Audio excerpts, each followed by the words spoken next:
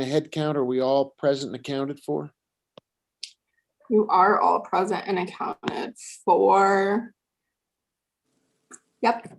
All right, very good. We have our city attorney with us. We have, there we go, and our city manager is with us. Our city clerk is with us. I think we're all present and accounted for. So at 4:03 on March 10, and we are streaming live on YouTube, I will call the meeting to order. We'll begin with the Pledge of Allegiance from Councilor Lindell. We'll go to the salute to the New Mexico flag led by Councilor Romero Worth, and we will have an invocation from Councilor Abeta, followed by remembrances by all who wish to call someone to mind. If you'd please join me in rising to the pledge. I pledge allegiance to the flag of the United States of America and to the republic for which it stands, one nation, under God, indivisible, with liberty and justice for all.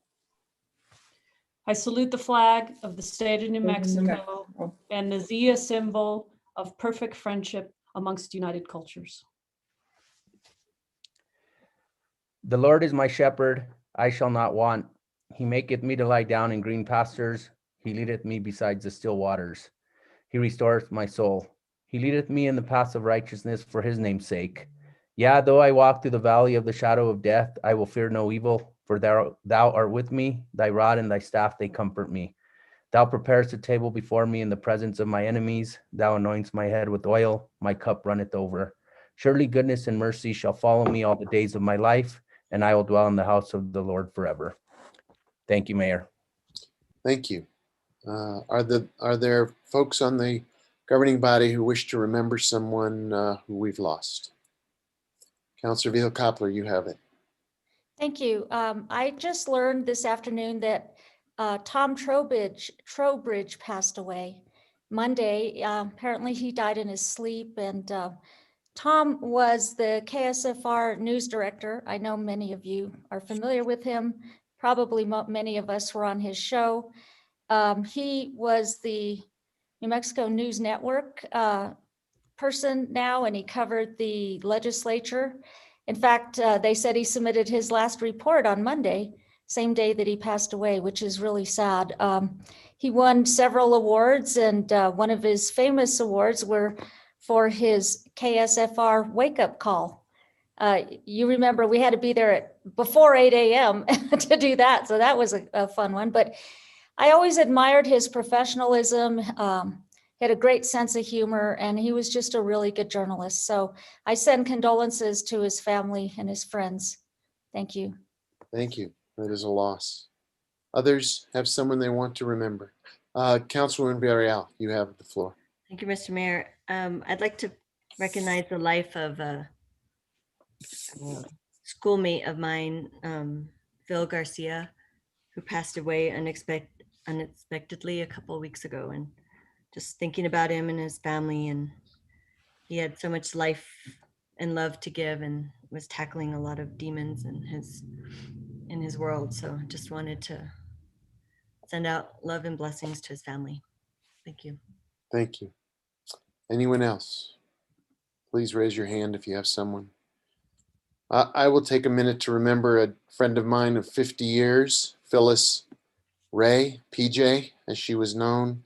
PJ was a dedicated public servant, a woman with a great sense of humor and a lot of zest for life. She loved a good time. She loved enjoying her friends, but more than anything else, she enjoyed helping people. And she suffered a heart attack, went into the hospital, and did not recover. And she left a lot of friends and a lot of great memories and a lot of folks who benefited from her time with us. So PJ, we love you and miss you. With that, let's take a minute and remember those we've lost. Tomorrow is the anniversary of the declaration of the pandemic. It's been a hard year. We've lost so many good friends and family. Let's take a second and think about those who have suffered from COVID and other afflictions in this last year and keep them in our hearts.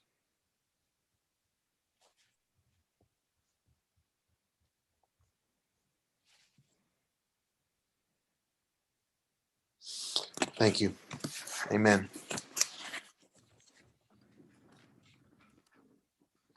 Madam Clerk, it is, if you would please call the roll. Yes. Mayor Weber, Present. Counselor Beta, Here. Counselor Cassett Sanchez, Here. Counselor Garcia, Present. Counselor Lindell, Here. Counselor Rivera, Here. Counselor Romero Worth, Here. Counselor Vihel Coppler, Here. Councilwoman Villarreal. Present. You have a quorum, Mayor. Thank you. Let's turn to the agenda. Are there changes to the agenda that folks would like to call to my attention or to the attention of the governing body before we vote on the agenda? I have one. I am withdrawing item 18A, the appointments to the Independent Salary Commission. We need to make some changes to that appointment and to the process itself before we can move that forward. So that will be not on the agenda tonight. Other changes to the agenda? Move If- to approve as amended. Thank you. Second. Thank you, Councilor Vihel-Coppler and Councilor Lindell for the second. So we have a motion to approve as amended. Could the clerk call the roll on that motion, please? Yes. Counselor Beta, Yes. Counselor Cassett Sanchez, Yes. Counselor Garcia, Yes. Counselor Lindell, Yes. Counselor Rivera, Yes. Counselor Romero Worth, Yes. Counselor Vihel Coppler, Yes. Councilwoman Villarreal, Yes. Mayor Weber. Yes. Motion has been approved. Thank you. We turn to item 7, which is the consent calendar. And if there are items that you wish to remove from the consent calendar, if you raise your hand, I'll call on you in sequence. Councilor Vihel-Coppler. Thank you. I would like to remove item B. B is in boy. Thank you. Are there other items to remove from the consent calendar? Councilor Romero Worth, I see your hand is up. G, please.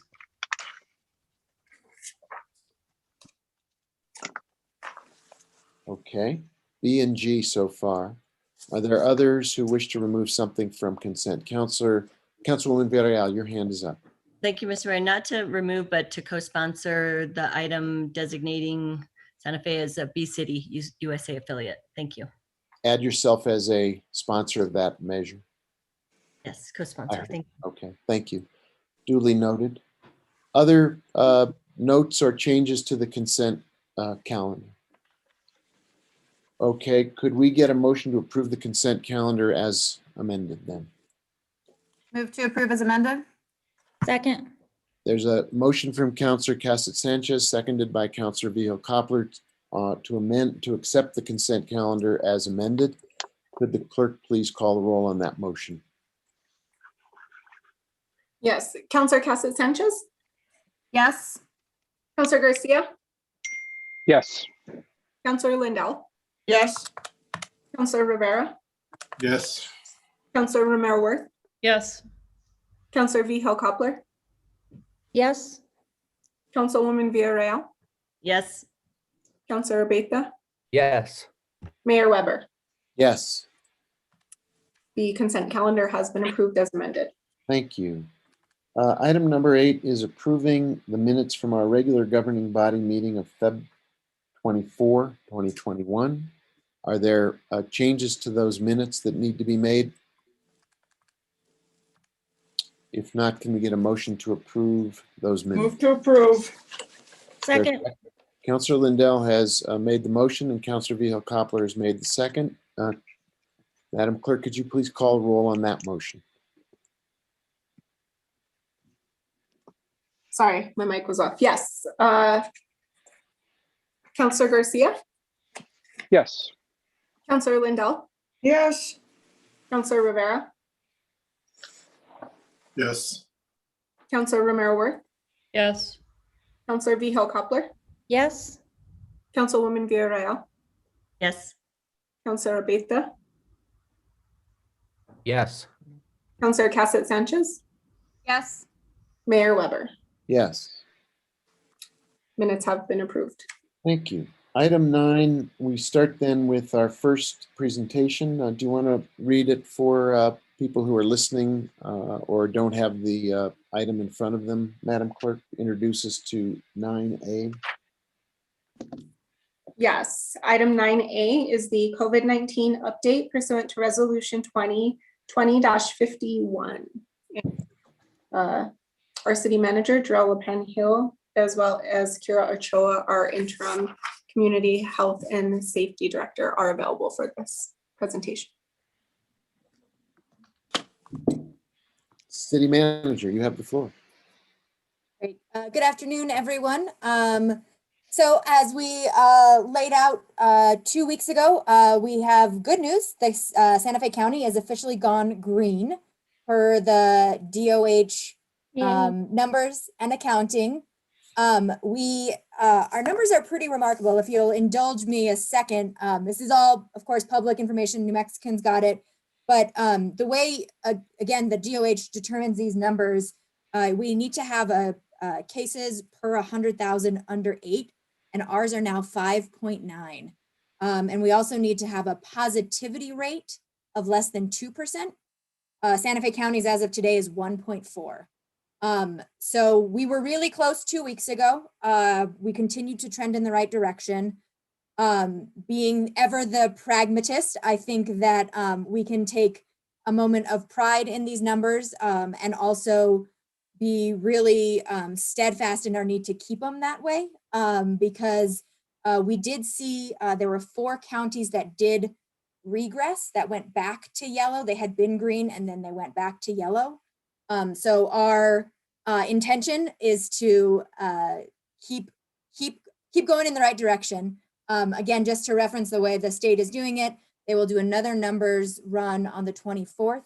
If we are within the same parameters, we won't stay green, we'll become turquoise, which is a whole different level of changes. So I want, the whole year has been a wild ride. We've continued to keep our eye, 3 and 5 steps ahead of the game. We're now going to be going through this in the reverse, right? So as we had a massive shutdown and then we layered on additional things as we learned more about the virus and more about what protocols and procedures we need to do. As we're coming out of it, it's going to be that in reverse. And so slowly taking off layers of restrictions, making sure we're staying trending in the right direction. But overall, such a debt of gratitude to our residents, to our employees. As I shared in the employee COVID numbers, as of Friday, we'd gone 14 days without a single employee case. So as you guys will recall from the hot and heavy of December, that's a huge shift. And kudos again to all our teams for maintaining safety protocols, maintaining social distancing, doing all the right things. The vigilance is exhausting, but is required. So I want to make 2 other points we had mentioned in the last council meeting. There had been a lot of conversation about employee testing and our policy and moving forward around that. So that draft policy is with the union right now, with comments due back Friday. We are still working towards a beginning of April implementation date. And that's actually going to be really important as we begin to open up, that it's really less of an emergency operation and more of an ongoing maintenance and making sure that our employees can return in safe environments and be safe, feel safe. So that is tracking along. And as we had noted publicly, we do intend, now that we have officially gone green, the ice rink will open on the 13th. But I wanted to turn it over to Aaron to just walk us through. There is a number of pretty significant changes in going to green, and certainly as we head hopefully towards turquoise. So City Attorney, if you wouldn't mind walking us through some of those highlights, please. Sure. Can you hear me? Yes. Okay, good. Okay. Yeah, so as City Manager LePan Hill mentioned, if we stay with these same rates that we're having, or even within the rates that are permitted but higher, we're going to go turquoise on the 24th. So not only do we turn green now, but it's an automatic upgrade in terms of color, even if we stay the same. And there's the buffer between where we are and those cutoffs. So it's very likely we'll go turquoise if we keep up the good practices that are happening. So the changes that are happening right now are that mass gathering size will increase from 10 to 20 persons and 80 to 120 vehicles. So it was 10 in yellow and it was 80 vehicles in yellow, but now it'll be 20 people or 120 vehicles. Indoor retail has increased to 50% from 33. Grocery stores and supermarkets increased to no limitations under the state order. And we issued an amendment to the city orders this afternoon to make our order in line, so that essentially there had been a more restrictive limitation on grocery stores and supermarkets at 25%, but now we'll follow the governor's order for essential businesses, including grocery stores and supermarkets. Indoor dining gets to increase to 50% indoor occupancy and 75 outdoor occupancy. That increased from 33, and the outdoor continues at 75. That's the same. And that's only for restaurants that have completed all the COVID safe practice trainings and done all the improvements required by the state's orders. Lodging facilities who've also finished all those trainings and have implemented COVID safe practices can increase to 75%, and individual rentals can have up to 10 persons in the rental. Gyms are treated like retail, so they also have increased to 50%, up from 25 or 33. 25 was the prior yellow level. I think 33 was the more recent yellow level. Recreation facilities, which includes the indoor ice rink that Jarrell mentioned, and large event centers. Those are the two new categories of locations that are allowed to open now. Those locations may open up to an occupancy of 25%. So people may have seen that Meow Wolf has announced that it's reopening. It's reopening as a large event center. And so our convention center will also be able to reopen. One of the other amendments to the order that was issued this afternoon and is being posted, I think, right now, is that for city facilities, we're going to still limit ourselves to groups of 20. Otherwise, the exposure just would be super exponential, going from 10 persons or not open at all to having potential for hundreds of people. So just at least for the remainder of the current order that's in place, which our city order is in place through March 29th, we're going to hold ourselves, at least in our own rec facilities and our event centers, to those lower numbers to decrease our staff exposure until they've had more opportunity to get vaccinated and exposure of the community. So the other changes that are issued in the order today include the removal of the questionnaire for the public who is entering city facilities about out-of-state or out-of-country travel. Now that restriction has been lifted at the state level, so those members of the public will be allowed to enter city facilities, obviously still with masks, still practicing social distancing. And our city employee questionnaire had already been tied to whether or not there was out-of-state travel. So city employees had already had that lifted, but we had it on our visitor questionnaire on our building. So we'll be amending that. And the final change in the order for today for the city was if any COVID safe practices impact the per person rate at our rec facilities. For example, we have a lane rate fee. If like the swim team or other teams of folks who are practicing there would be, if they would be imposed a higher per person rate due to the limitations of the COVID safe practices, we would reduce their rate so that the per person rate would be the same as it was previously. So they're not being financially impacted by the safety practices. So we want to encourage compliance with those safety practices. And that's it. Thanks. So it's a lot to digest, and part of the reason for the order, the city order, is to give us a little bit of a runway and make sure that we have time to track, see where we're at, and heading towards the 29th, which is when the next city order will need to be advised. We'll already then know where we're at for the 24th and could make a determination about the convention center and if we're ready to be at 25% capacity as opposed to the 20-person mass gathering limit now. So we're being cautious and thoughtful in the use of our city facilities. So with that, let me turn it to Kira, who can give us a quick update on where we are with vaccines and all other sides of this enormous challenge. Mr. Mayor, members of the council. Can you hear me okay? So just to reiterate that, you know, a year ago, we were seeing probably 3 cases every few days, and we shut everything down. And now it's really great that we're at 6 cases a day, but we're opening up quite a lot in relation to that. And so we want to continue to be cautious and vigilant.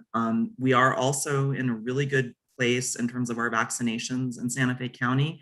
26.2% of our population is partially vaccinated and 14.4% is fully vaccinated. And that brings us up to 40.6% of our population having some form of vaccine. I wanted to just note that previously I had misunderstood that if you were, I thought our numbers were being counted if you're fully vaccinated within that partially vaccinated, but we're actually at 40%. 40.6% of us have had some kind of vaccine or of Santa Feans. And we have 58% of our population registered on the DOH site. So that's something we definitely need to work on, as well as getting more of our population registered on that site. From the coordination team this morning, the county and the Department of Health and the healthcare providers, we learned that vaccinations are increasing and providers are seeing more vaccines coming in. And as many of you have heard, teachers are now being vaccinated. We have 4,000 teachers that are eligible to be, and school staff that are eligible to be vaccinated, and 1,500 of those have been vaccinated. Christus, La Familia, and Department of Health are planning to do many more dosage for school personnel during this week and at the beginning of next week. So that is increasing pretty rapidly. And that group is part of the 1B group.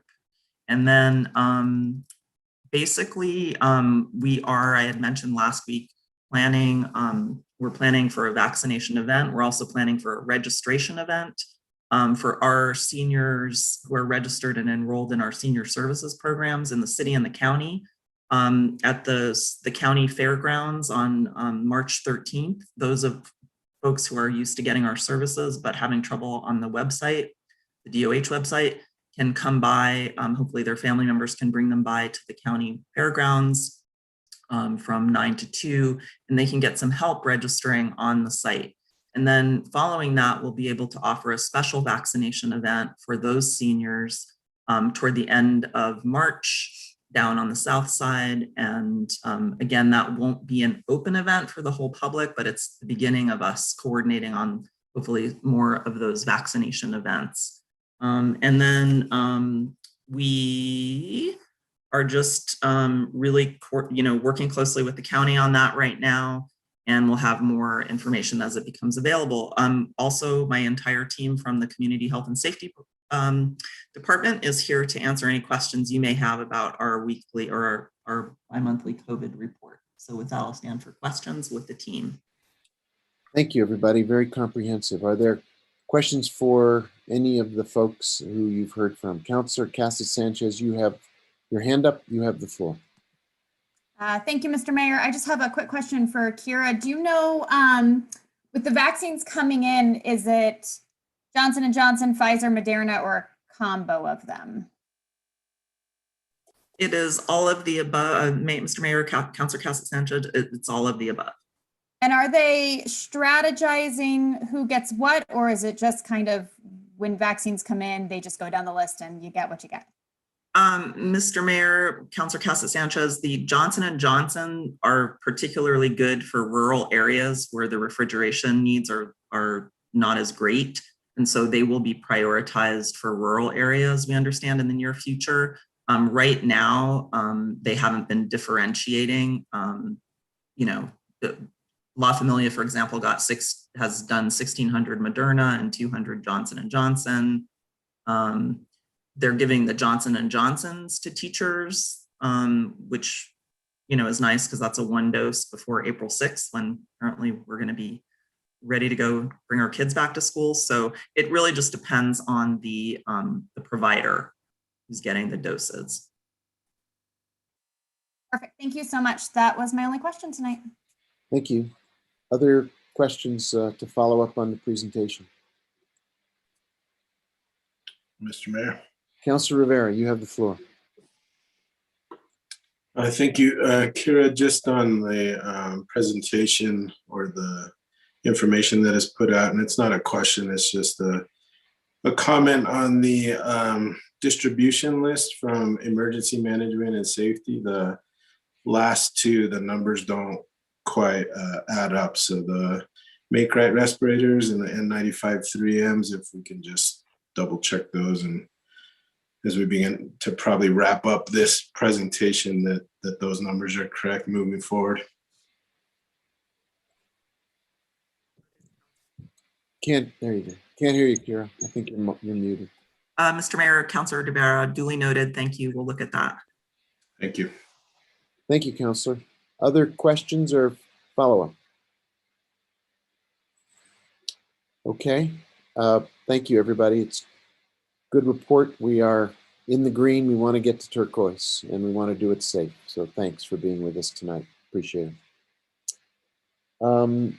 Madam Clerk, could you introduce us to the presentation under 9B, please? Yes, item 9B is the Economic Development Department overview of the Midtown Biweekly Development Update Report. I do want to note that tonight's presentation topic is public engagement, and we have individuals available for that as noted on the agenda. Mr. Mayor, Mr. Mayor, if I speak. Mr. Brown, you have the floor. Okay, thank you, Mr. Mayor. Good evening to the council. Thank you for the time. As we had stated in our previous Midtown Updates meeting starting in January, that we would have a bi-weekly report sent to the governing body.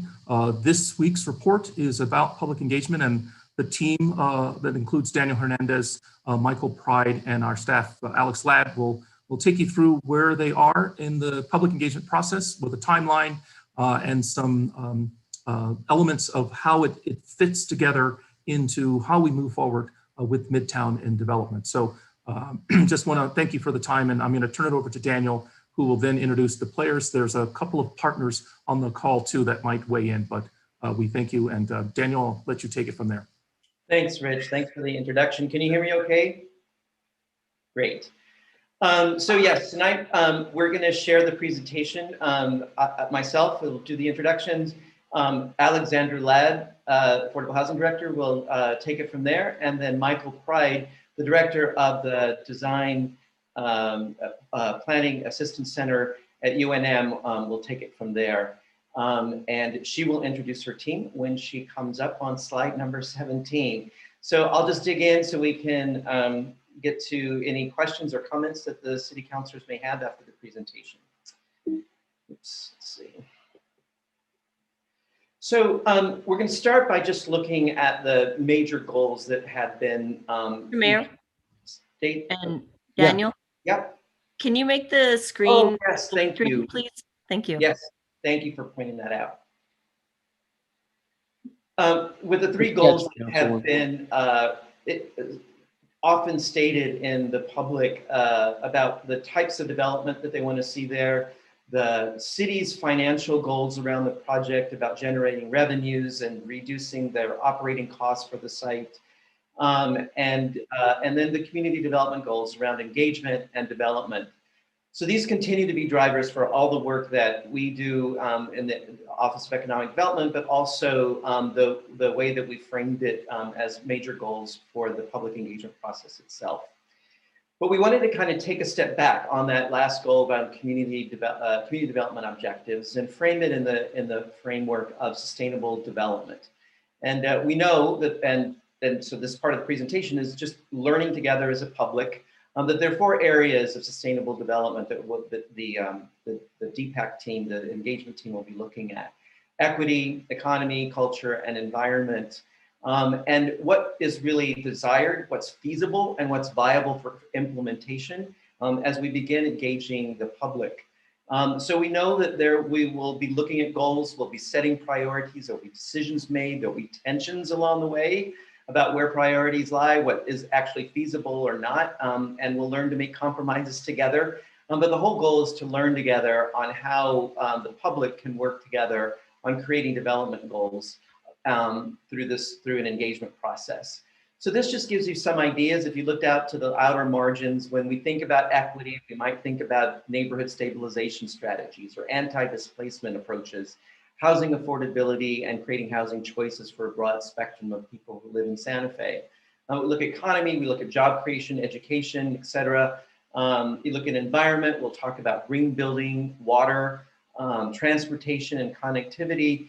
And then when we think about culture, we might think about public spaces and public facilities where people will come together to interact, share, create in a welcoming environment. So these are the areas that, that we've been talking about with the engagement team, and they'll go into a little bit more depth. Out of that process, so we ask, why are we doing this? What do we get out of it? There will be a final report at the end of this process that will talk about the community engagement process, who was involved, what happened along the way, but just as importantly, the policies and the priorities around programs that people want to see implemented at Midtown. And so that document then will hold the government accountable for implementing the priorities that came out of that process after they've gone through the lens of desirability, feasibility, and viability. We'll be able to establish some priorities for that process.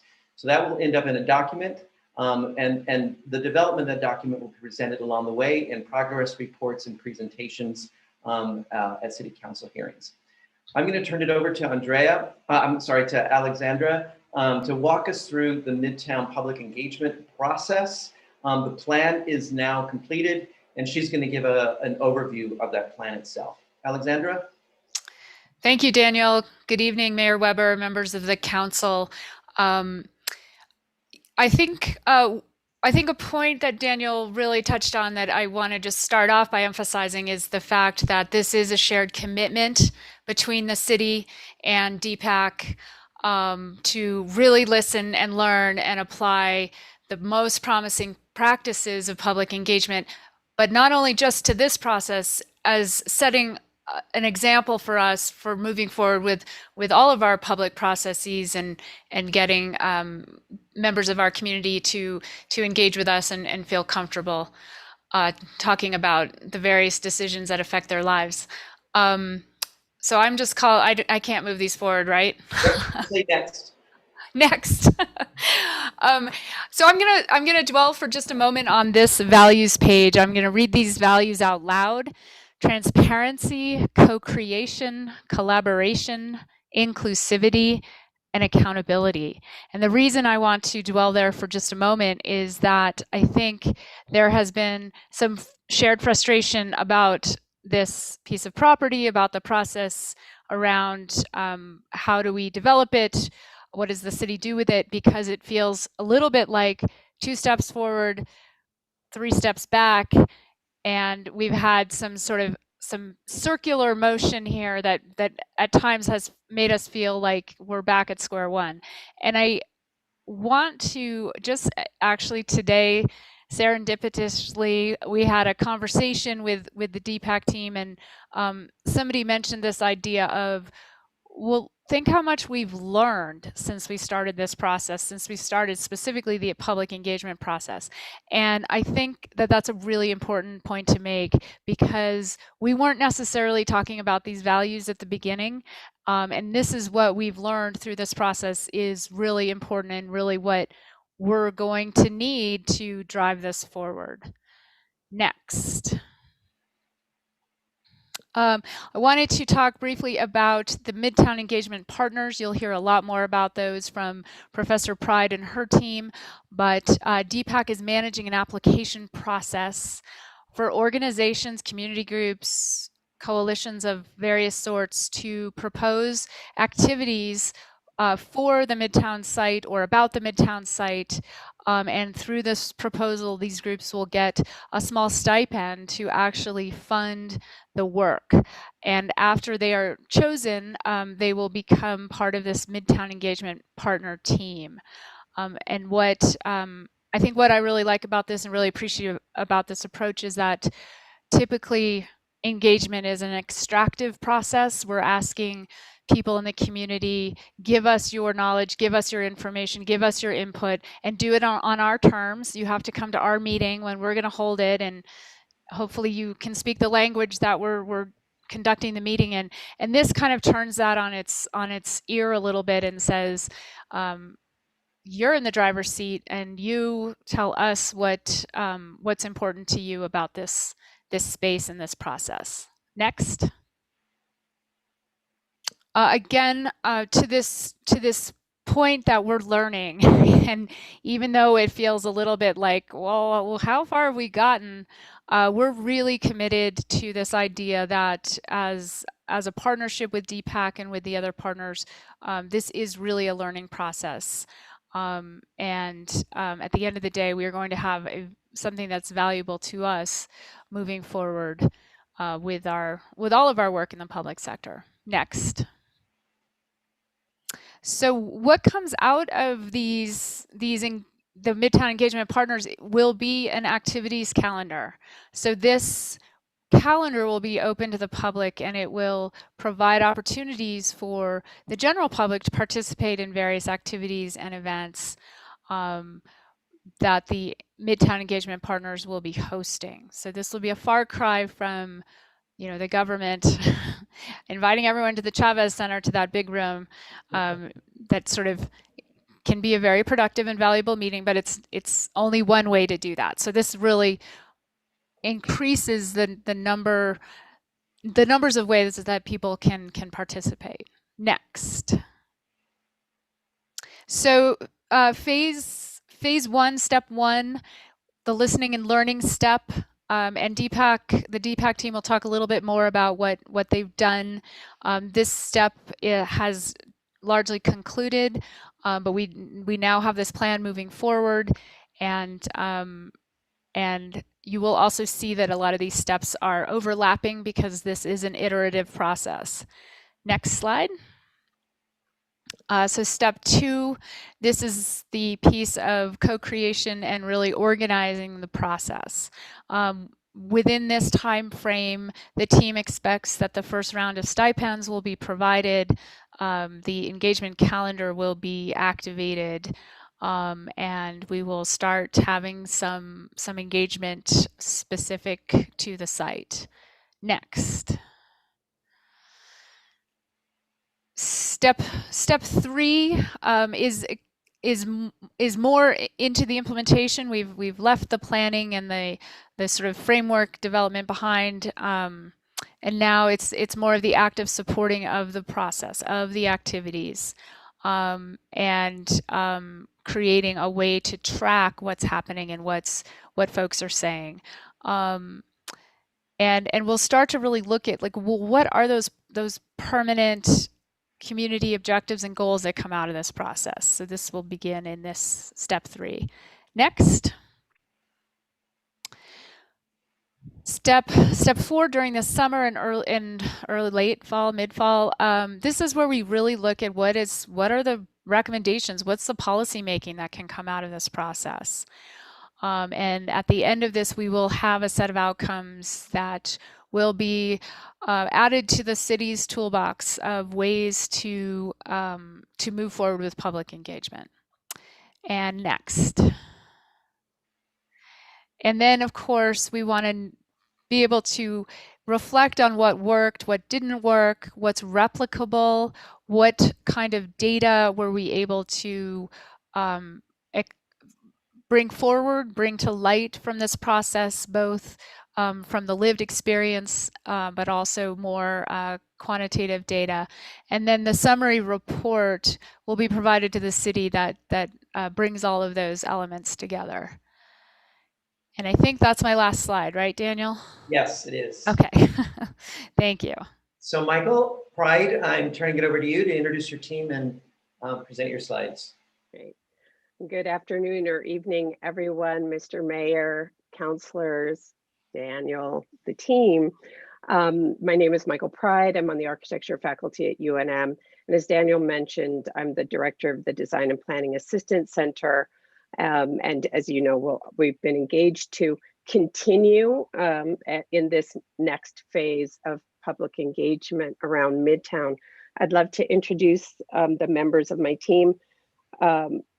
Our team, and I'm not sure if everybody's here and can turn on their cameras, but Hallie Burt is a graduate student in the Community and Regional Planning Program and is the project assistant for this project and an amazing, invaluable team member.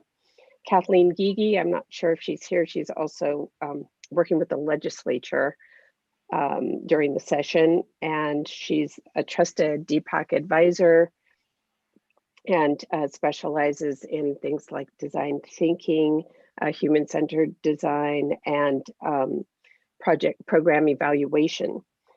Jamie Blosser is the executive director of the Santa Fe Art Institute, and as you know, is one of the few remaining tenants on the Midtown site. And then we have kind of a next ripple of advisors, Tim Castillo, who is the UNM Provost Special Advisor regarding Santa Fe, and Chris Jonas, and Tim is also my colleague in the architecture faculty, and Chris Jonas is the executive director of Little Globe. Little Globe and SFAI helped lead the work that is ongoing that is funded by the NEA Our Town program. So with that, I'm going to give a little overview. The team is available to respond to questions whenever you have them. So as Alex went over our kind of phases, you see that we've had really our informal conversations will always be going on. We'll always be listening and learning. And so that's started from before we had an executed professional service agreement, and will continue on at least till the end of that agreement at the end of this year. We did conduct, after these conversations or during these conversations, we constructed a brief survey about what public engagement looks like for a lot of people who've been engaged with the Midtown questions over time, and also asking their interest in continuing to be engaged. And, you know, let's remember that city staff are also mostly residents of Santa Fe, many of whom have long and deep connections with the Midtown site in its various iterations. Their families live nearby. But we did have a workshop, an intensive workshop with the city staff, the public engagement steering committee, to talk about, you know, what would public engagement look like for them, to come to some agreement on terms, and also thinking about what those outcomes might be. So we did learn something about promising practices, both here in Santa Fe and elsewhere.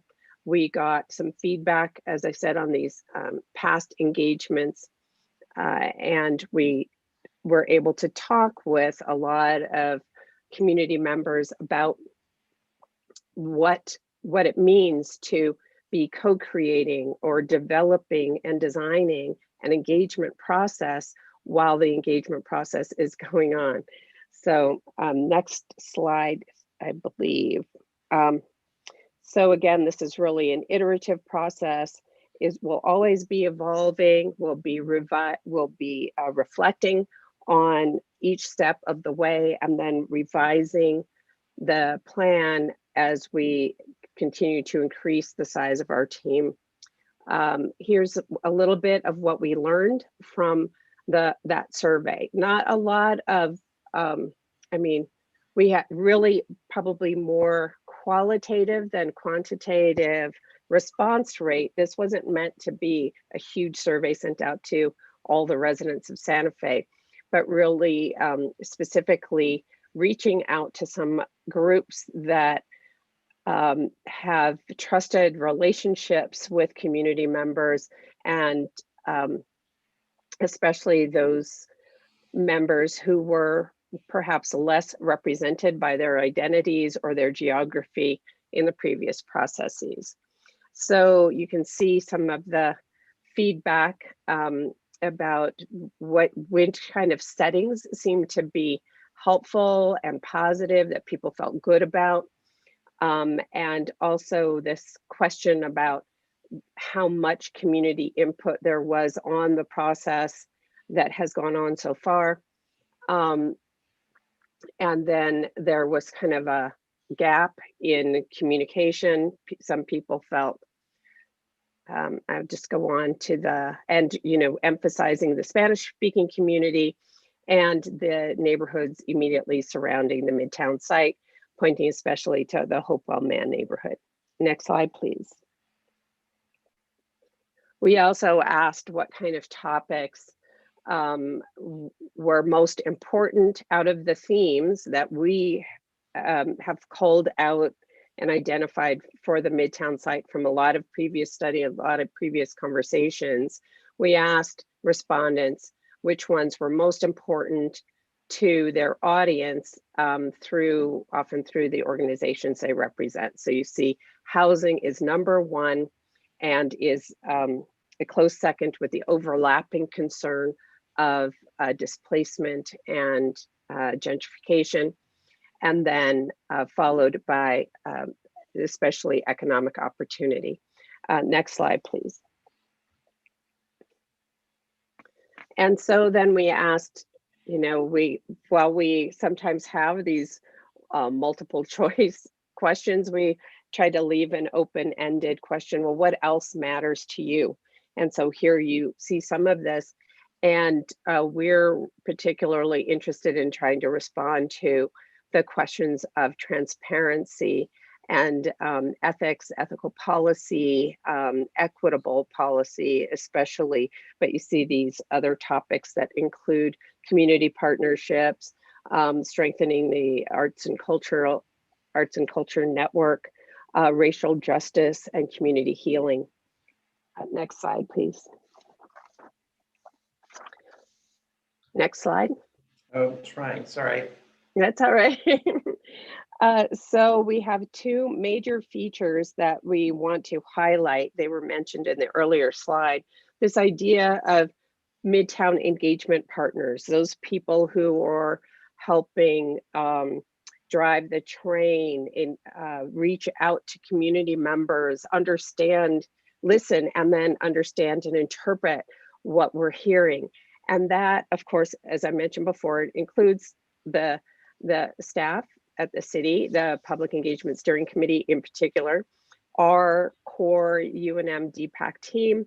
And then as we move on through time, this group of partners really starts to grow, a community of partners. So the Midtown Activation Program, which is the stipend program that Alex mentioned or touched on, will be issued in 2 rounds. I'll talk about that on the next slide. But then when the first round grantees come on board, they become part of the Midtown Engagement Partner Group. And each time then saying, okay, what should we do differently? Is this okay? What did we miss? And how do we move forward? And then this group continues to grow, and that's the main composition of the Midtown Engagement Partners. I know a lot of people have been wondering about that. Next slide, please.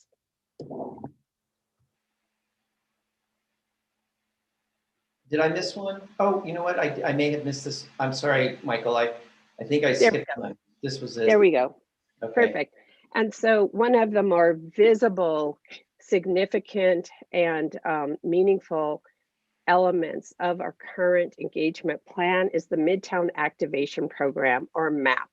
And this is where those small grants are let to local organizations and individuals to conduct engagement activities, asking questions related to development at Midtown with the communities that they are already working with. So we are looking, we'll be putting out a call to kind of a public call for proposals. Those will be vetted by the Midtown engagement partners to let out the grants.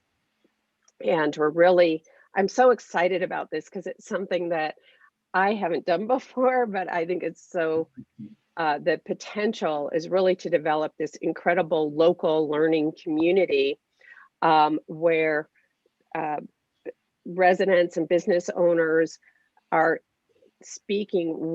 are in direct interaction with trusted organizations and community leaders in these conversations, rather than, as Alex mentioned, are kind of inviting everybody to a town hall and, hello, my name is Michael, I'm here to help.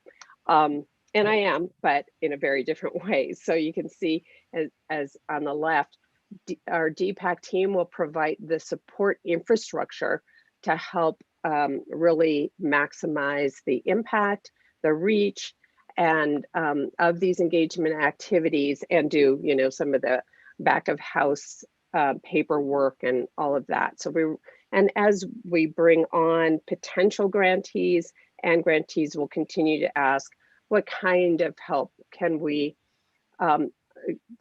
bring to you? How can we help each other? You know, organization to organization, et cetera. And so as you see here, we plan to launch phase 1 in April, with those activities being implemented in May through summer, mainly in the summer. And we'll be talking with this first round of grantees about how to expand, improve, revise the grant program in another round. And those first round grantees will also, they're now partners, and they'll participate in designing, launching, evaluating applications, and selecting grantees. How many grantees are there? The pot is kind of small in a way, $50,000 available for both the activities and the support infrastructure. We anticipate 4 to 5 grantees or grants being led at about $5,000 in the first round. And then we'll, in conversations with those grantees, we'll determine the size of the grants and the number of the grants for the second round. Councilor Abeyta, you had your hand up. Did you have a question as well? Actually, Councilor Lindell asked my question, so thank you. Thank you. Thanks, Professor Pride. You still have the floor. Thank you, Mr. Mayor and councilors. So I think I turn it over to Daniel here, actually. So thanks, Michael and team. As soon as we finish, I'll turn the slides off so that your team members can actually say hi. I'm sorry I didn't take them off so we can actually see people's faces, but we'll do that. I just want to remind the councilors that as part of this public engagement process, we will be coming back to the public and you at city council meetings. Here's the schedule that we have. So the next time you'll be seeing a presentation is April 14th. And at the end of next month, we will be submitting a report, just providing updates on next steps. And then here's a look ahead towards the summer. We'll ask the public engagement team to come back in July after a lot of the engagement activities have been underway and the engagement partners have been set up. And we'll hear from them and get updates at that time. And I want to remind everybody that there are 3 sites that you can go to find out information, including the posting of these presentations and the progress reports on the MidtownDistrictSantaFe.com website. Also, the engagement team has set up a site called Culture Connects .site, and that is the HRL address there for you to visit that site. And there's a lot of stuff on that website, and it will continue to expand with just lots of information and lots of people contributing to it. So it's an exciting site to visit. So the presentation ends there. I'll take this off stop share.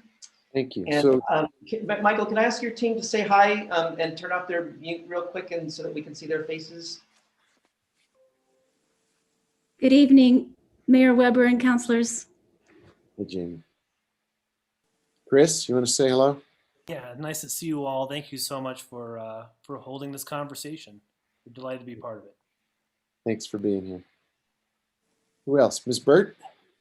Yeah, hello, City Council. My name is Hallie, and I'm really excited to be a part of this project and get a chance to help create some promising practices for future community engagement efforts, including this one.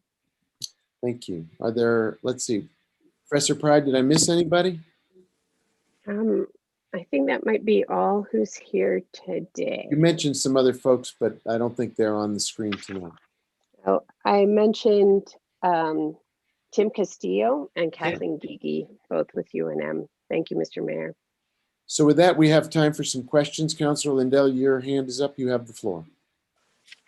Thank you, Mayor.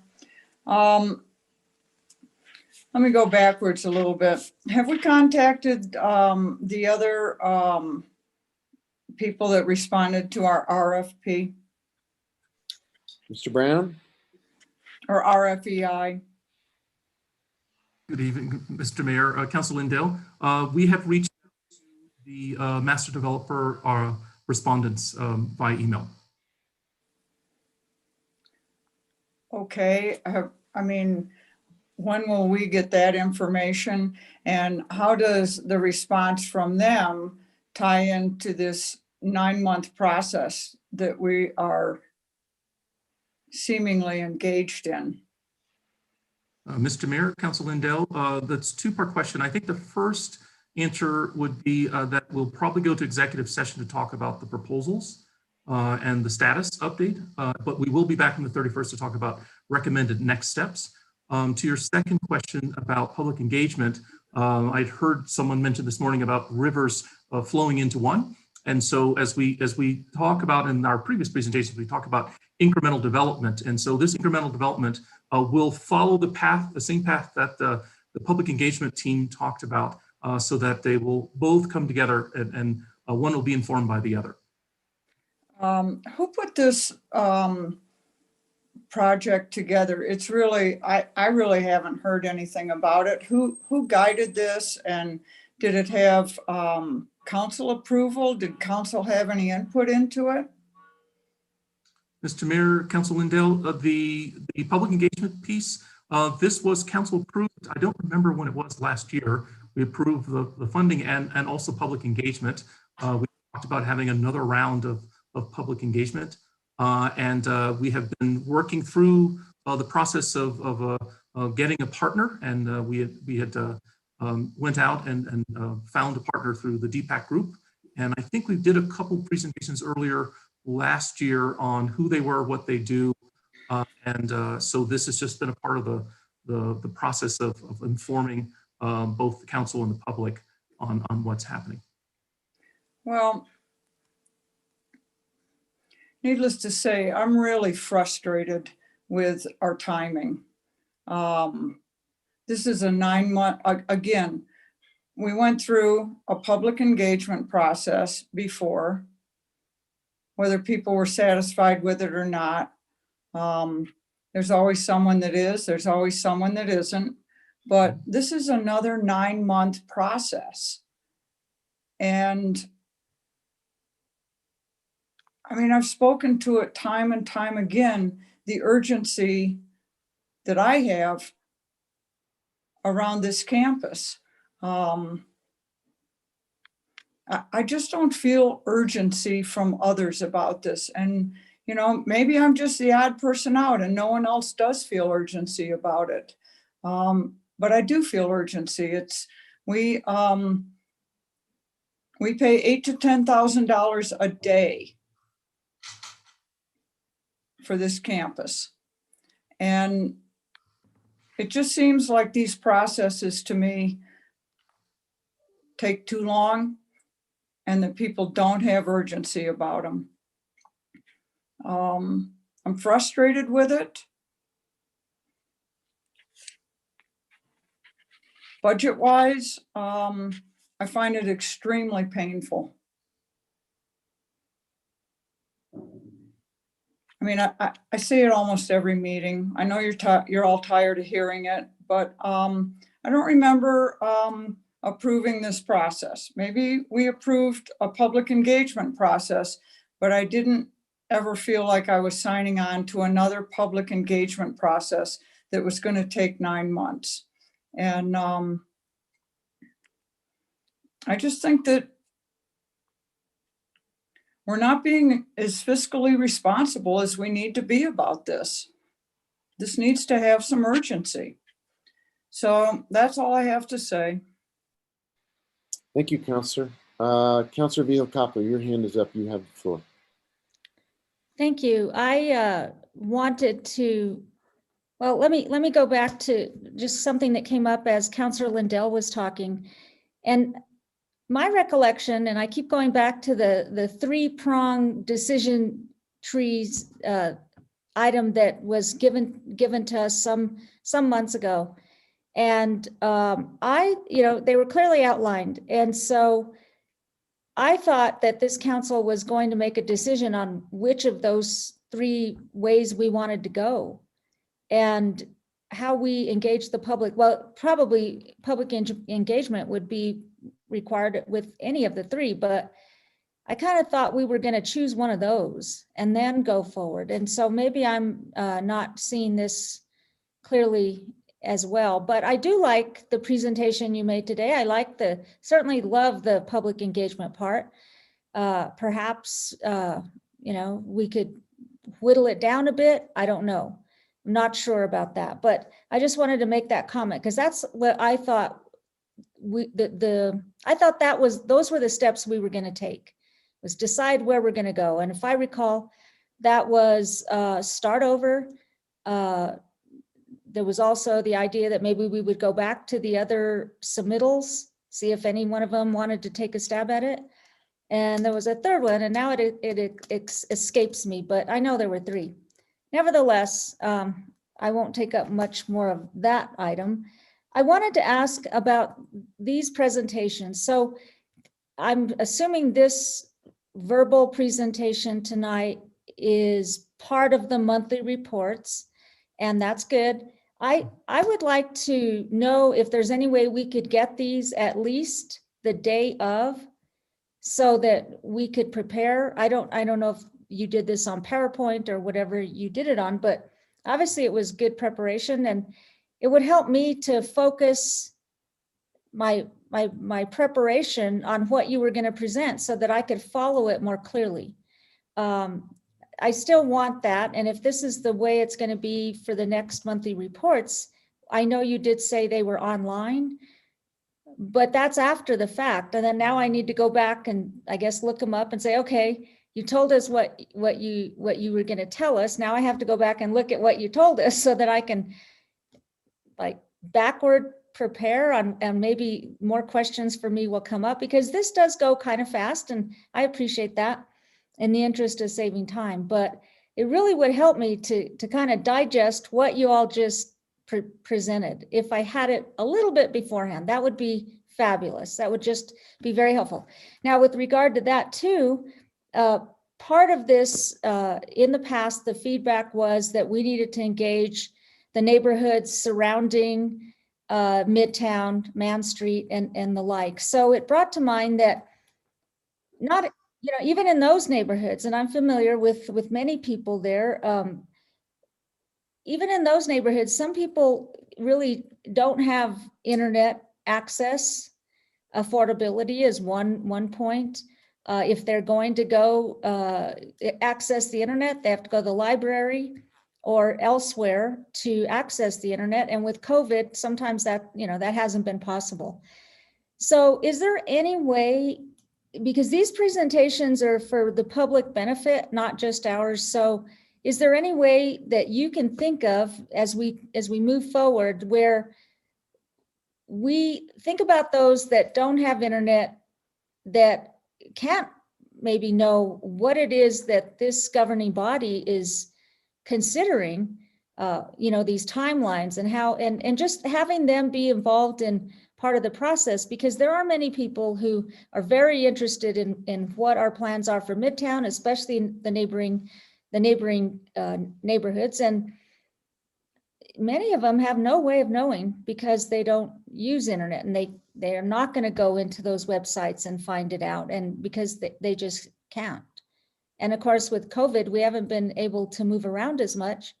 So I worry that there's a segment of our population that's underserved, that's not really getting the information that we're getting. And so, you know, we could be well down the road and it would be like, whoa, what's going on? You just moved so quickly and we didn't really know anything about it. And that always happens anyway sometimes.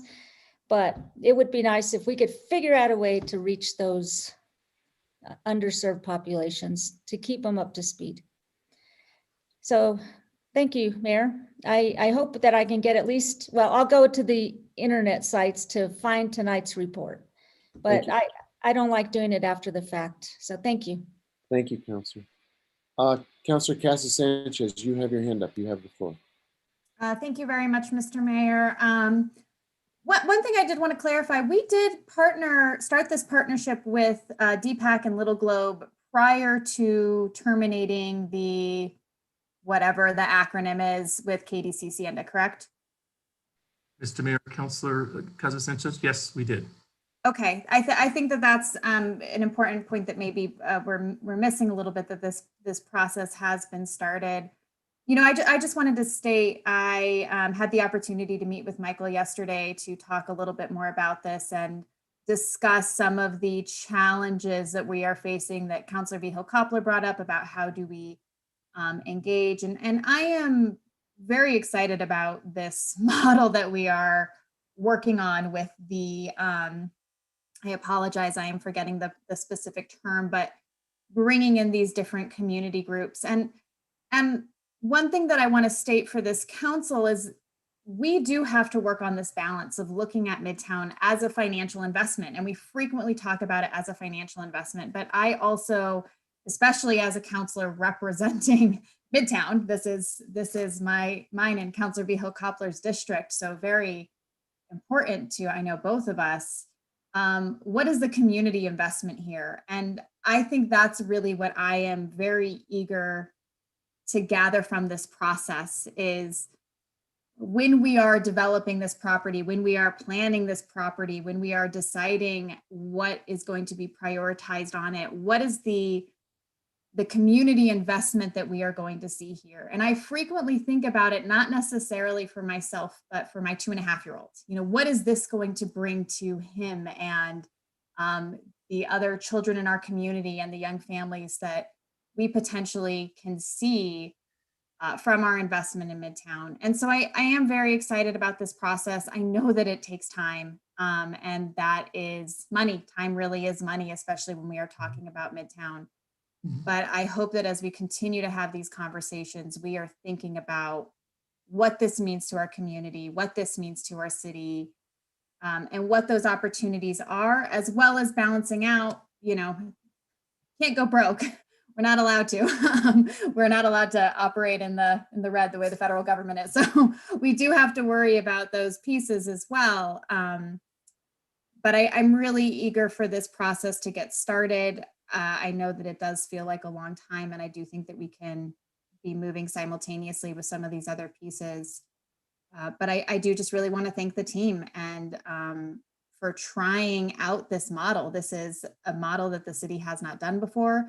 Our models that we have used in the past have not really worked in the way that we are hoping that they will. So this is a little different. It's very different, and that can be a little bit scary at times and can feel a little uncertain, but I really do think that there are some very exciting developments here, and we have a really incredible team of experts that I am very much looking forward to working with. So that was all. Thank you so much. Thank you, Councilor. Others wish to speak? Councilwoman Burrell, your hand is up. You have the floor.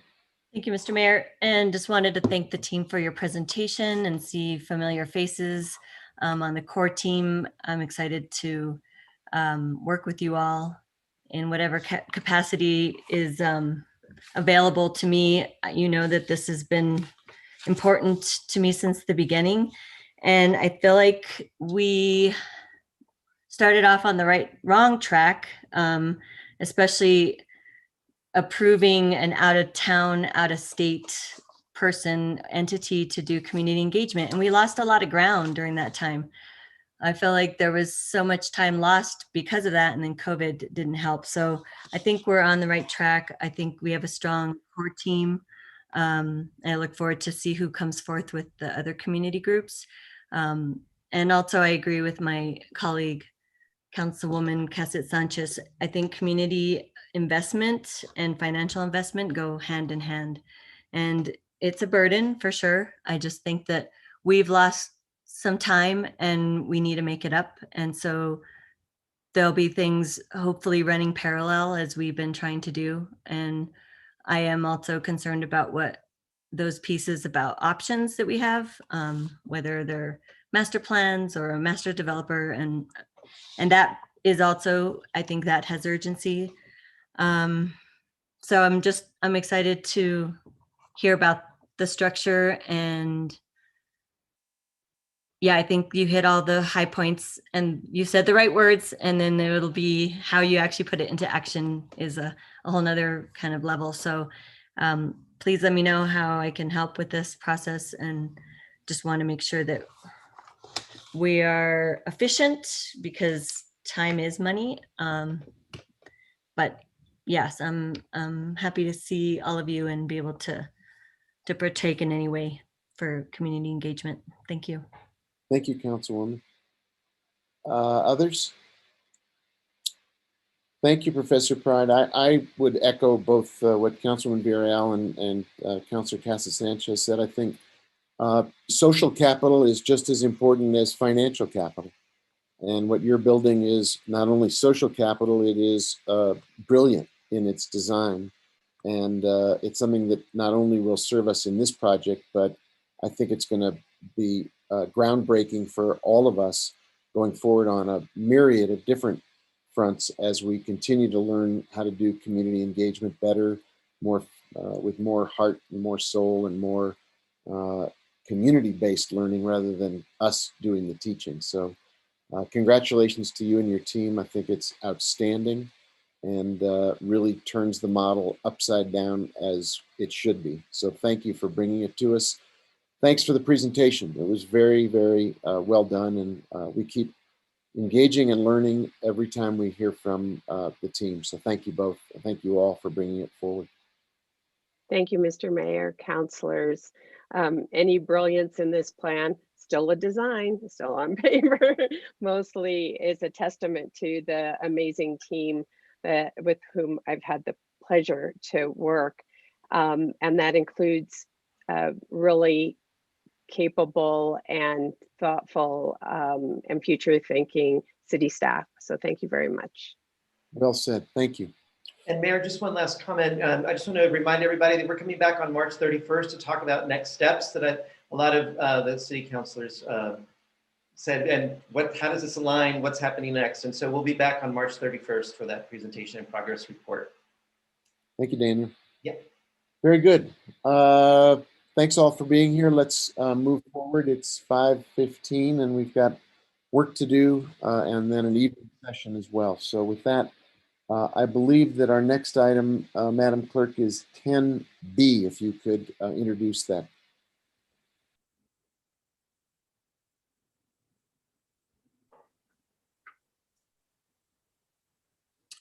Yes, Mayor, consideration of resolution was originally sponsored by Councilor Vigil Koppler, Councilor Garcia, and Councilwoman Villarreal. It's a resolution requiring governing body approval prior to announcing the availability of any city-owned land, buildings, or other real property for sale. And the staff for this, oh, go ahead. Sorry, Mayor. The staff for this item is Andrea Salazar, our Assistant City Attorney, and Rich Brown, our Economic and Community Development Director.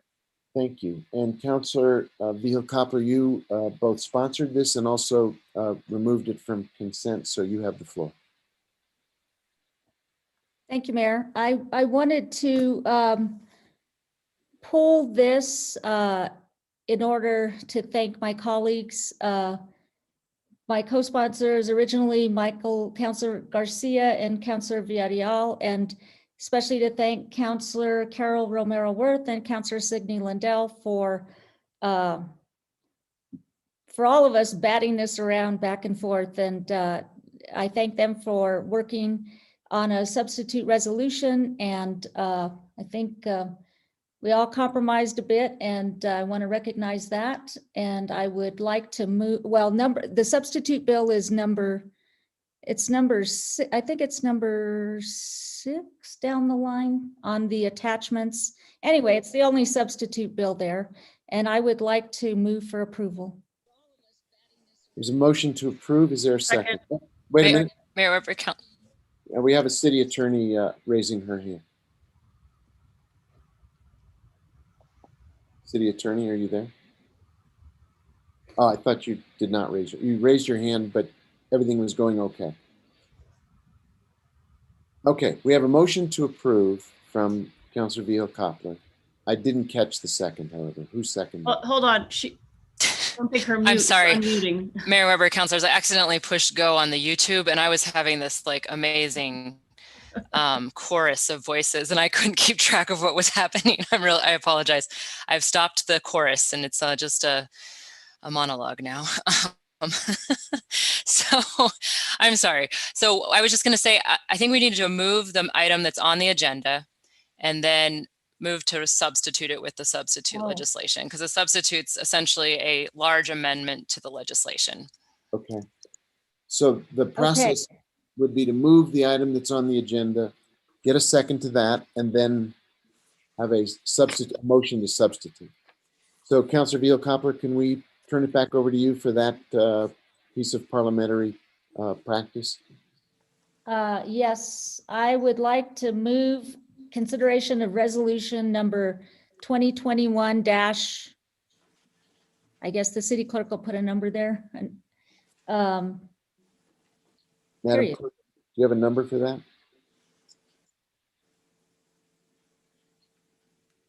Mayor Weber, councilors, I think it's numbered once it passes because they get Okay. numbered in the order. It is the item as presented on the agenda is the point. So I so move that. And is there a second? Second. Councilor Garcia has seconded the motion from Councilor Vihil-Coppler. Now, if I understood the instructions from the city attorney, we need a motion to substitute the resolution in the packet for this resolution, as it is a substantial, or it represents an amendment of some significant, or a measure of amendments. So Councilor Vihil-Coppler, you have the floor to do that. Thank you. Then I would like to amend and move approval of the substitute resolution as presented in the attachments. Second. I think we know what you mean, Councilor. All right. And Councilor Meyerworth has seconded that motion. So we now have the substitute in front of us. Is there a discussion of the motion as presented? You have a motion to substitute in front of you. We have a motion to substitute. So I assume we need to vote on that. And then we would vote on it once it is substituted. But first, we can have discussion about the motion to substitute. Is there discussion? If there is no discussion on that particular motion, let's please call the roll on it. Okay, Councilor Lindell, Yes. Councilor Rivera, Yes. Councilor Romero-Worth, Yes. Councilor Vihil-Coppler, Yes. Councilwoman Villarreal, Yes. Councilor Beta, Yes. Councilor Cassett Sanchez, Yes. Councilor Garcia, Yes. Mayor Weber. Yes. Motion has been approved. All right. So now we have that substitute in front of us. Is there discussion of that resolution? If there is no discussion, could the clerk please call the roll? We need a motion to approve it, right? Or we have the motion to approve it. So we're good to go on a vote. So could we call the roll on the motion to approve the substitute resolution? Yes. Councilor Rivera, Yes. Councilor Romero-Worth, Yes. Councilor Vihil-Coppler, Yes. Councilwoman Villarreal, Yes. Councilor Beta, Yes. Councilor Cassett Sanchez, Yes. Councilor Garcia, Yes. Counselor Lindell, Yes. Mayor Weber. Yes, Motion has been approved. thank you. The next item that was taken off of consent is G. If you could present that to us, please, Madam Clerk. Yes.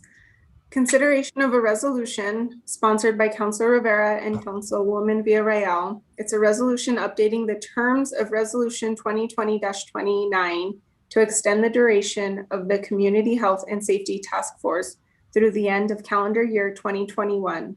Allow additional task force members, change the task force composition, exempt the task force from certain Open Meetings Act requirements, and other changes as necessary.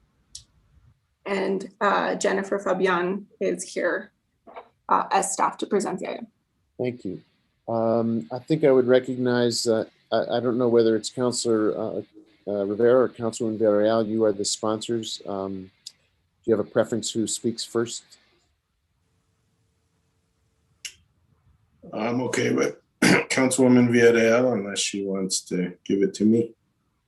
Councilwoman Villarreal, do you want the floor? It's yours. Thank you, Mr. Mayor. I mean, we've actually heard this in 3 committees. So I think at this point, we can respond to any additional questions. I think what was unclear at the last committee meeting, at the Public Works meeting, was about this change with the task force resolution and the changes that we see that the members have asked for, that there was a question about what we are actually changing and if this was in violation of the Open Meetings Act. And I think it would be helpful now that we have the attorney with us, McSherry, if you can just describe that a little bit, because from my understanding, this has been exempting the task force from aspects of our rules and procedures from the city committee's resolution, not the Open Meetings Act. And just to give you some background, Councilor Rivera and I have talked probably ad nauseum for Aaron about this potential change since the beginning, since before we actually structured and selected committee members. We were trying to figure out a way that would be comfortable for task force members, they're not official policymakers, to be able to have the space to talk about a very sensitive topic. So we had explored possibilities from the get-go and decided, well, let's try this structure and see how it works. And from the beginning, it's been very challenging for the members. And so I think after 3 meetings, we waited for a long time to get approval, to get a facilitator that helped. And it really, I think, distilled down what were some of the challenges that members were facing about not just a structure where you feel like you're under the microscope, but having lived experiences and also perspectives that didn't feel comfortable to share with the rest of the group. So that's kind of where we got to this point. This committee, sorry, Councilor.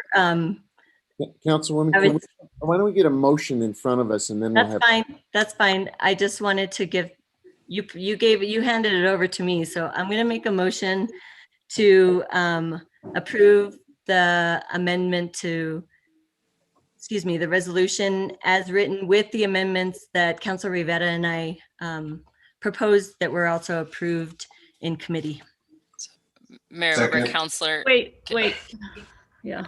Go ahead, Aaron. Can we just make I think we're trying to do just the resolution as the main motion and then do a subsequent motion for any amendments. Okay, so I make a motion to approve the resolution updating the terms of the resolution for the Community Health and Safety Task Force. Is there a second? Second. I hear second. So Councilwoman Villarreal made the motion. Councilor Rivera made the second. Now we are open for discussion. Mayor. Yes. And I did pull this. So once the sponsors have had a chance to address the motion, I would like the next opportunity. Duly noted. Thank you. So Councilman Burrell, did you want to continue or did you want to cede the floor to Councilor Merworth to speak to why she pulled it? I think it just helped. I mean, we can answer more questions if there are questions from the council.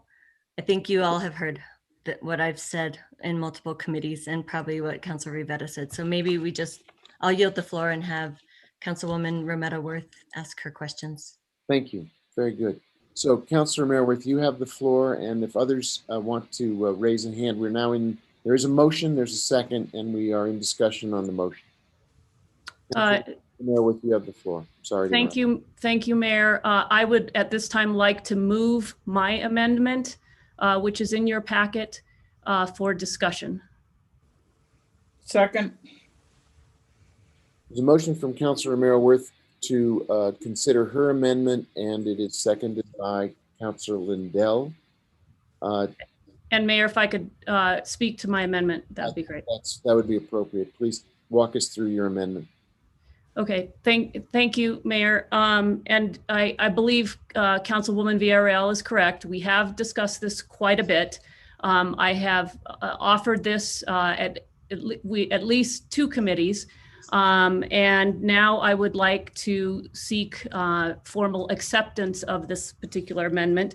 What it does is it does create the space for the discussions of these sensitive issues that the task force members are asking for. The amendment would allow for community conversations. It would allow for constituent-based focus groups so that people could, in those focus groups, share lived experiences, and those focus groups could be facilitated so that every constituency is asked the same questions and that we get some uniformity across them in terms of the questions that are being asked.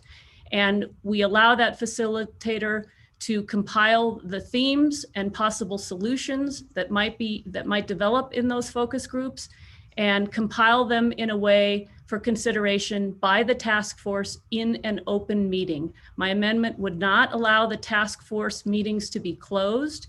It would, however, allow the task force meetings not to have to follow Robert's rules because we heard in one of the committee hearings that formality was stifling to this particular group. Now, I completely understand and agree that they should have a safe space to discuss their lived experiences. Some of this is very traumatic. There's some trauma involved. And this format that we are using right now, having to be live on YouTube to tell those kinds of stories and have them live on the internet indefinitely, I completely understand.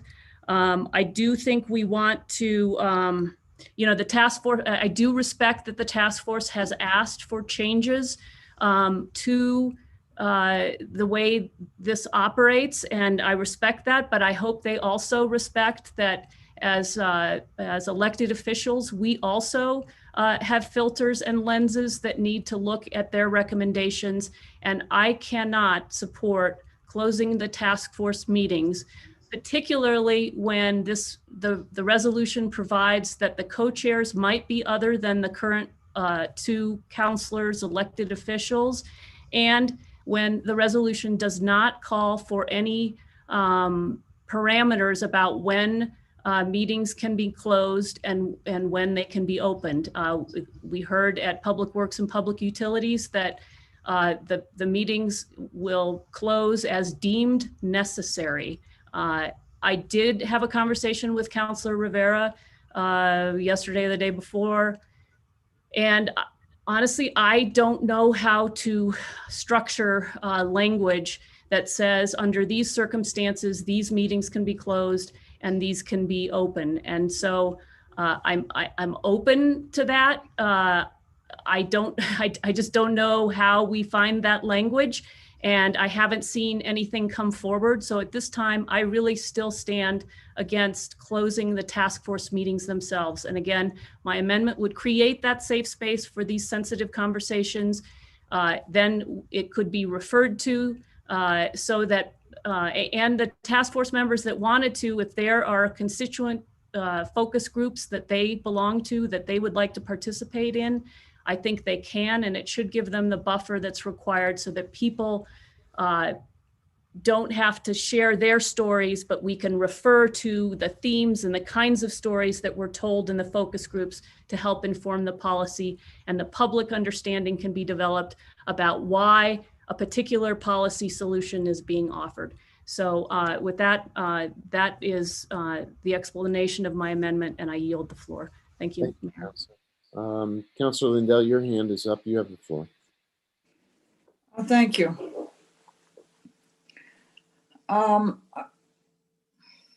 Before I comment much on this, I would like to ask Councilor Villarreal and Councilor Rivera why they feel like this amendment that Councilor Romero Worth has offered can't work for this task force. This is a very, very hard decision for me. The experience of telling your story, certainly I get it about not wanting to tell your story in public or have it be on YouTube and memorialized from now until we all perish from this earth. You know, certainly I've had the experience of not having much fun with these situations, and I understand it, but I'm also really concerned about us going behind closed doors and not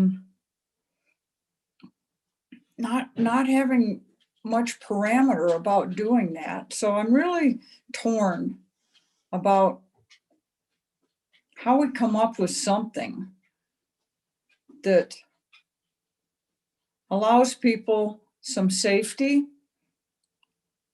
but it also allows us in principle to operate in a transparent manner. So if you could each comment as to why this can't be something compromised that can work, I would really appreciate it. Or if there's something that you can think of that might fall in the middle somewhere. It's a painful decision. Thank you, Councilor Lindell. Councilor Rivera's hand was up anyway, so perhaps he would be the person to address your question to at this moment. Thank you, Mayor. Thank you, Councilwoman Lindell and Councilwoman Romero Worth. So I'm opposed to the amendments that Councilwoman Romero Worth is putting forward. And it's really our first-hand knowledge of the task force and what we're actually going through. We've already lost 2 members for various reasons. I think most of you know that. And trying to make the environment a safe place for task force members to work is key to the success of the task force. I will say people keep referring to the Open Meetings Act, and I think Councilwoman Villarreal said, but we're not violating the Open Meetings Act. All we're doing is altering a resolution that the city put forward stating that we'll follow every rule of every city committee or every committee that's put together by the city that the council, public works, and the larger committees have to follow. So we're not violating Open Meetings Act. We're simply changing a rule that asks that we continue those same practices as governing body per se. So I will say to answer Councilwoman Lindell's question is that we potentially maybe bringing forward recommendations. And again, those recommendations come before the entire governing body for approval. And we may discuss them at times, maybe 2-3 months in advance of bringing a recommendation forward. that's a long time for committee members to potentially have their viewpoints out on YouTube and be heard by everybody.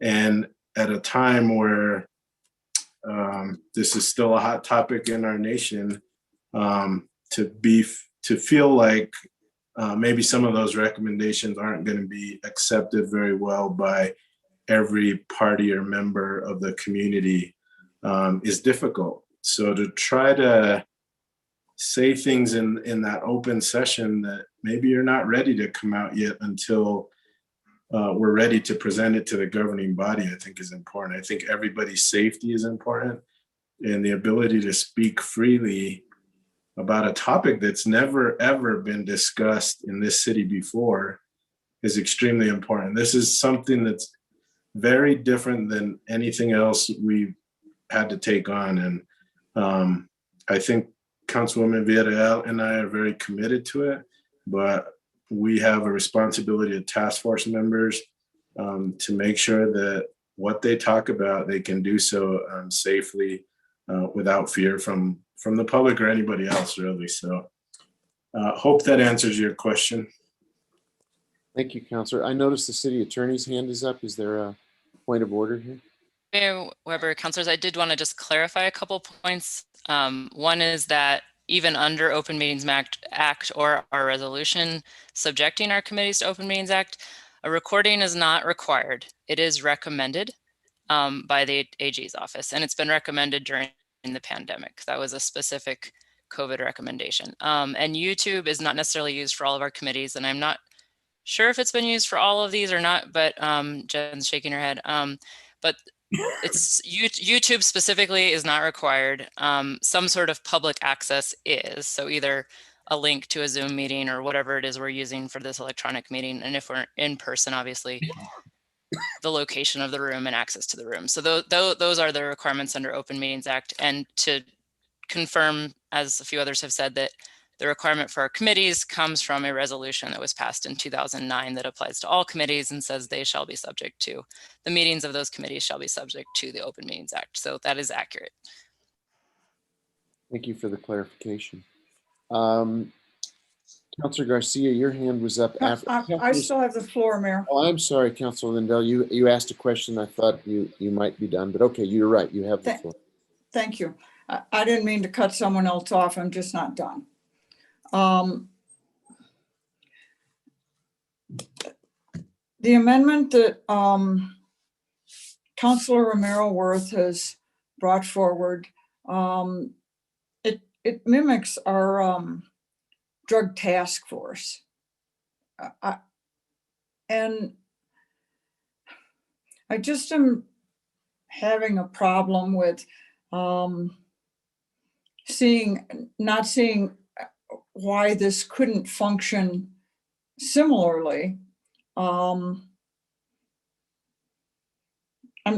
appreciate Councilor Rivera's answer, but I didn't quite get a clear answer of what I was looking for.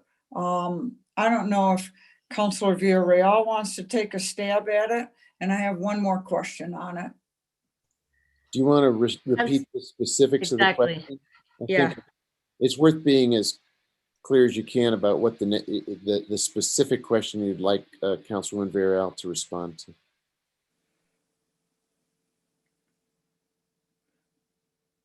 Why the proposal, the amendment that Councilor Romero Worth has brought forth, why that doesn't provide the safety and security that is rightfully being sought for people on this task force. Thank you, Councilor Lindell. Part of I think I mentioned this, I did talk about this in other committees, that part of the proposed amendment makes sense, hosting series of community conversations and having focus groups. And that actually had been already discussed in the task force with our current membership, that we want to do that. That's important to them. I think they also feel like, and have had numerous conversations about the fact that community input and process transparency is top on their list. I think what's challenging us as a group is not feeling safe within our confines of just the committee structure. For one, the Roberts Rules parliamentary procedure, that needs to go away. It was very problematic. And the other piece is feeling like even just working through possible topics that we wanted to tackle, topics that we would eventually get into working sessions on, there had been a lot of discussion about different ideas. And I think within the task force themselves, the membership, that there was not a feeling of being able to talk openly and truthfully about things they cared about that were issues to them, whether they experienced it personally or they felt like that was something that they wanted to explore. And there was always this knowledge like, oh, somebody's listening to us. And we haven't even been able to work through some of the topics because people don't feel safe talking about and sharing what has been their experience or what are the things that they'd like to take on with the task force. I think what's hard is we also have a very diverse task force. It's primarily people of color. It's majority people of color. It's majority women.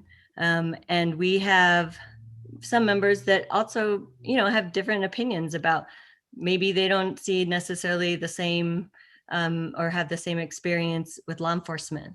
And it may be due to the color of their skin, and it may be some other aspects. I think just within that space to skillfully try to feel like people can honestly share, knowing that somebody's listening or press is listening and possibly taking it out of context.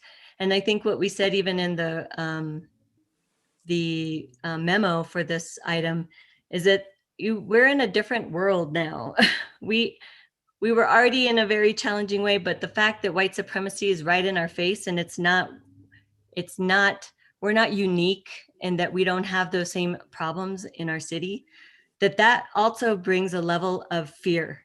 And after the attack of the Capitol and the fact that we have boarded up, we've have a chain fence around our Capitol, that in itself makes you feel like, how do I fit into this when we're already talking about a very difficult and challenging topic? And I wouldn't compare it to the drug task force.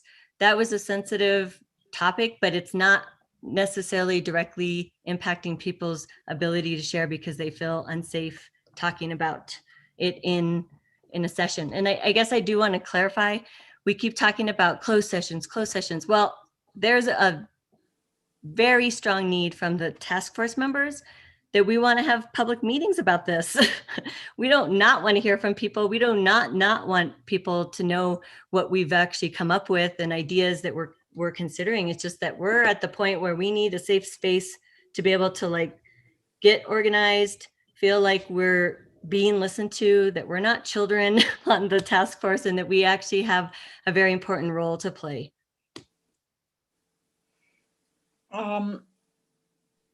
Just a comment that Councilor Romero-Worth's amendment does say that that it wouldn't operate under Robert's Rules of Order. That just a point with that. The other question that I have is what is the purpose of saying that I feel much more comfortable with having one of our two counselors or both of our counselors being the chair. Why was it put into this that counselors weren't necessarily to be the chair? Councilor Rivera, or do you want me to take that? So I can take a stab at it, and it's probably just because I think, especially me more than Councilwoman Villarreal, is so kind of ingrained into the furniture at City Hall that everything that I do with meetings is really formal. So everything that I come off as Mr. or Mrs. and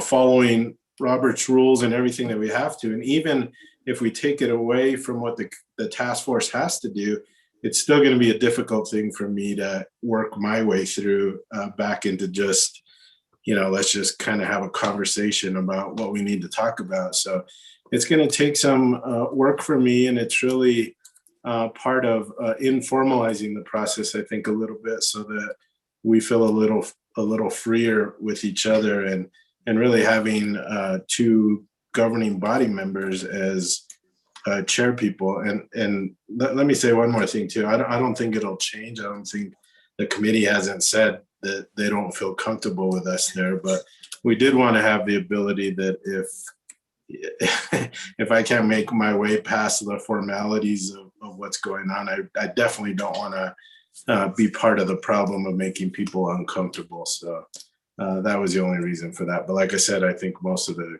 committee members will be fine with us. So will there be, how will these meetings or discussions, or however you want to call them, how will they be memorialized? How will the minutes or the notes come from them so that everybody agrees, yeah, that's what happened, that's what we talked about?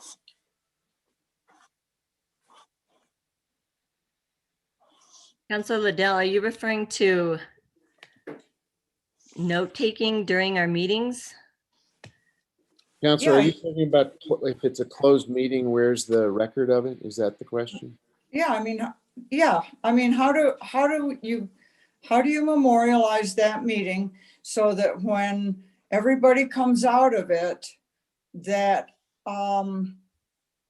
everybody agrees what was said there, or how does that process work then? Mr. Chair, I'd like Jennifer Fabian to answer part of that for us. Jennifer, your hand is up. Go ahead. Thank you. Thank you, Mr. Mayor and Councilor Lindell. I just want to make a point that in the facilitator contract, there is a requirement that there is a report out on the process at the midway point and then again at the end. And then I think the idea is that through the recommendations that come out of this task force that they will put their names on at the end of this all, that will be kind of the memorialization of the work of the task force. And to add to that, Go ahead, Councilwoman Virile. Mr. Mayor, I think like currently when we have meetings, the only record that it shows we had it is how all our committees are now functioning. There's no stenographer, no record of people saying what was said or who said what. It's just who was there and who was, Well, and then no, there's actually just minutes, like who is there in attendance, and then our minutes, which aren't really minutes. They're basically saying that we existed, that we had an agenda, and then that's pretty much it. So I don't think that memorializes anything other than the actual meeting happening. We can have meetings and say that they're closed meetings and have it memorialized and documented, as well as their public meetings. Okay. Councilor Lindell, the city attorney's hand is up. She usually has a reason to interject. Go ahead. Just one clarification again. So the Open Meetings Act has a very baseline level of meetings that's required, and it is only who's there, what time did the people convene, what was decided. So any votes that were taken, who voted each way, which is one of the reasons we're doing roll call votes in the virtual time so that people can follow that. And then what time the adjournment happened, and yeah, that's basically it. So those are the minimum requirements. So that's what we're making sure that any of our committees do. And anything above that is great. Thank you. Okay, Councilor Lindell, you still have the floor. Thank you. You know, I'm trying to find the middle ground with this that allows people to function on this committee with safety. And also to meet what I think philosophically is something that we all subscribe to, is that I realize it's not a requirement of the Open Meetings Act, that we don't fall under that. But typically we try to, in some way, have our meetings open or some kind of transparency. This is a very hard issue for me, extremely hard. So I'm gonna yield the floor, Mayor, and listen to what other counselors have. Thank you. Thank you, And Councilor. thank you for your answers. Thank you, Councilor. And I think Councilor Garcia, your hand was up next. Thank you, Mr. Mayor. And I appreciate the questions that were asked by my colleague. She had some of the same questions I had, but I just want to confirm, if Madam City Attorney can just confirm that this committee is not required to adhere to the Open Meetings Act. Mayor Weber, Or- Councilor, under the existing committee rules, this committee would be. If you pass the resolution that says they're not, that would create an exception for this committee. Okay, but thank you so much. But the exception would fall within the law, though we wouldn't be going against an open meetings law. Mayor Weber, Councilor, that's correct. Yes, the committee would not Okay. otherwise be required, but for the resolution, because it's not a Okay. policy-making body. Only policy-making bodies are subject to the Open Meetings Act, or if the legislature says someone else is in addition, but that's not the case here. Okay, thank you so much. I really appreciate you clarifying that. And I think the big distinction with the amendment in front of us is that the request with the initial amendment is that they want to have that exclusion from the Open Meetings Act. And so the amendment in front of us doesn't take that away. It actually keeps it in place, which kind of defeats the spirit of the original resolution, in my opinion. I think the sponsors have mentioned that they're going to pretty much adhere to what would happen even if there was still open meetings. There's going to be documentation in regards to the record, what happened, what took place, who was there, who voted on what. But it provides for a space where individuals can safely talk about instances, occurrences, whatever it may be, in private, but then come back in public and vote. And I guess that's a question for the sponsors. They would publicly vote on any motion, on any recommendations. Councilwoman Viral, you're shaking your head yes. You want to respond? Yes, that is definitely something we want people to, in a public setting, do. We're not there yet, though. No, by all means, we're not even close to that point. So, thanks. Okay, I just want to make sure that there is, the concern about transparency, but the transparency is there that when the official actions are taken, so to be, it's going to be done publicly. So thank you for clarifying that. I was just wanting to make sure I was wrapping my head around fully the differences. The main difference, the amendment in front of us keeps everything open, and in essence defeats the spirit of the original resolution. With that, no further questions, Mr. Mayor. I'll yield the floor. Thank you. Thank you, Councilor. I have Councilor Vihil Koppler next in order. You have the floor. Thank you. I wanted to put forth that I think that knowing the reason this task force was created is to get to identify how traditional methods of public safety and the like could be improved, and maybe action taken on changes. And so in order to do that, and because the resolution speaks to public safety, public health, quality of life, and then speaks to injustices that lead to violence and inequities in communities of color and the like, there's a whole body of evidence within those parameters that people would need to come to this task force if they so chose to discuss. And it could be a whole wide range of things that happen to them. And I was thinking, if it was me where I had to come forth to this task force to relay something, to let them know what had happened to me.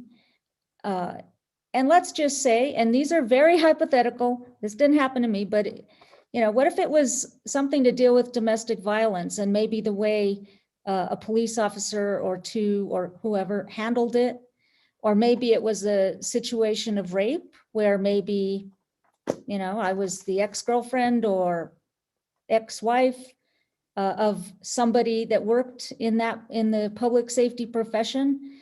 And, there could have been a difference in the way my case or cases were handled versus anybody else. I mean, that's just the worst case scenario. And maybe I wasn't treated like everybody else just because of my association with someone in the department. And maybe the conclusions that were raised were swept. Or maybe there wasn't top-notch police work to get this to the table, to get it to court, to give the evidence. And I was to bring this to the committee, to the task force. How I would not feel comfortable having this story broadcast on YouTube. I would not be comfortable telling my story again, which is an act of violence in those examples, to even, without the confines of the confidentiality required in front of a task force and in front of everybody else who was attending. That's just not going to happen. So if we don't do something to make this task force successful so that people feel comfortable discussing that piece of privacy to the committee, to the task force, so that they really get what has happened in the community and how to get to where they can make recommendations for change or any of those things, you're only going to get safe stories that may not really get at the root of the issues. And that's how you make recommendations, because you listen to maybe the deepest stories, and those are the ones that are going to have an impact, and even those that are maybe not as deep, and that's going to result in this task force's recommendations for change. So if we can't give the testifier an opportunity to be heard, but to be heard where only the task force members would take their information and see where the problems are, if there are, then this task force is really is essentially not going to come up with the best resolutions to resolve anything, and they're not going to have heard some of the deepest maybe violations of public health and safety administration of rules or the like, if it can't guarantee confidentiality, at least on some very, very personal matters. And I'll go back to examples of domestic violence. There is domestic violence in our city. There is rape in our city. How will those people who may not felt that they were treated fairly, that they received the justice they should have received, how will they come forth? How will that happen? Would any of us sitting in this council meeting feel comfortable coming to a task force and going over all those details? I don't think so. And so those to me are maybe some of the worst infractions that I can think of, but I know there are more, such as shootings and all of that. If we're to get to the deep issues, then we have to come up with a way for this task force to be effective. And I believe that the co-chairs of this task force, including the members, have come up with this resolution to give them a piece of space where they can feel safe to come forward and talk about these things, which are very, very difficult, very difficult. And so then we're just not being as effective. And I support this resolution because I think it does as best as it can, these amendments from the co-chairs, it does as best as it can to provide an environment where people can come and be honest, and they can say things without maybe even the police administration listening in on YouTube or anything like that, or being in the Zoom room. Because that just is not going to be effective. And if we can't be as effective as we can be about finding any injustices or need for change, then, heck, you might as well disband the task force, because we're not really going to get at the root issue. I feel comfortable with the city attorney's advice that if this resolution is passed with the co-chairs amendments, that we're going to be able to provide the best we can for this task force to protect the people who are willing to come forward. And that's important. I applaud Councilor Romero Worth for thinking through her focus groups and creating space, but that doesn't really solve the issue of anybody being able to come into those meetings and listen to someone share such a sensitive personal story about what's happened to them. And so I think we need to dig a little deeper, which is why I presented my thoughts about these examples, because there could be a million more reasons for people to come forward if they felt like they had some sort of confidentiality for what they were presenting. Again, I think if we can't provide that, then our task force is not going to be as successful at getting to the mission and accomplishing the mission for which it was created. And that's all I have to say. Thank you. Thank you, Counselor. I want to just point out quickly to the 20-some people who are in the attendee room that the meeting that was scheduled to start at 6 is obviously not going to start at 6. I suspect what we'll do is work through the afternoon's agenda. We still are working on an item that was taken off of consent, and that may take an additional amount of time. I have a bunch of hands that are still up. Then we have discussion and action items to consider. I suspect we'll change our agenda to put the executive session at the end and go after we've made our way through the afternoon agenda to the evening agenda. But if you, now there are almost 30 people in the attendee room. If you don't want to be in the attendee room for the next half an hour to 45 minutes, I can't really predict how long the discussion will take and the voting will take for the remaining items. Please come back in a bit and be readmitted into the meeting. We're running late, and we will move our special session, or our executive session, I'm sorry, to the end so that we cut to the evening meeting as rapidly as we can. But if you are just signing up in the attendee room, the 6 o'clock meeting will certainly not start for at least another half an hour to 45 minutes, I'm afraid. Thank you, Councilor Vito-Koppler. I wasn't a comment on anything you said. I was just trying to alert the folks in the attendee room as to our delay. But I think you had completed your remarks, if I'm not mistaken. Yeah. Okay. Councilor Casas-Sanchez, your hand was up next. Thank you very much, Mr. Mayor. Similar to what Councilor Lindell stated, I also have struggled with this, as we really do try to balance between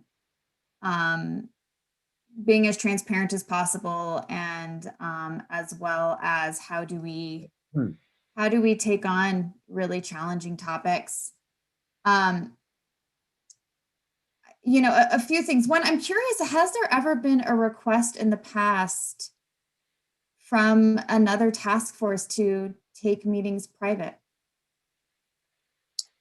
I'm not sure who that's addressed to, Councilor. Who might have that historical knowledge? Councilor Rivera? I see the city attorney shaking her head, so it looks like I only have 2.5 years, Mayor Weber, counselor, so I didn't do comprehensive research beyond that. Something we could do, but haven't done. Yeah, to my knowledge, over 9 years and previous time in the city since 1987, I don't believe there's ever been a request like this. And for me, I think that speaks, I know that we frequently, have this conversation about precedents. And if we do this, what does it mean for the future? But I think that this also speaks to the uniqueness of this particular topic and this time and how challenging it is. And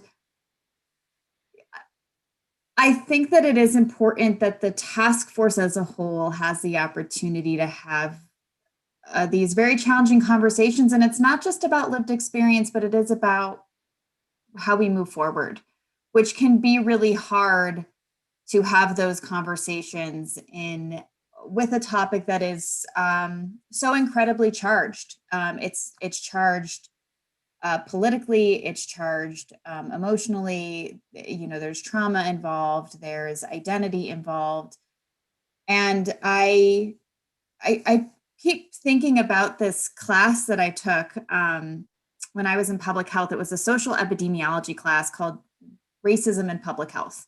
And I essentially took it just to fill a requirement. I felt that through my other public health work that, basically it all came down to poverty and racism, and those were the things that we had to solve. And I had an understanding. I was good.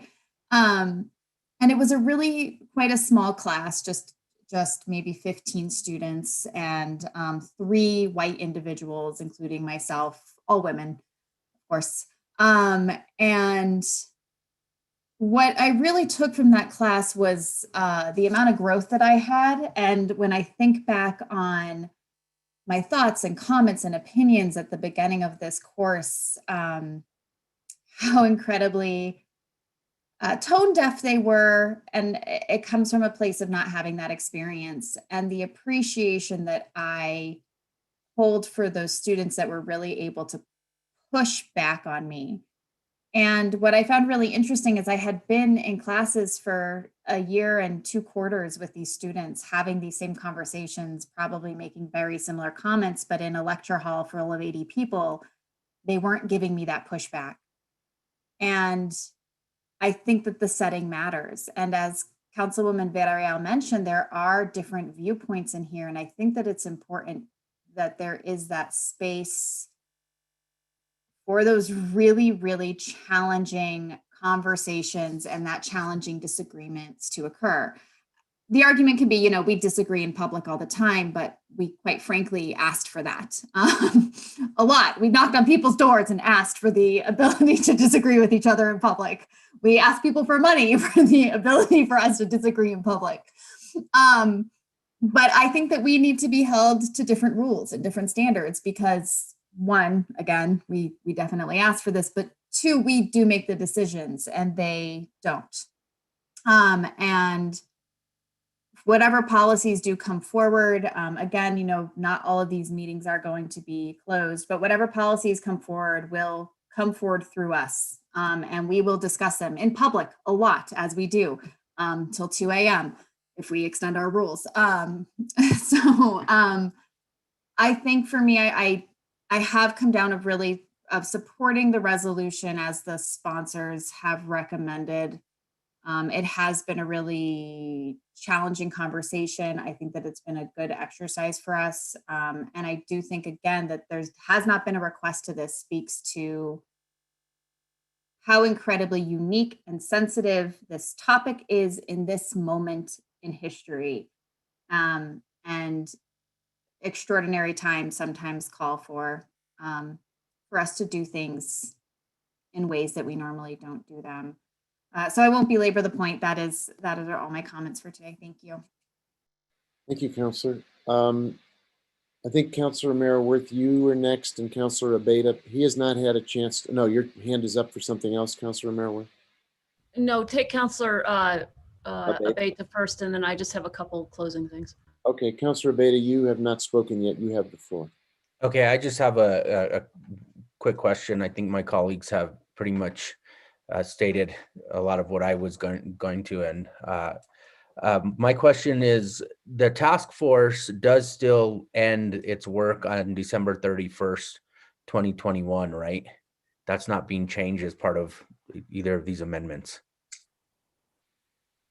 Now, either counselor who is spearheading this, do you want to answer that question? Either one of you? I think Jennifer was raising her hand. Oh, I'm sorry, I didn't see it. Jennifer, you have the floor. Thank you, Mayor Weber and Councilor Beta. I was just going to say, in the original resolution that is carried by Councilor Rivera and Councilwoman Villarreal, it extends it. And I don't believe either of the amendments is changing that. So as this resolution is coming forward, it's extending the time through the end of this year. Okay, but it expires at, it's not, okay, so. Correct. Okay, that's all I had, Mayor. Thank you. Thank you, Counselor. Now, Counselor Merriworth, you have the floor. Thank you. Just a couple things to point out as a result of this conversation, which I agree has been a good one. I want to say I completely agree with Councilor Vigil-Koppler that we need to create a safe space for these conversations, and that's what I'm doing with this amendment in a way that allows us to keep the task force meetings open.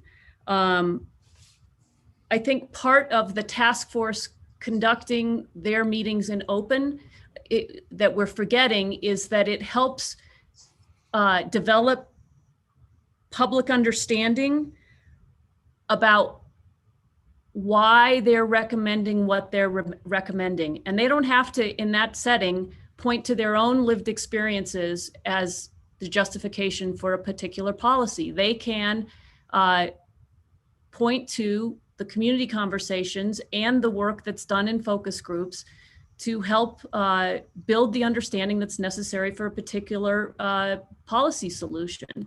And so I fear that we're going to lose that public understanding, because what we're going to do is they're going to come forward and they're going to say, okay, here are our recommendations. And some of them may be quite substantial, and the community will say, well, why? And they haven't had the benefit of following or tracking those conversations in a public setting. So I don't know how that's going to work. Now, it was suggested that a public vote on the recommendations will happen.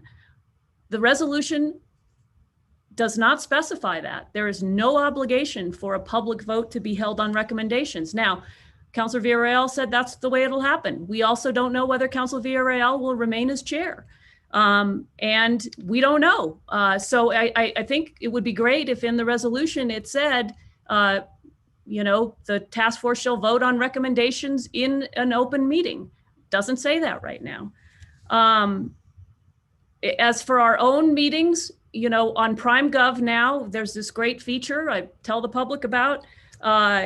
Our agenda items, you can go to the public setting in PrimeGov to the agenda items of a past meeting, queue to that agenda item, and it'll take you right to the YouTube setting of the video of that conversation. So to think that our minutes aren't adequate or don't reflect what we're doing, you can go right to the video and watch this whole conversation that's taken place here. And that's true of every agenda item on all those meetings. So just want to point that out. Again, my amendment is based on the Municipal Drug Task Force. I'm not trying to compare these items that people who are suffering from drug abuse or addiction or family members is the same as race conversations. All I'm saying is that also was a sensitive topic. This is a sensitive topic. There are stories that we want to hear to inform the policy. That task force did it successfully by having these community conversations and the constituency-based focus groups that went and gathered the stories that then came back to the task force, and then the task force could talk about the stories that came forward without attribution, and then help the public in a public setting develop the understanding they needed for whatever it was they recommended. It worked there. I don't know why it can't work here. And I would just also say, I believe the facilitators report in the contract that that our staff talked about, it just says the facilitator will do a report. It doesn't have any parameters about what it contains, that it'll contain, you know, the stories that were told or the themes that evolved or who or what kinds of votes were taken or anything like that. And so again, we're being, you know, I guess we'll just close the doors and, you know, trust that the right outcome comes forward. And the last thing I would just say is, you know, the justification for why my amendment isn't sufficient is this idea that, you know, talking in public is still difficult, and that we have, you know, these threats, like we have chained fence around the Capitol. You know, the chain fence around the Capitol is due to a direct threat on the Capitol. And while I realize these things are out there and this conversation is a really important one, I agree we need to provide the safe space for folks to have these conversations. And I believe my amendment creates that safe space, but then also allows for the public dialogue that's necessary to build support for whatever the recommendations are. So I know we've talked about this a lot. It's a tough issue. It's a tough issue. I agree. And that's all I have. Thank you, Mayor. Thank you, Councilor. Any other council members? I might take a minute to weigh in if other people have spoken their piece. I have to say I find this. Oh, I'm sorry. There are more hands up. People are not finished. I'll wait. I wasn't looking at the screen. Who was first, Councilor Garcia or Councilor Casa-Sanchez? Councilor Garcia was first. Councilor Garcia, you have the floor. Thank you, Mr. Mayor. And I think, you know, we can all agree this is tough. And what I'm trying to do is put myself in the shoes of one of these individuals that's on the task force. It's tough when you've lived these experiences. And for those of us that have lived similar experiences to what's being discussed, it's even tougher. You know, I think as somebody who has experienced racism, I would not want to talk about that publicly. I would not. But I think my concerns are valid. And I think that is at the heart of what we're trying to protect here. We're trying to ensure that individuals can participate in the process, be able to share their life experience, and ensure that they're not going to have some type of ramification after the fact. And for me to sit here publicly to say that I've experienced racism, even recently, as an individual who was campaigning for this seat, I experienced racism. It's tough. It's a tough pill to swallow. And that is why I believe it's critical. We need to set these spaces. And I understand Councilor Romero's objective of trying to create these spaces. Well, it's been talked about by the committee that these spaces are going to be created anyway. What my concerns are is with the task force panelists and forcing these panelists to talk about these tough experiences that they might individually have encountered and not have to point to something that happened in a closed meeting through these dialogues. It almost defeats the purpose. I think it was evident by the overwhelming interest by individuals that applied to be part of this panel that they felt they had something to give back. And I think it's critical of us that we work with these individuals to ensure we allow for that space for them to give back. We have to remember, we live in a small community. It's kind of like a 2 degree of separation community. And even in the instances where there are closed meetings, people are going to share stories and say, look, I was on this and this, I heard somebody, this happened to somebody and so. And those are the unfortunate things we have to deal with. But if we can provide the spaces to ensure our community members can come forth with the instances that they've impacted, that's impacted their lives, and how we as a community can grow from it, I think it's incumbent of us to take those steps. With that, no other comments. I just want us to put ourselves in the shoes of those panelists and having to talk about those tough experiences in a public setting, even if we weren't doing it pre-COVID and we were in a room with 10 panelists and 20 community members. Think of how tough that would be. It takes a lot of courage. That's all I have, Mr. Mayor. Thank you. Thank you, Councilor. Councilor Casa Sanchez, you have your hand up. Thank you very much, Mr. Mayor. I'm sorry, I forgot to ask a question. Talks to a different part of the amendment, which is money. Have we been able to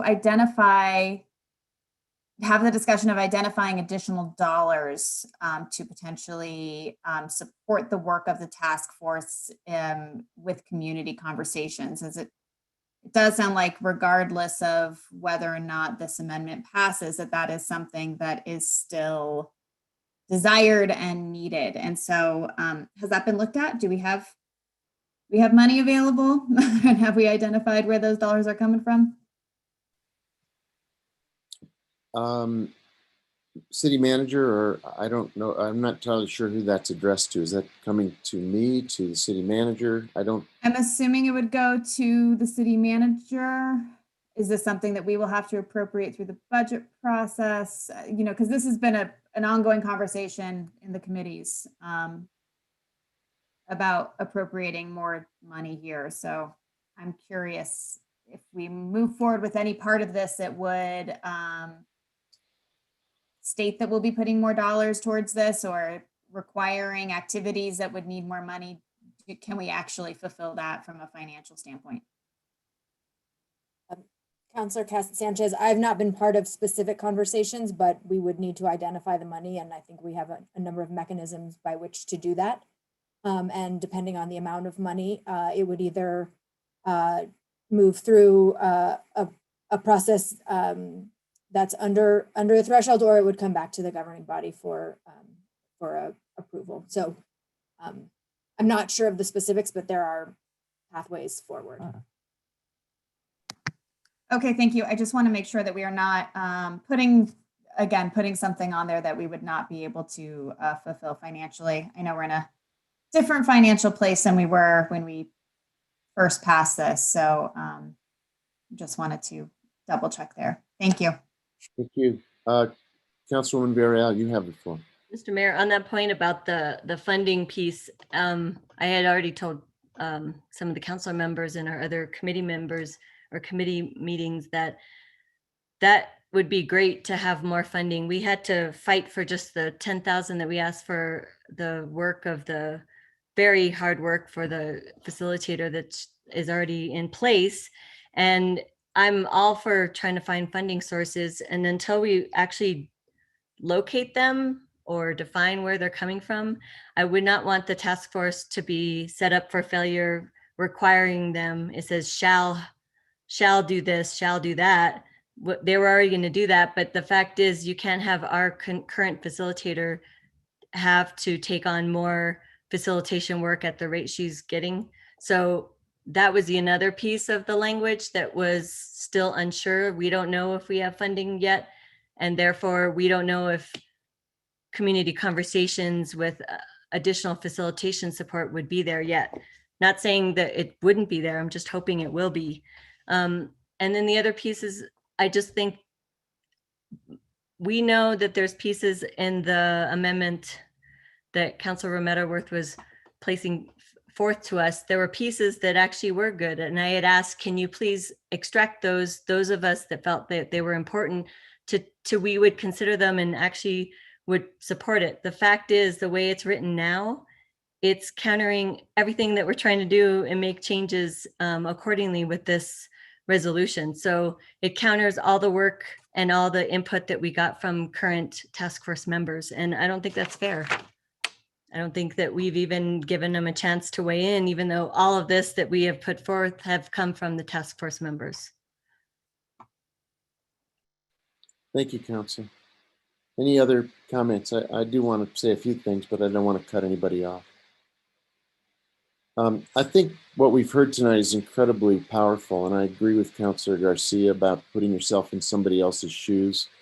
I've been subjected to anti-Semitism more than on the campaign trail in day-to-day life, and I know it is powerful and painful and present, and the experience is very, very harmful, and the need to speak out about it is very important. If we can't have a conversation about these very deep-seated issues that describe our lives in Santa Fe, we won't ever make any progress on making things better. I think many of us are torn. I'm torn on a number of dimensions. We've had over the last few months lots of conversations about transparency and the need for transparency, the need to conduct the public's business in public.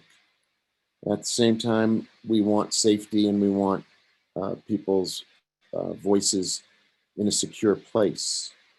I've tried to think of a lot of different ways to get both, to have the best of both worlds. There are ways we could do that. You know, what I learned from the chart effort was that if you ask the wrong question in the wrong way, you're going to get the wrong answer. Trying to create a chart commission was the wrong way.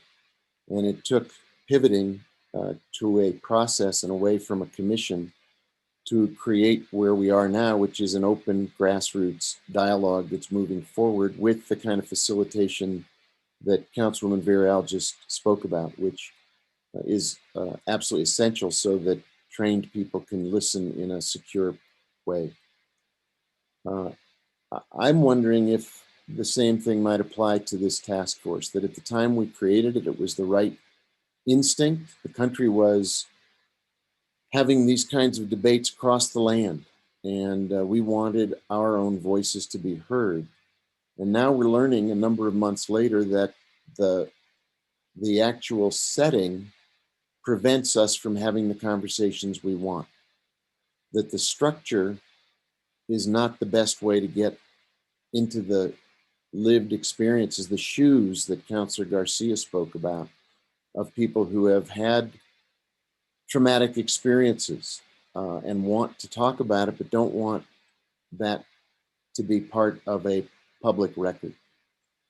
I'm open to pivoting completely, rather than arguing about amendments, to pivoting to a very different model entirely.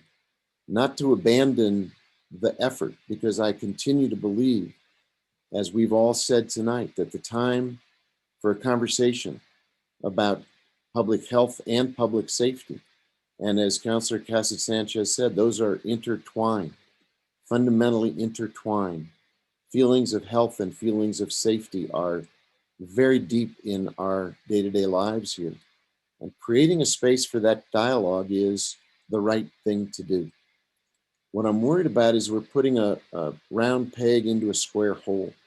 We're trying to create an exception to a transparency practice that has served us very well. And at the same time, we're trying to provide safety to people who have very powerful stories to tell. And I'm afraid that instead of getting the best of both worlds, we may end up with lesser of either world. As we've done in the past in some circumstances where there is a significant amount of discomfort, not even disagreement. There's not a disagreement on this governing body. There's a high level of discomfort on this governing body about achieving our agreed upon goal, which is public discussion in a safe way with transparency where that's appropriate, so that we as a community can address these incredibly deep and important issues. the issues of chart are not all that different. They touch on racism and history. They touch on lived experience and personal experience. And what we've tried to do with that process is to create a methodology that doesn't require folks to show up in front of a task force and offer testimony. We've created a grassroots conversation to get that done. And I would personally favor pivoting in that direction and allowing the people in our community to listen and talk to each other in a private way that doesn't go through the rules of city government, which can be bureaucratic, they can be inappropriate to a particular topic. They can only work when they are suited to the task at hand. So I think what we're struggling with here is in some ways, an insolvable problem because we don't have we're not asking the right question. We're ending up with answers that no matter which way we go may be the wrong answer. If we adopt Councilor Romero Worth's amendment, we will have private meetings with facilitated discussions that are not on anybody's public meeting requirement, but we won't safeguard the task force members. If we adopt the resolution as it's proposed, we will have the potential for private meetings where the task force members can speak, but we will have poked a hole in our own transparency practices. I don't like either choice.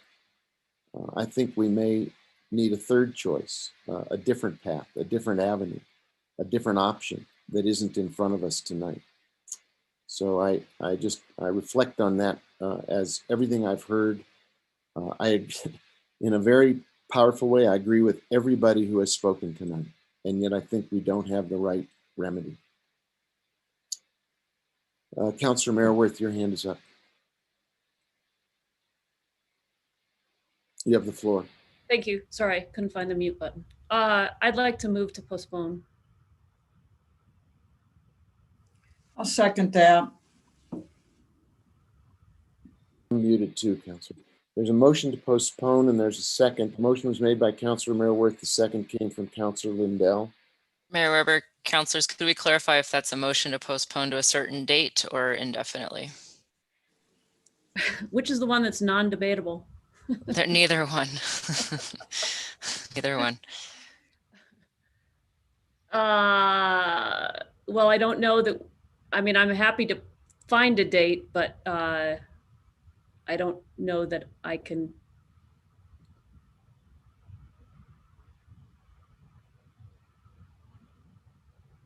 I don't know what the next step is, how we go about finding a solution. And I don't know how long that will take. So I guess it's indefinitely. Well, we do have a Mr. Mayor? Yes, Councilor Garcia, you have the floor. I would like to ask the sponsors of the resolution to provide any input if this is being proposed to be postponed. What would their recommendation be? I'd hate to do it indefinitely, and I'd like to work with the sponsors on the matter.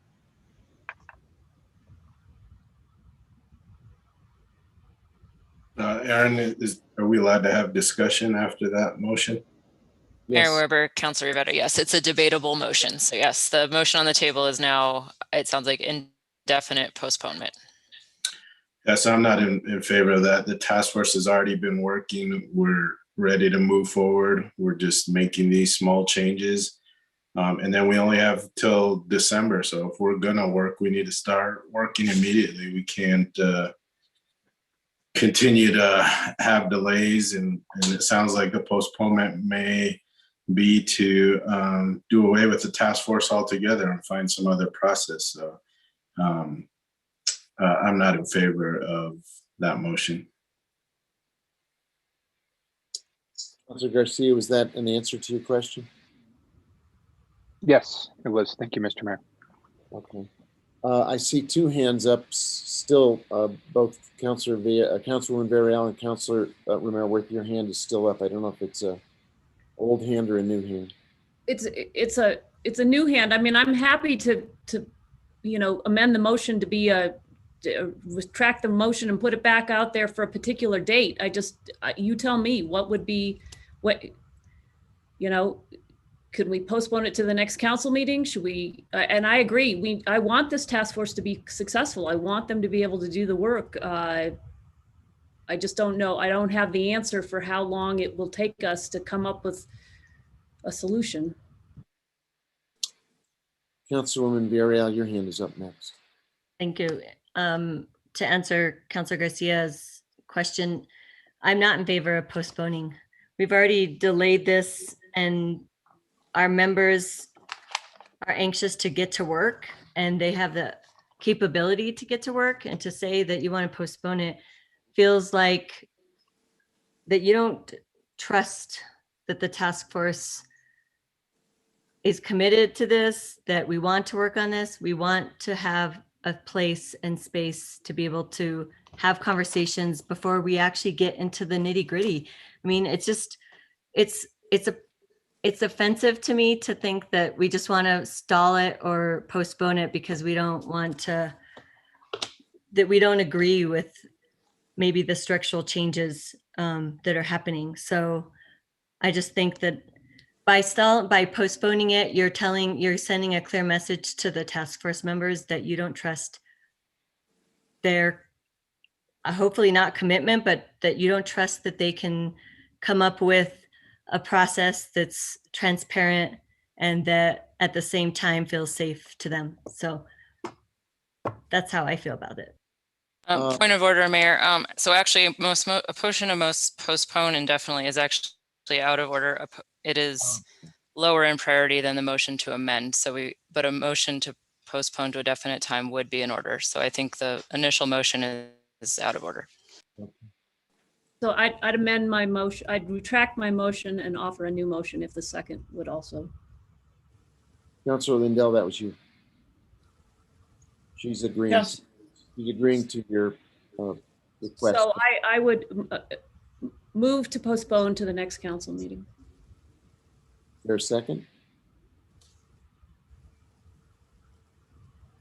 Motion dies for lack of a second.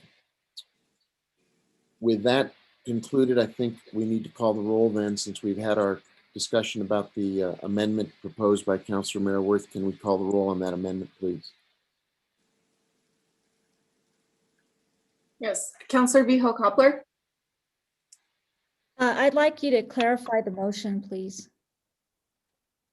Restate the motion. The motion on the floor is the amendment moved by Councilor Maraworth to the main motion. No. Councilwoman Villarreal, No.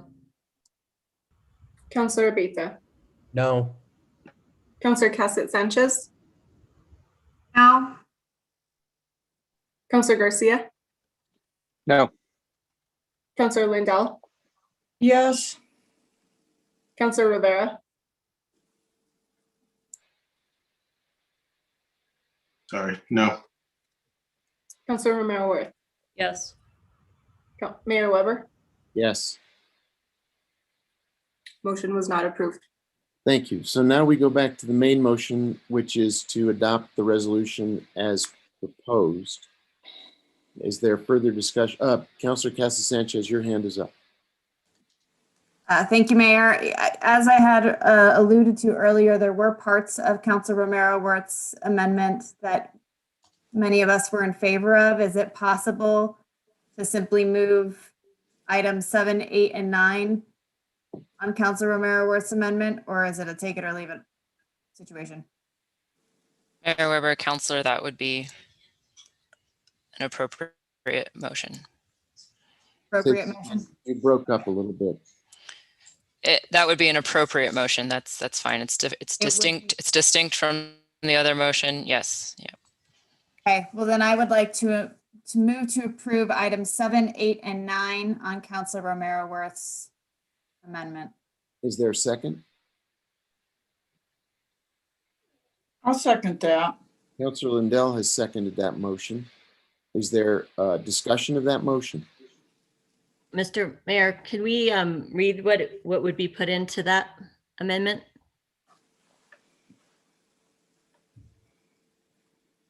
Counselor Casa Sanchez, do you want to do that, or would you like me to do that? I'm happy to. I was waiting for instruction. Sure. On page 5, line 4, insert the following new paragraphs. D, the CHS task force shall host a series of community conversations to gather insight into the concerns and ideas of community members to ensure that the city's health and safety strategies are guided by community input. E, the CHS task force shall convene a series of focus groups around the city to learn how health and safety issues affect communities, families, and individuals, and how current city policies can be improved.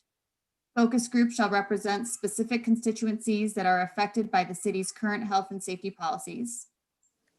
8 says re-letter the succeeding paragraph accordingly. I'm not sure if that would still be necessary, but I think it would. And 9, on page 5, line 6, after the period, insert the following new sentence. The city shall appropriate funding to accomplish the provisions of paragraphs D and E above. So that was the last 3 items on Councilor Merriworth's list that was the amendment offered by her. Is there discussion of the motion? No hands are coming up. Mayor, can I ask a quick? Councilor Rivera, you have the floor. Sorry, Mayor. So I assume that the budget will have to come along with this. So that hasn't been approved so far. But if the city manager says, according to the FIR, it would be an additional $12,250, that we can find that in the budget. Yeah, I see her nodding her head, so just want to make sure. I think it's important to put that out there, Councilor, and you and I have spoken about that. And I've when we first spoke about this task force, and there was an effort to find the money for the first facilitator, we did that, and we would do this as well. This is an issue, I think, given the gravity of this conversation tonight, I don't think there's any dispute about the need to do the work of the community as best we can with a reasonable support for the facilitation that this would require. Councilwoman Villarreal, you have your hand up. Thank you, Mr. Mayor. Just a point of clarification. The FIR currently in our packet is a reflection of having our current facilitator continue the work towards the end of 2021.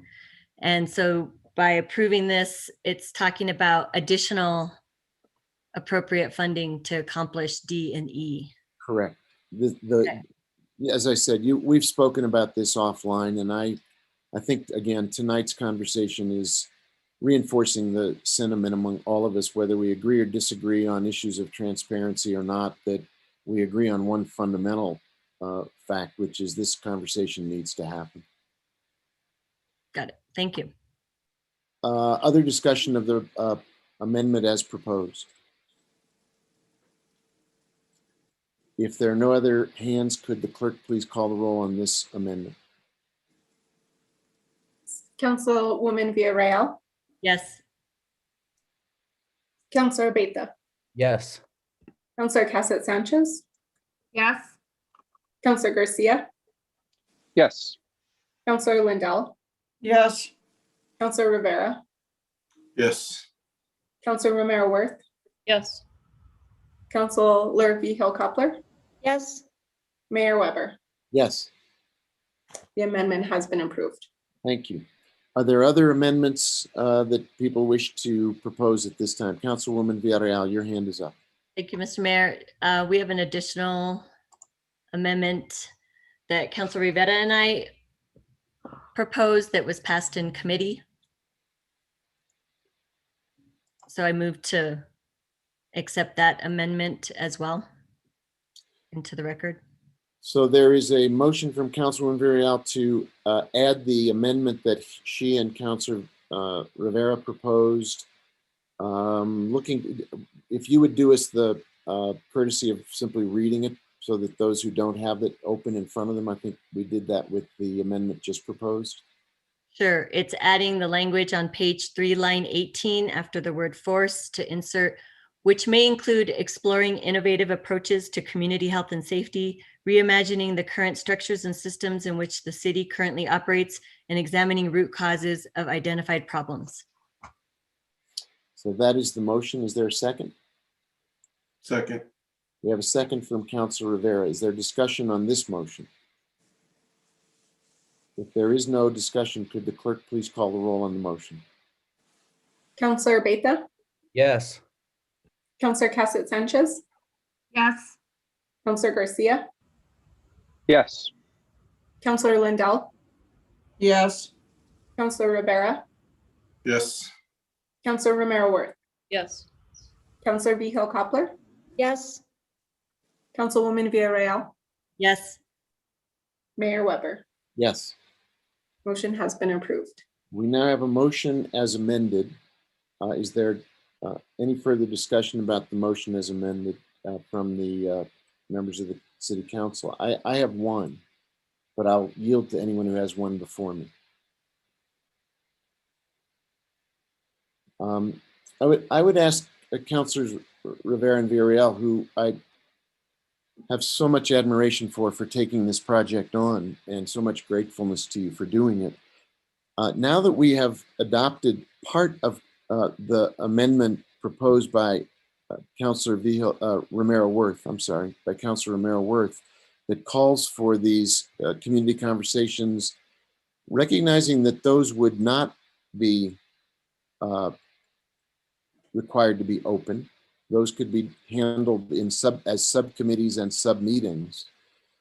Do you think that in any way would help reduce the issue of concern over transparency? Because I think we're trying, I come back to my own desire to have the best of both worlds, that we can have conversations that are private and not open to the requirement, our current requirement for public meetings, but not to close off the transparency of the task force as a whole.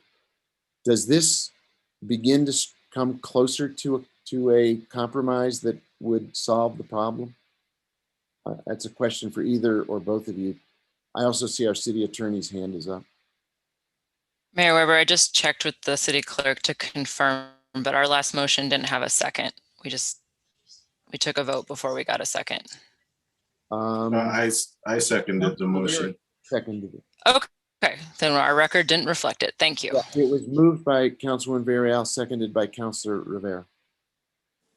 Yes, I apologize, City Clerk. I thought you meant the motion prior to. But yes, I do have Councilor Villarreal and Councilor Rivera. Okay. For this item.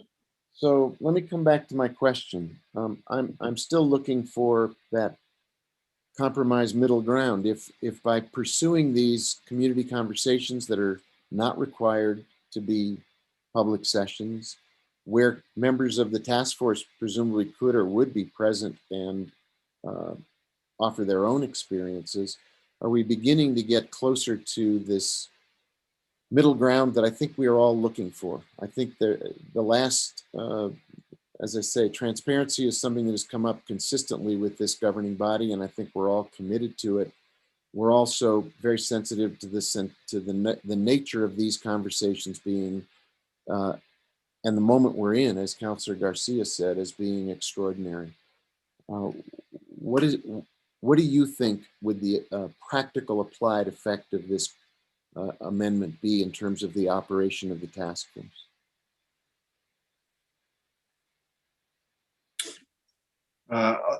In reading them again, I don't think there's anything in the language from Councilwoman Romero Worth that says that these meetings are closed. The press could attend the meetings. They're community conversations. They could be limited to 5 people. They could have 50 people. And again, the press is part of the community and would be able to attend if they decided to, or could get an invite from a specific focus group. So I don't believe it addresses what Councilwoman Villarreal and myself are trying to do for the task force members. Madam City Attorney, is there a requirement that community conversations be public meetings, open to all comers? Or is that something that the body could decide among itself, given the fact that it's outside of a quorum? Mayor Weber, Councilor, I think I'm hearing two different usage of the word public meeting. So under Open Meetings Act, public meeting has a very specific definition. I think what I'm hearing is that if we announce a meeting to the community for a community conversation, then people might be there who are members of the press, which is a different idea than a quote unquote public meeting. But certainly we could make the decision. But if a quorum of the committee members are there and you have the public meeting requirements, then it has to be a public meeting. No, I'm talking about a breakout, the equivalent of a breakout meeting, a small group of individuals who want to talk about their shared experiences outside of a quorum of the task force. Right. Councilwoman, And Mayor Weber, no, there'd be no requirement that the press be there, but I think there's a concern they could be. okay, thank you. Councilwoman Romero Worth, you have the floor. Thank you, Mayor. So that's an interesting point that Councilor Villarreal just brought up, that, or Rivera, I can't remember which, sorry, that these aren't dictated as closed. They certainly could be. And I don't know then how, so you're going to close. So now we have this problem where the task force meetings are going to be closed, but according to what you're saying, these meetings that we've just said we're going to have, they'll be open because there's no language that they be closed. Therefore, we haven't protected them to share their lived experiences. So maybe you've just identified another thing that we need to fix. And, you know, I don't know, the hour's getting late. It's 7 o'clock. I don't know how long we've been talking about this, but it seems to me we're not ready. We're not ready to, because this is a new issue now. I assumed that they would be closed and so that people could share their lived experiences and feel safe about doing so. So now I'm confused. Now what we have is a bill that closes the task force meetings, but you're saying these focus groups and community conversations will be open to the public, which sort of defeats their purpose. So I don't know whether we need language specific or we need to, you know, again, take this aside and work on it some more, because I don't think we're there yet. Well, this is your amendment, Councilor. I'm just wondering how you invite the community without publicly inviting the community. I know. So now you've given, you know, as we, the reason why we have all these conversations is so we can have the benefit of the brain trust that we all are. And now we've just identified another problem. And I don't know, you know, it's 7 o'clock. I don't know. Do we want to sit here and try to fix this right now, right here? Or again, I don't know. Maybe we need to pull it back. Mr. Mayor. Councilor Rivera, you have the floor. So again, I don't think anyone here disagrees that having community conversations is important. And we do want to invite that. And again, they can share whatever they want to with the community. But as the task force meets to discuss maybe what happened or was talked about in those community conversations, there may be a need to share some of those stories in non-open meetings. So I don't think that it hurts the resolution in any way. I think it helps to ensure that we're going to include the community in this, which is something we've wanted to do all along with all the task members. So I don't see how it hurts anything. Thank you, Councilor. Councilor Merworth, is that a new hand or an old hand? It's a new hand because so we have the same problem. What's going to protect the community from, you know, I mean, if they have lived experiences that are just as traumatic, how are we going to get their story? I don't know. I see this in a new light now. I mean, maybe we need language that says, that we can invite the community to a closed session on a particular subject so that they can speak freely and feel safe. I think we have the same issues here. Same thing with the focus groups. I had assumed that the focus groups would be a private matter, but I didn't put language in there specific. So you've just identified a flaw with what I had provided. So I don't know. I'm not sure we've solved the problem. I have to confess, I was operating with what was maybe a wrong assumption, which was that if we don't have a quorum of the task force, we can those meetings can be closed, and they can be conducted as closed meetings, and identity and stories could be made anonymous. When they would come back to the task force, they wouldn't have to be identified to an individual. They could simply be the kind of story that Councillor Vihel-Koppler was describing, where there is a person who had a traumatic experience. They shared it in private. That testimony, that witness, that identified experience is brought to the task force as an anonymous representation of something that we need to be made aware of. That had been my operating assumption, but I confess it was an assumption, not something. Mr. Mayor, Yeah, Councillor Rivera. can I just clarify? We do have the option to have breakout sessions, which could be a specific number of task force members that are talking about a specific topic, and maybe they want to host some people coming in that can help guide what it is that they're talking about. And those don't have to be open. But the way I read this is community conversations, which we also want to have. So I think the language for what you and Councilwoman Romero Worth are talking about is already there, and we already have the ability to do that. And many of the task force members have already said that that's part of what they would like to do in breakout sessions. Yeah, and I think the breakout session exception, if you will, is something that ought to be taken as an opportunity for those private discussions. I think it really is a chance for people to connect and share what they know and what they've lived. Council, the city attorney's hand is always useful. What's on your list, city attorney? Mayor Weber, councilors, I just don't want to confuse the issue by saying that so community meetings is not defined in this legislation. If a general call to the community was made, I think that was an assumption of at least some people, then it doesn't seem like you'd be able to not have the press there. But I'm not sure that has to be the definition of community meetings either. So I didn't want to provide any sort of misinterpretation that would have to be closed either.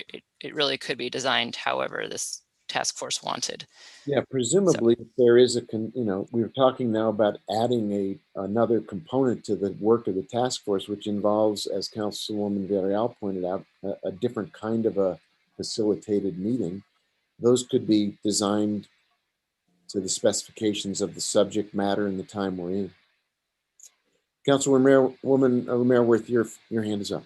Yeah, so, and I think the language we're using here is community conversations, not community meetings, just so that we're all on the same page. But then, to the earlier point that if the task force can break out into small groups where there is no quorum and those meetings can be private because there isn't a quorum, I don't understand what the big deal is here then. Why do we have to close the task force meetings if you can do what you need to do by breaking out into small groups that don't have a quorum? So again, I don't know. Okay. That's all. Thank you, Councilor. Any other discussion? I think it's really clear this is a subject that we all care deeply about. Could the clerk, we have a motion as amended. Can the clerk please call the roll? Yes. Councillor Romero Worth. No. Councillor Vihel-Koppler. Yes. Councilwoman Villarreal. Yes. Councillor Abeyta. Yes. Councillor Cassett-Sanchez. Yes. Councillor Garcia. Yes. Councillor Lindell. Yes. Councillor Rivera. Yes. Mayor Weber. Yes. Motion has been approved. All right, thank you, everybody. That was one of the most thorough discussions we've ever had as a governing body, and I appreciate all of the input. I hope we arrived at a common ground we can all live with. And I think the work of the task force and the people who are working on it is essential. Could the clerk read the next item on the agenda? And then, before we go any further, can we get a motion to amend the agenda and change the order of our business, because we now have 32 people in the attendee room? Mr. Mayor, Councilor Garcia. I'll make a motion. We suspend the remainder of our afternoon session and go directly into our evening session. Is there a second? Second. I heard Councilor Casa Sanchez first. Is there discussion? Could we call the roll on the motion? Councilor Casa Sanchez, Yes. Councilor Garcia, Yes. Councilor Lindell, Yes. Councilor Rivera, Yes. Councilor Romero Worth, Yes. Councilor Vigil Coppler, Yes. Councilwoman Villarreal, Yes. Councilor Abeta, Yes. Mayor Weber. Yes. All right, motion has been approved. Thank you. So in consequence of that, we skip now to the evening session and we begin with petitions from the floor. We have 32 attendees in the attendee room. I want to remind you, if you're in the attendee room, to speak to one of the items that is a public hearing, please wait for your public hearing item to come up. If you have something that is not on the public hearing list, please raise your hand now and we'll admit you, or the clerk will admit you for a 1-minute comment petition from the floor. So please raise your hand if you are not intending to speak to one of the items on the public hearing agenda. Madam Clerk? Mayor? Mr. Abeta, are you going to bring people in? I think so, sir. Okay, I see one hand up in the attendee room. Okay. So we have Stephanie Beninato. And Miss Beninato, you have been unmuted and have the floor. Thank you very much. Can you hear me clearly? Yes, we can. Okay, thank you. And in terms of this comment, I'll try to be very brief because I don't have much time, but in terms of racism, financial discrimination, I find that the way that my cases are treated are very different than if I had money or was white. And so I'm bringing this up to you. I have sent you an email asking that the city council direct the city attorney office to negotiate or go to mediation on the case at 203 East Santa Fe Avenue, which involves, I think, an important historic design review regulation and standard. And also that Mr. Prince be directed to actually focus on the real issue that it would be mediated at the Human Rights Council or Commission, which is a secret notebook that was created over a year and a half, not current practices by the Recreation Department. And again, his response to me last week was about not, can I just have a couple more seconds, Your Honor, please, so I can just finish my sentence? Please finish your sentence. Thank you. So that we're actually focusing on the real issue and not pretending that we're talking about present tense. Thank you very much. Thank you. Thank you. Ms. Beninato, are you going to be speaking to any other public hearings tonight? Yes, I will be. Thank you, Joe. Okay, awesome. I'll keep you in. Thank Thanks. you. So that, I don't see any other people in the attendee room who want to speak to the petitions from the floor. With that said, Madam Clerk, can you bring us to the first public hearing?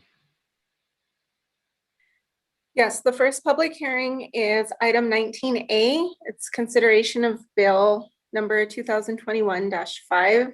It's adoption of an ordinance presented by Councilor Cassett Sanchez, Councilor Abeta, and Councilwoman Villarreal.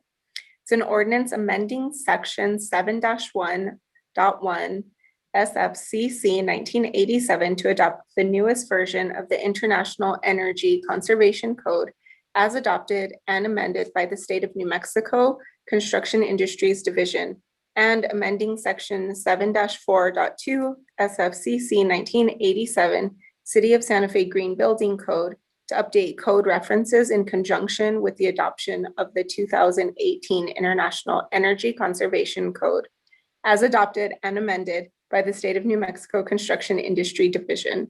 And Mayor Weber, I believe Jason Klug, the Assistant Planning and Land Use Director, is available for this item. Thank you. So this is a public hearing. I think we'll begin with a presentation from staff. We'll go then to anyone in the public who wishes to address this item. Come back for questions from the governing body before we address the item itself with the motion. So Jason, do you want to give us the overview on what this is? Yes, please. Thank you, Mayor Weber, City Councilors. Yes, I do have a short introduction.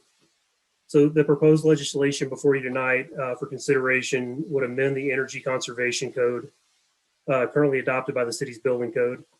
This will also include associated changes to the code cycle references in the city's green building code, and would adopt the 2018 International Energy Conservation Code as adopted and amended by the State Construction Industries Division on September 25th, 2020.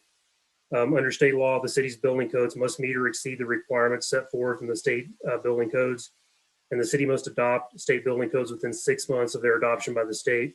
If approved tonight, the city will begin enforcing these new requirements no later than April 1st, 2021. Energy conservation codes are essential to increasing the energy efficiency of new and remodeled buildings by focusing on efficiencies to 3 primary aspects of a building. These include the thermal envelope, mechanical systems, and lighting. Energy codes help ensure a high baseline standard for energy consumption, primarily through requirements that include, that reduce heating, cooling, and lighting loads. Energy codes impact safety and comfort with requirements for indoor air quality and proper ventilation, and help ensure lower direct utility costs. This can result in significant life cycle savings that particularly benefit the most economically disadvantaged users. The city has shown leadership in adopting advanced codes for energy efficiency. In 2009, Santa Fe adopted a residential green building code that requires all new residences to receive a home energy rating score that meets a minimum threshold. This increases the energy efficiency of Santa Fe homes by approximately 30% more than the currently adopted 2009 energy code requirements. The adoption of the 2018 Energy Code is projected to make commercial buildings approximately 20% more efficient than they were under the previous state code, with multiple paths to meet performance criteria for more construction types. Residential construction will still meet the city's more stringent green code requirements without significant additional required measures, and with an anticipated cost of less than 1% of the median home value in Santa Fe. So thank you and for your consideration, and I'll now stand for any questions you may have. Thank you. Thank you for the overview and the benefits. I think let's turn to the folks in the attendee room who may be here to address this item as a public hearing. If there's anyone in the attendee room who came to speak to this item, it is a public hearing, and now is the time to please raise your hand if you wish to speak to it. I see one hand up. Yes, sir. All right, Ms. Beninato, you have the floor. How long, Mayor? Why don't we go for 1 minute on this item? Okay, you have 1 minute. Oh, and we have 2 actually. Oh, we have several. Looks like we have some lineups here, so yeah, good. A few folks, so let's get them all a chance to speak. Okay, Ms. Beninato, you have the floor.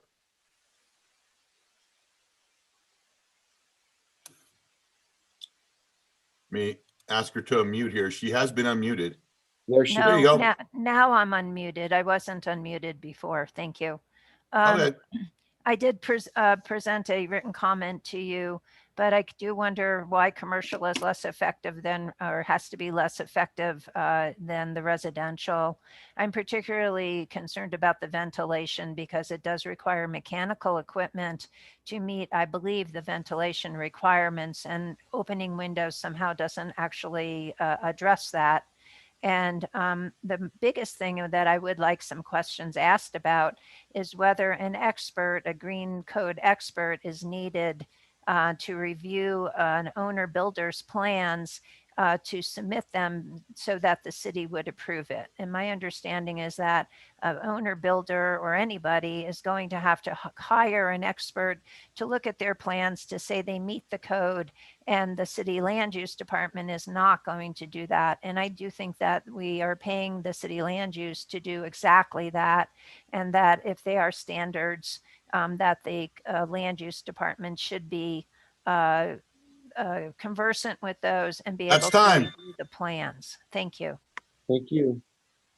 We have two more folks who want to address this. Joe, if you want to take their turns, Mr. Werwath and Mr. Conway.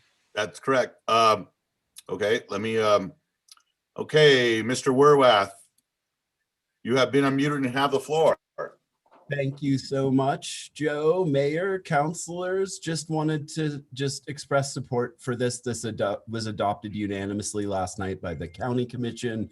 I would love to think about going some steps further, like maybe things like all electric standards for new housing, as we think about like other ways that we could really prepare for what we could do around climate change. Thanks so much. Thank you. All right. And next up, we have Miles Conway. And Mr. Conway, you have the floor. Hello, Mr. Mayor, members of the council. Can you hear me okay? Yes, sir. Excellent. So I was hoping that Mr. Stephen Onstad of Evergreen Building Solutions would be able to join me on this call. Our association is in favor of this adoption, and we're in favor of what the city's been doing all along. We've always our association members, the 400 builder members of our association, have been, we've embraced the science of building efficiency. We just gave a presentation at the county. Whoop, we just lost you, Miles. You cut out. I'm asking him to unmute. Miles, are you there? Can you hear me? Miles, can you? Where'd he go? It looks like he's in the attendee. There he is. There he is. I got him. I was. Yeah. There you go. Oh, I don't know Mr. how Cup, that happened. sorry Am I back? Go ahead and start again. I'll give you I'll give you a fresh minute for that. I'm sorry. I'm glad to see you're all smiling. I mean, hey, smile. This is hard work. I really admire you all for digging in. I hope that my mic holds.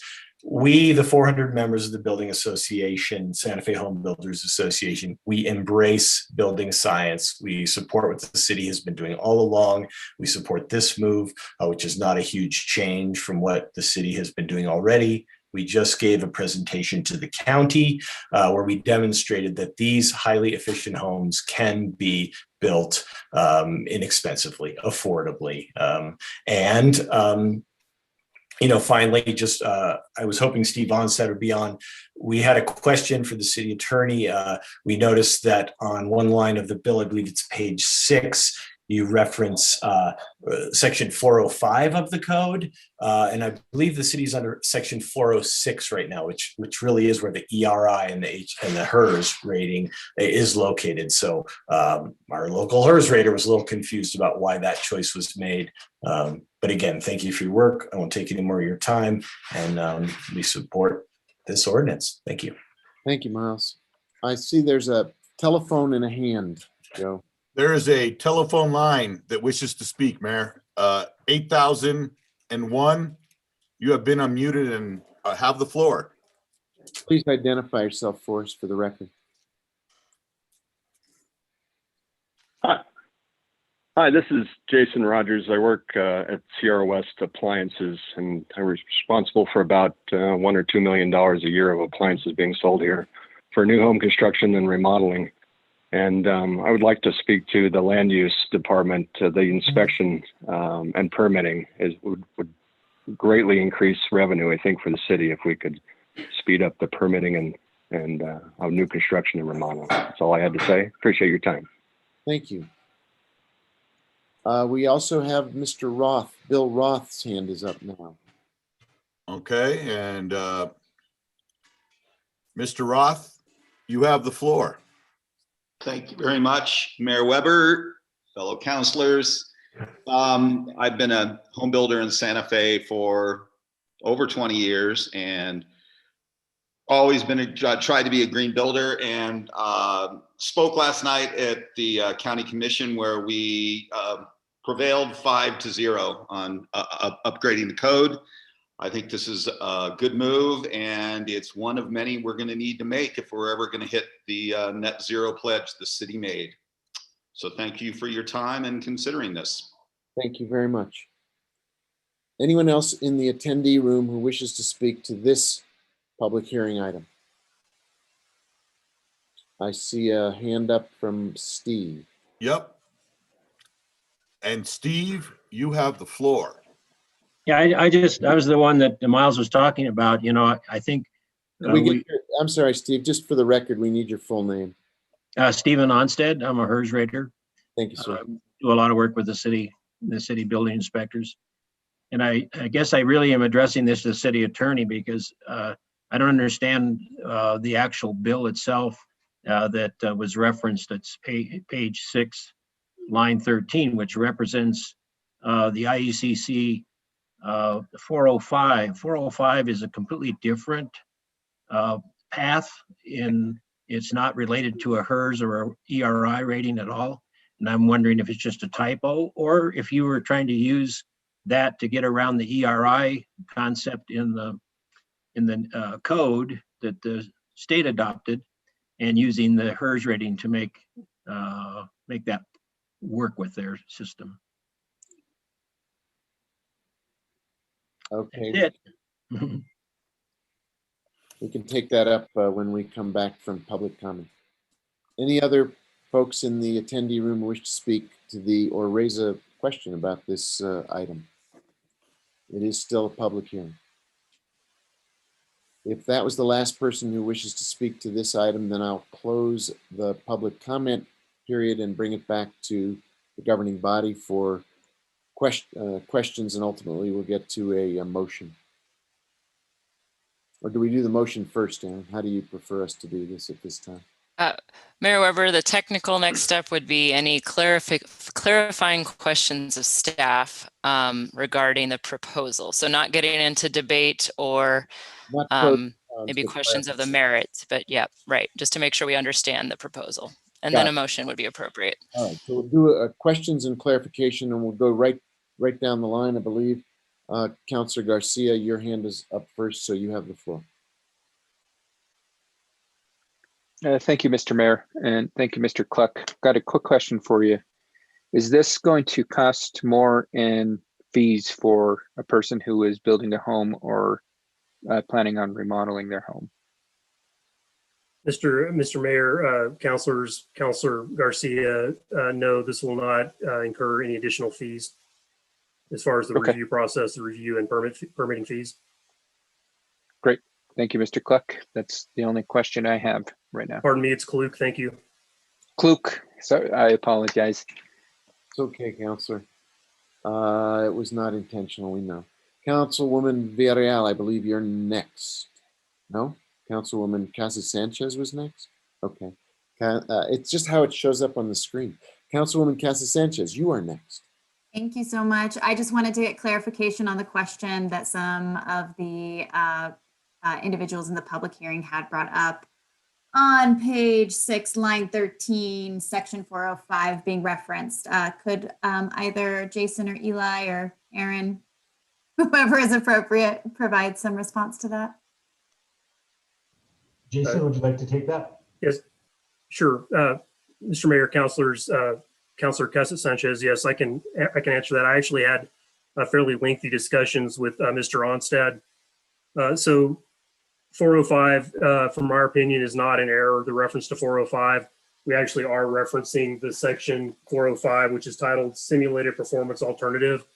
That was already referenced in the code, and you'll see, in the code that did not change. That's not a proposed change. It's an existing section reference, and it's superseded by the requirement in the green code to provide a HERS rating. The city doesn't believe that the ERI is equivalent to the HERS rating. It doesn't have the same performance standard. I could list off a dozen things that are deficiencies that we see with that path. It doesn't offer the same assurances that we currently have in the green code with required HERS rating. That's the short answer. Thank you so much, Jason. I appreciate that. I have no further questions. Thank you. Councilwoman Villarreal, your hand is up. You have the floor. Thank you, Mr. Mayor. I had the same question, and I wanted to make sure that the folks that asked that question, that was a reasonable answer, because they're actually do this daily. So I don't know if there's a way to, I was looking at who is still on, and it looks like Stephen Onstead left. Miles Conway still on. I'm just wanting to make sure if maybe we could get, I'm just looking to see if we can get clarity to make sure that's understandable. May I interject? So I want to make it clear that the ERI path is not precluded by approval of this legislation, but it is superseded. It's clearly superseded by the green code. Okay. And so that ERI has not been included in the green code at this point. That doesn't mean that it's specifically excluded. If someone presents an ERI path that's acceptable to the building permitting, to the building division, it may be accepted. That's a process issue that we have to work through as this comes online. Okay. And can I just defer to the city attorney for 1 minute? She's got. I just wanted to affirm the other part that Jason mentioned, which is that this section that was questioned, it was already in the text of the bill. So that wasn't part of the proposed amendment. It was just the updated version of that section. So section 405 is in the original text. correct. Yes, we noticed that. I'm just making sure that the original text was correct. Steve is back if you wanted to address your question to him. I see his hand is up. I can allow him to talk. Do you want me to go ahead and do that, Mayor? Just so I can get clarity, confirmation. It's under our processes. A question can be directed to a person who gave input through the public meeting room. Okay, Steve, you've been unmuted. Can you hear me now? Yes, sir. Okay. Oh, so I know that was in the original code, but it changed. I mean, 406 is in the new code. I think this is okay the way it's written. It just means that there's one more additional document that's required because a 405 is a different analysis that comes out of our software than a 406. If the original code, which you had in your code before, was a 405, it's just not the same. But I'm okay with it, Jason. I just wanted to make sure that everybody understood what that was. And HERS raters can supply the HERS rating that we are doing now, and we can also supply the document that's required by the 405. Thank you. Councilwoman Villarreal, back to you. Thank you, Mr. Onstead, for that. And I think Jason, I don't think this is simplifying things, but we don't need to add both of those sections, correct, into the language? From my perspective, no. Okay, sorry, thanks, Mr. Onstead. This is for Jason. For Jason. Okay. Mr. Mayor, councilors, Councilor Villarreal, I'm reluctant to add that section. I think that should be a process that's left to the building division. Based on the merits of the reports that are supplied for permitting. Section 40. I want to make it clear, section 406 is not precluded by passing this bill. Okay, thank you for the clarity, Mr. Klug. That's all. Thank you. Other questions? I have one quick question, Jason, if you would.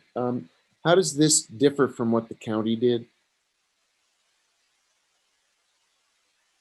I apologize, Mr. Mayor. I haven't been tracking that.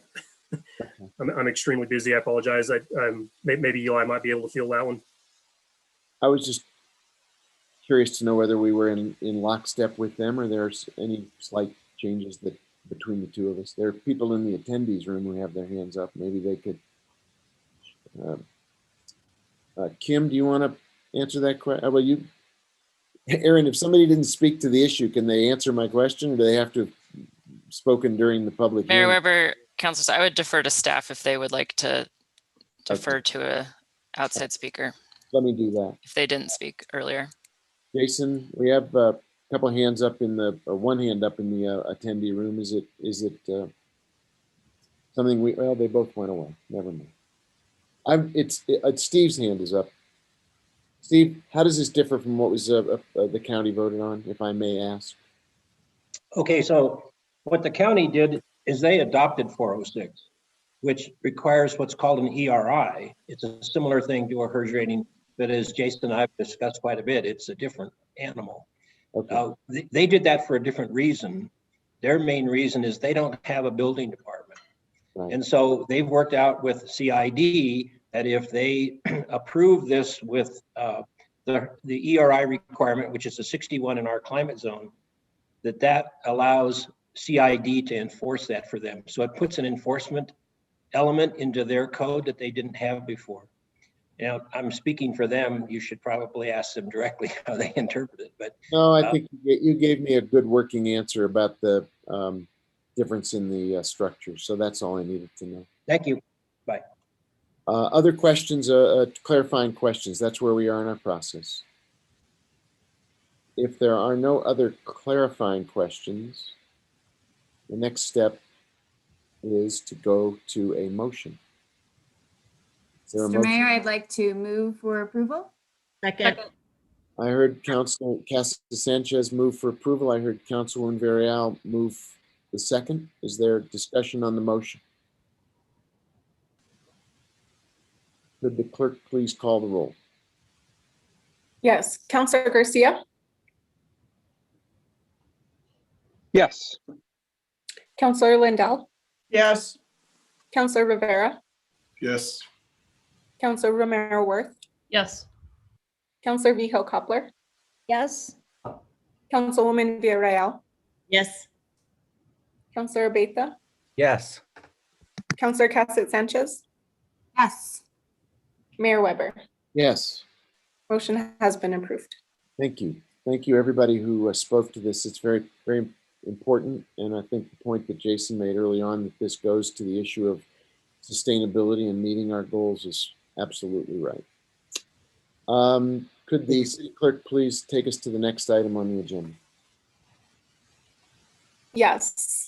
The next item on the agenda is the City of Santa Fe fiscal year 2021 annual operating budget presentation and fiscal year 2022 annual operating budget public hearing.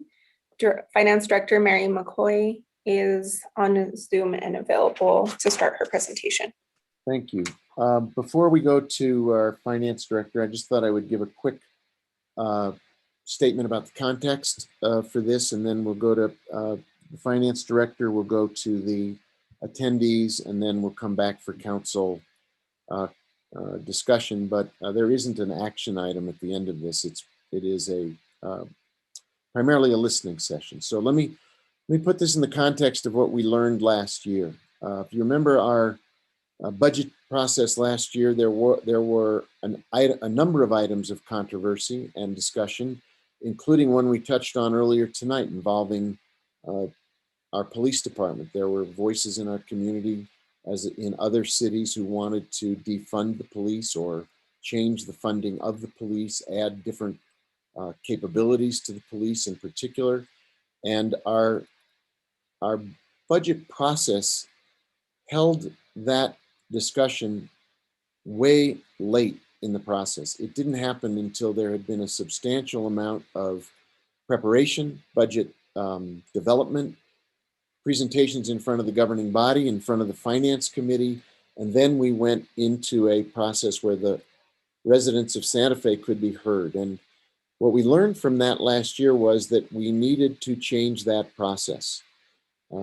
Just as we heard tonight in the context of the Midtown discussion, that we needed a better engagement process for Midtown, we came away from last year's budget convinced we needed a different process to get the public's voice into the budget process early and allow people to speak before the budget process moves too far along and many of the decisions are already made.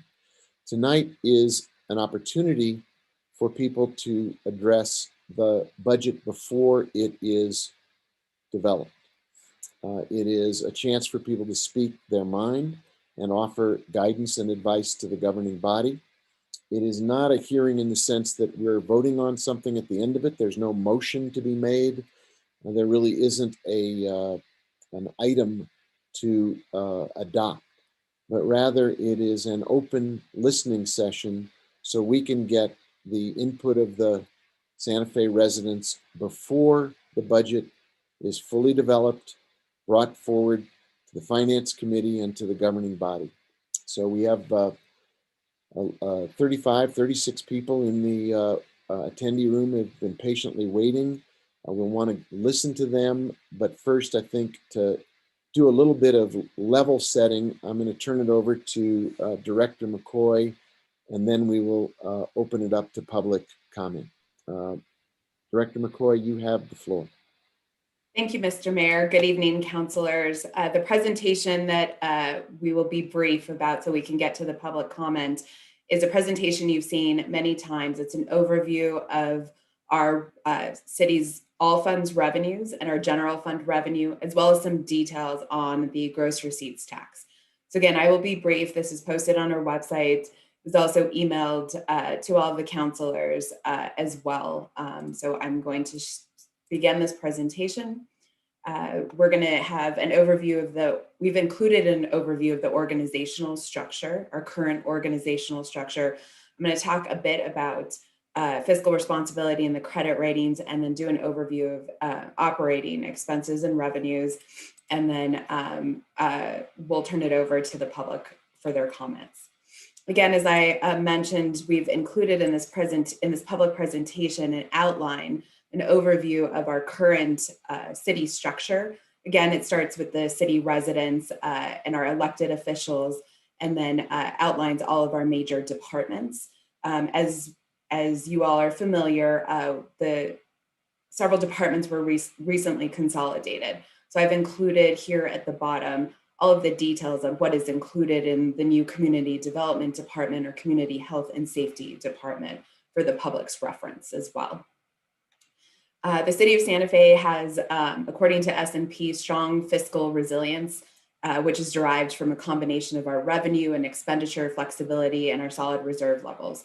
We really saw this in action throughout the last year as we were able to balance a budget amidst all of the uncertainty that we faced as we were moving into the coronavirus pandemic and the economic crisis that ensued from that. A few things that they cite for the strong AA+ rating is conservative budgeting, strong and proactive fiscal management, sustainability, environmental sustainability is also a key component to the updated rating structure, revenue maximization, and our data-driven management. So moving on, we provided an outline of the FY21 budgeted expenditures by category. So here we can see everything from salaries and benefits, which consist of 30% of all funds expenditures, to some of our other contractual services or debt service and principal, some of our other operating expenses. Next, we've provided for all of the city funds. We have about 70 city funds. We've consolidated down from 400 funds to 70 city funds in the last few years, which was a huge undertaking for our financial structure. So within those 70 funds, we've provided an outline here for each of the departments and what their share is, what their total allocation for expenditures is for the FY21 budget. A few things we'd like to highlight here is that both public utilities and public works are the largest departmental operations. Together, they make up almost 40% of all expenses across all funds. That's an extremely large operation that public utilities and public works manages every day. Additionally, community services makes up about 6% of the total all funds budget, while police makes up about 8% of the expenditures for across all of our funds. Next, we're going to dive into our major fund. This is the general fund.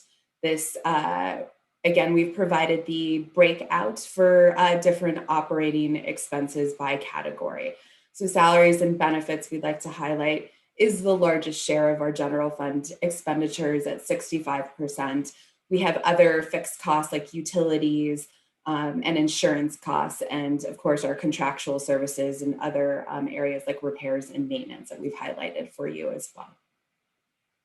Here's another deep dive, very similar to what we saw before with our across all of our 70 funds, but this is a highlight just for our departments that are funded by general fund.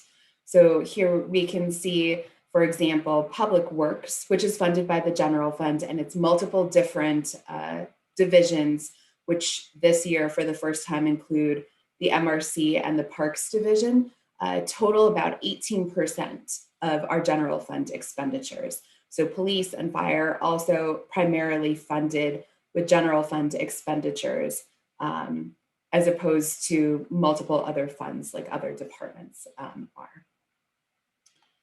Here we go. We have a breakout again by category of our budgeted revenue.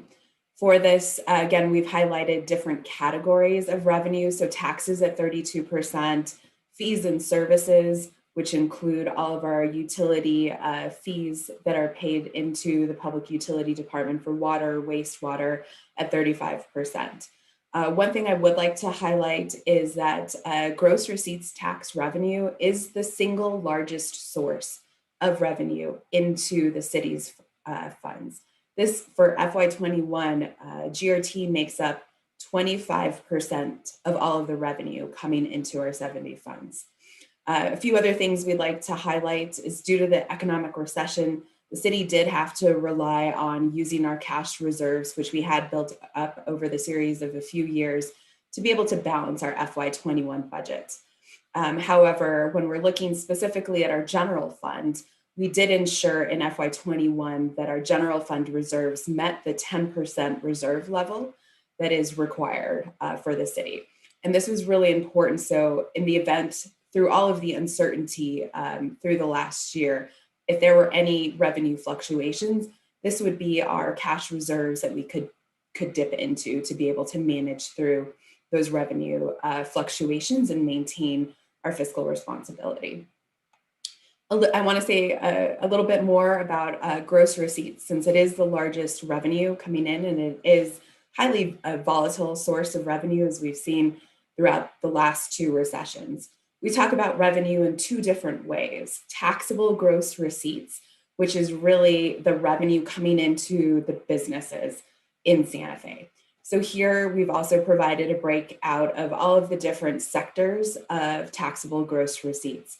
We'd like to point out that retail trade is one of the largest sectors at 31%. And as we understand throughout the last year, we've had some capacity limitations for retail trade industry in Santa Fe. One of the highlights of the last year has actually been the construction industry, which has gained strength and increased to 15% of all taxable gross receipts. So this is an increase year over year. And that has largely supported our gross receipts tax revenue that we have had coming into the city for the current fiscal year. The next way we talk about gross receipts is actually actual GRT revenue coming into the city from the businesses that are earning their revenue. So here, what I want to highlight, actually, if I move back to the previous slide, what I forgot to mention was that in the last 6 months, from July to December, gross receipts for our city businesses actually fell by 252 million during this period when compared to the same period for the previous year. This highlights the severity of the economic recession and how quickly our gross receipts fell as compared to the last recession. So I just want to highlight that's a 13% decrease in revenue for our businesses here in Santa Fe. Moving on, gross receipts, taxes, very similar revenue coming into the city. We've highlighted here for you that during the same period, July to December of 2020, our gross receipts revenue fell by 19% or 12.3 million during this period when we're comparing it to the prior year. So again, this is significant revenue decreases that we anticipated for the city when we were building our budget last July. There are a few questions that we have highlighted here that we hope to hear from our public that's waiting to provide their statements about how they view that we should budget for FY22, what their values are, where their priorities are. Finally, this is also part of the presentation. We'd like to highlight for anyone watching today and anyone that will be watching this in the future or reading the presentation, that we also have budget hearings where we go into a fair level of depth on each one of the department's budgets. So here we've provided the schedule. Each of the hearings will begin at 1 p.m. and they will be available for viewing on the City of Santa Fe's YouTube channel. Also, very importantly, we will have another public hearing the evening of Wednesday, April 28th. Again, after all of the budget hearings, all of the budgets have been presented. This will be another opportunity for the public to view, listen, and provide public comment at that time. So with that, Mr. Mayor, I'd like to turn it over to the public for comment.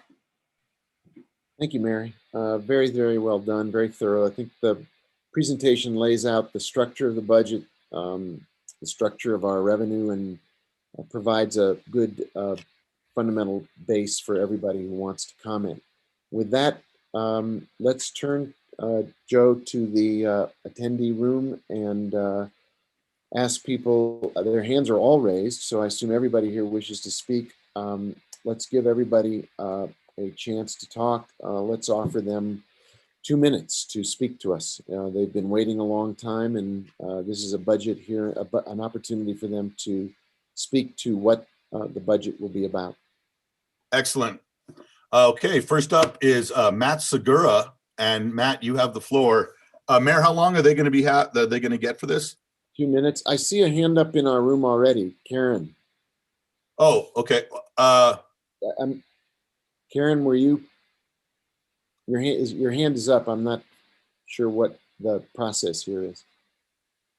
I thought Karen was a staff member. That's why Karen is a staff member. However, she is here this evening as an employee of the city who is hoping that we will have raises this year. Last year we had no raises and we were furloughed. This has been a very hard thing for many of the city's employees. Thank you. Okay, Joe, now let's go to the attendee room. Okay. Mayor, I'm sorry, I didn't catch that. It's 2 minutes or a minute? 2 minutes this time. 2 minutes this time. A long time, and it's a budget process, so let's. Yes, sir. They don't have to go the whole 2 minutes, as Karen just did. She was very succinct. Okay.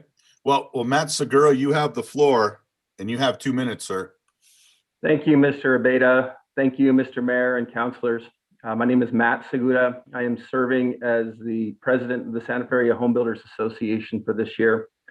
And I own and operate a small construction company here in the city of Santa Fe. First off, I would like to thank Mary McCoy for your presentation, because I think that it really illustrates what I wanted to bring up to the councilors and to the mayor. Construction has been about one of the only bright spots that we can look at during this pandemic that we've been going through. Construction has offered jobs to those who may have lost their jobs in other industries. And I think that it's very important that we value the importance of construction in our city, when considering the budget. I think that the permitting process for many can become a point of bottleneck in the construction process. And when things get held up, it decreases efficiency. I think it's very important to point out that this is not a problem that our mayor or our current staff at the city have created. This is an issue that we've had for a long time. And as people continue to love to come to our city, there's going to be demand for the construction and for the services that we offer. However, our mayor and our staff have control, and our counselors have the control to increase the budget and provide the resources that land use needs to help become a partner in the construction process for our construction industry. I really appreciate your time. Thank you for hearing me, and I look forward to working with the mayor along with Elias and the rest of land use to help with our land use department. Thank you very much. Thank you, sir. All right. And then next up is Kim Shanahan. And Kim, Mr. Shanahan, you are unmuted and have the floor. Thank you, Joe. Thank you, Mayor Weber, councilors, and city staff. This is Kim Shanahan, 51 Harada Road. My perspective on the city budget is that we need to fund at least 20% more than whatever Rich Brown has proposed for his land use department and the Office of Affordable Housing. Rich knows that both of these departments need more, but whatever he has proposed is not enough. You, as the governing body, need to remind him that his department represents the solutions to the crisis we face with housing shortages in our city. Funding the Affordable Housing Trust Fund for at least $5 million in the coming fiscal year should be the minimum commitment, but there is so much more that needs to be done. The private sector, represented by local builders and developers eager to build single-family detached homes for young people creating families, must begin in Tierra Contenta, which represents hundreds of future homes that are languishing because of infrastructure financing hurdles that the city can help us overcome. We as a community must recognize that these infrastructure hurdles need the help of the city's bonding capacity to overcome these systemic financial roadblocks to local builders and developers who stand ready to help solve our housing crisis. Fund the Affordable Housing Trust Fund as a first step, and then be ready to take on the harder tasks of helping the private sector finance infrastructure needs as we move toward real solutions to our immediate issues and those we face in the near future. Thank you. Show us the money and we will show you the houses. Thank you, Mayor. Thank you. All right. Okay, next up is Miles Conway. And Mr. Conway, you have the floor. Cool. And is my technology working? Can you hear me?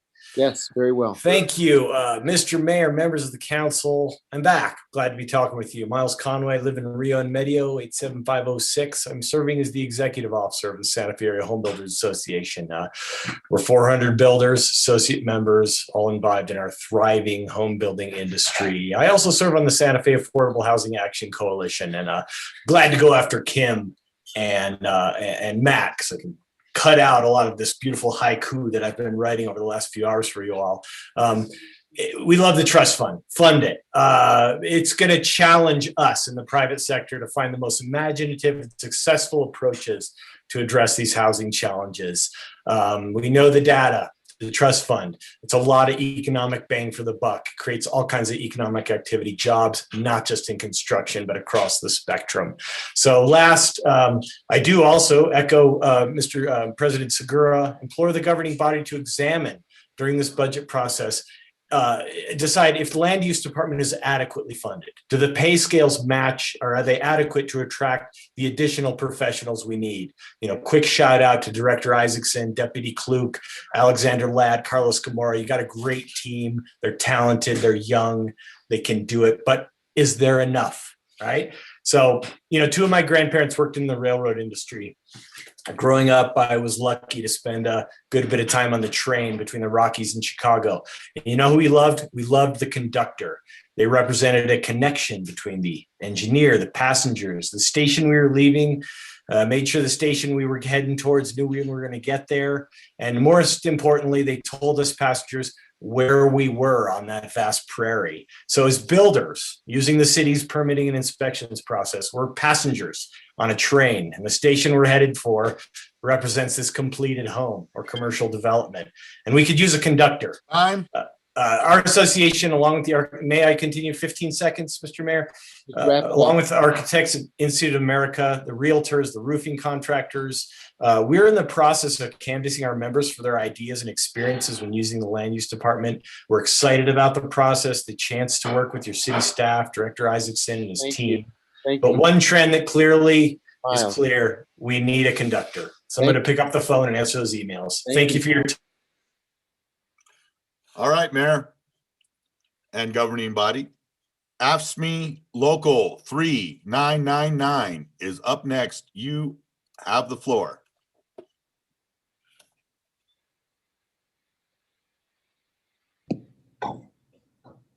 Good evening, City Councilors, Mayor Maxine Sandoval for AFSCME members. AFSCME Local 3999 was asked to come before you and present those items that are financially important to our members and their operating budgets.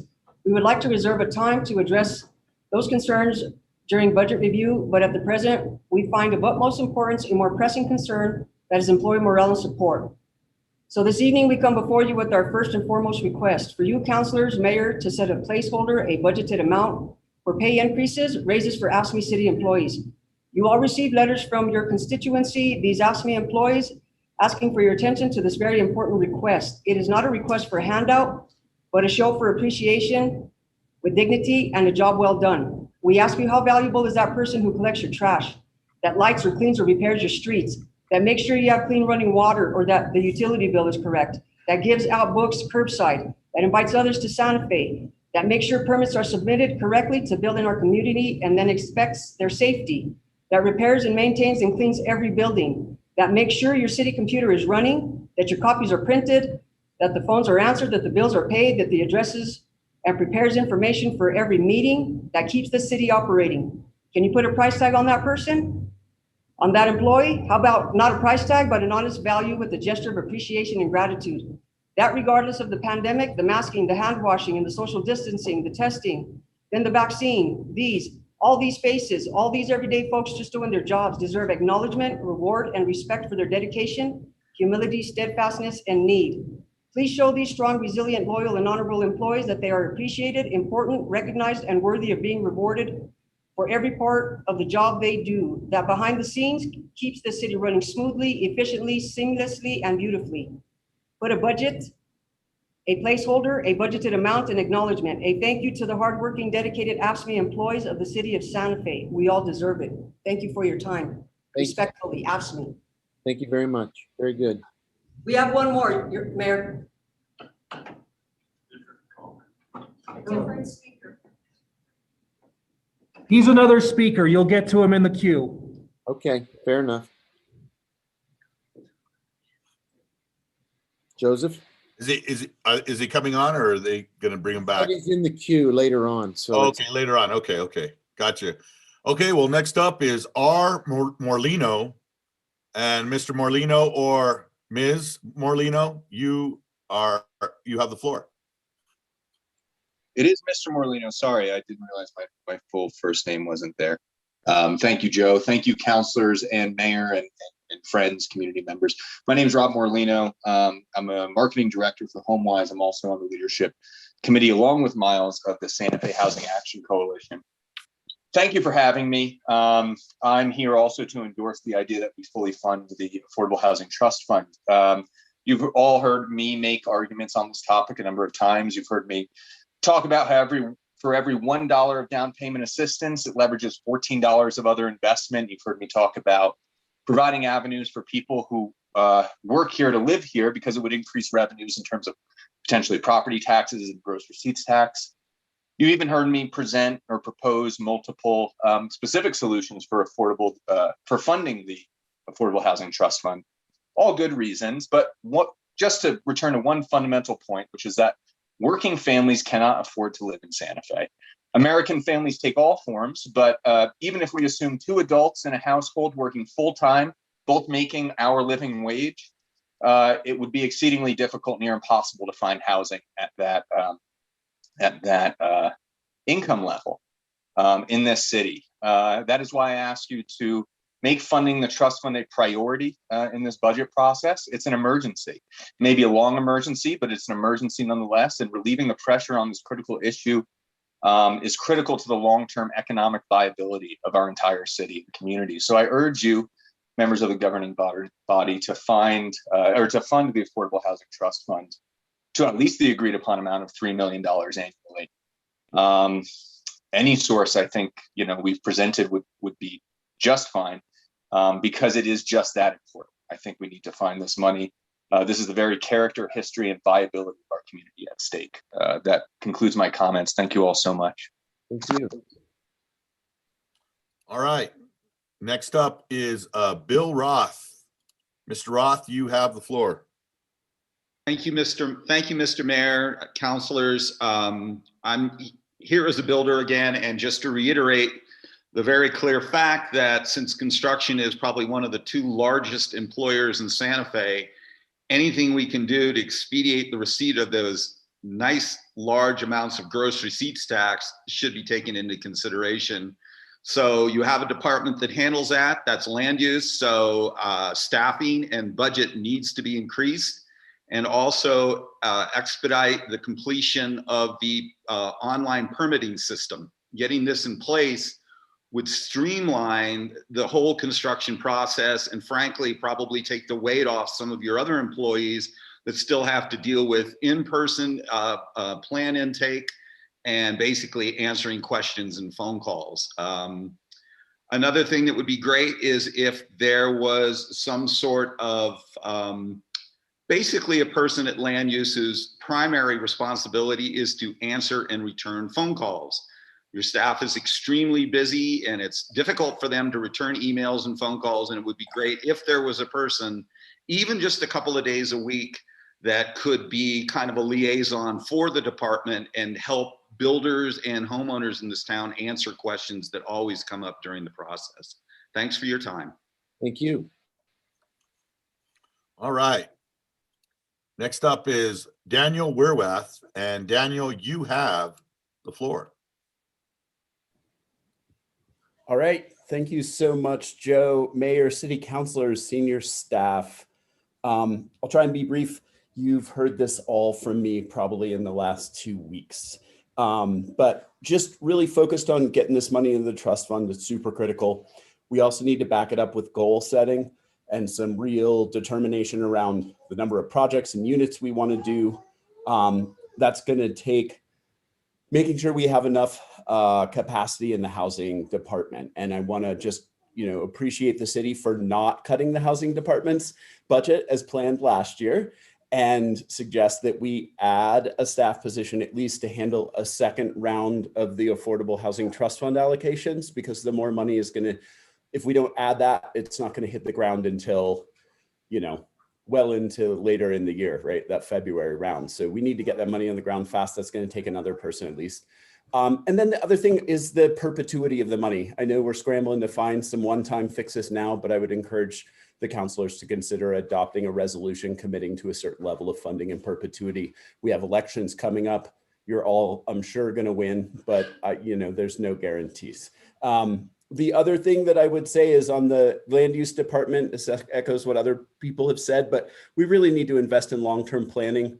We are tearing this community apart in land use hearings, trying to answer macro community growth problems. And if we could just get in front of that, it would make this a lot better. We need to invest in things like affordable housing and preserving culture in this town.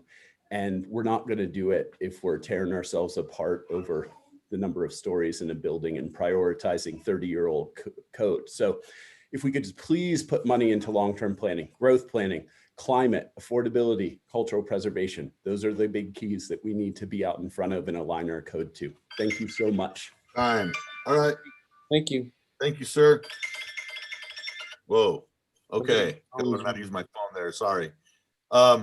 Next up is Miguel Acosta. And Mr. Acosta, you have the floor. Thank you, Joe. Miguel Acosta, 6128 Monteverde Place. I work with Healthcare, Poder Familiar, Santa Fe Mutual Aid. Thank you, Joe, Mr. Mayor, members of the city's council, staff, and especially mi querida comunidad. This has been a difficult year for Santa Fecinos, and our relations have been further strained. But we should resist the temptation to blame it all on COVID or to look solely to neoliberal business practices that sell efficiency and corporate success, but at what price? Santa Fe is not a business. It is a network of relationships. It is families, neighborhoods, small businesses, and community institutions that share their hard-won wealth with the people we elect, with the understanding that this government will provide for our welfare. This is our social contract. Prior to COVID, in fact, for many decades, that contract was violated on a regular basis. Certain sectors of the population were and continue to be privileged in the provision of services and investments. And the COVID pandemic simply magnified these inequities. So we're gathered via Zoom, which creates barriers for engagement. But again, larger barriers were already in place prior to the pandemic. We need more and consistent ways to participate in the creation and maintenance of civic practices and policies. We need an equity audit, which will give us the data as to where investments need to be focused and resources reallocated. We need a serious investment in capacity building to help us all develop the skills for participatory democracy and for dialogue. We need a government that reflects the population, and we need to be able to participate in our own languages and in our own time. So I won't offer up a wish list for our community because you've heard it before, all the things that we don't have, but instead suggest that an equity framework be developed for the budget based in part on an audit, and that community conversations in each district inform the building of a budget that creates equity and social justice, that responds to structural racism, that centers youth and young adults, that honors our languages, cultures, and histories, one that provides for local talent and community wealth development by investing in local people. Thank you. Thank you, Miguel. All right, next up is Jessica Guilford. Ms. Guilford, you have the floor.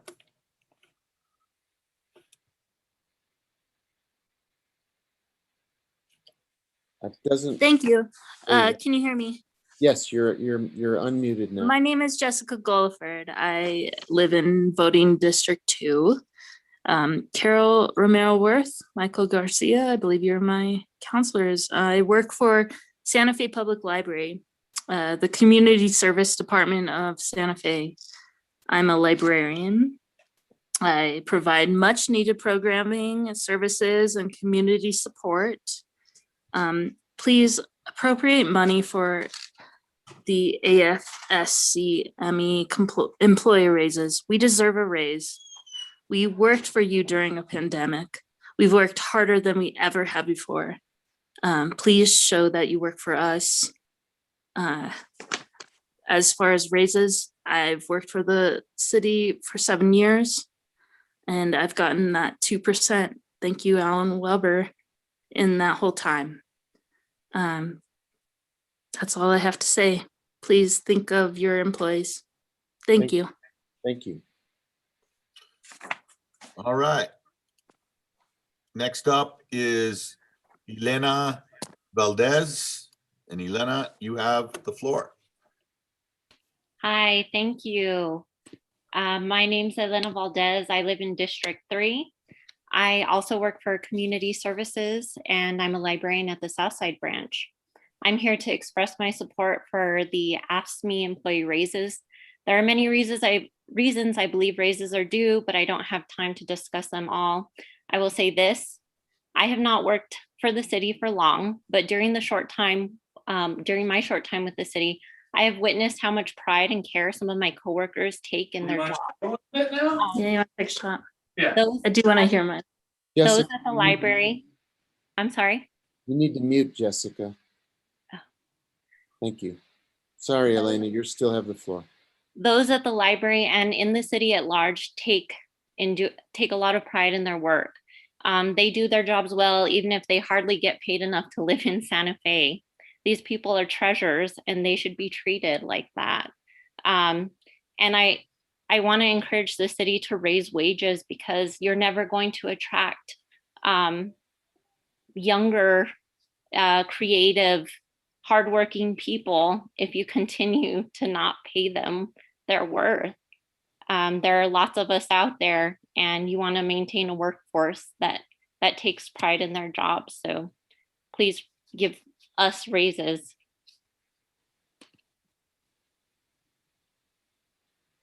Thank you very much. All right. So next up is R. John Nervais. And John, you have been unmuted and have the floor. Hi, my name is John Nervais. I work for the city of Santa Fe. I'm a lifelong resident. I was born and raised here in Santa Fe. I live on Mays Road, District 3, I believe. And I haven't been with the city that long. I work in the parking division, but I do have people that work with me that have been there for many, many years. Myself and one of my colleagues actually sat with the mayor's other half for the Christmas party this last year. And we chatted for most of the Christmas party of, his literally lifelong dedication to the city. I have another gentleman that's worked with me for 14 years. And like I said, I haven't been with the city that long, but he makes about 60 cents more an hour than I do. And I came in at the starting wage. So, it's really kind of disheartening for those of us that have recently come here to the city,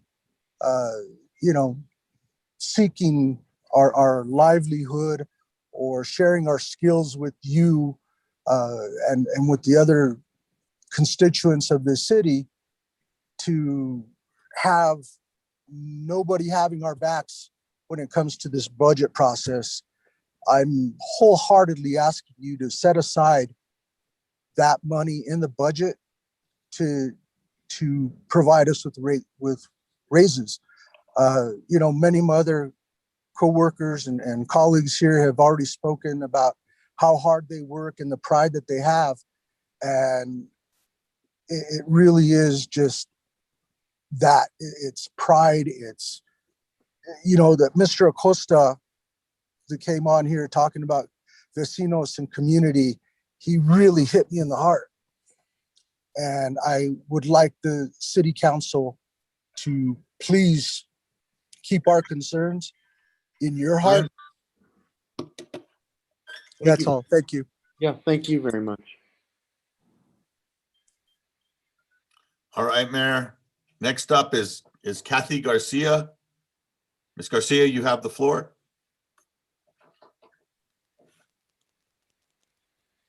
Hello, good evening, Mayor Weber and city councilors. My name is Kathy Garcia, and I am an organizer with Chainbreaker, a membership-led economic and environmental justice organization with over 700 dues-paying members, the bulk of whom are low-income people of color. Our members will feel the effects of this budget. And so we appreciate this process.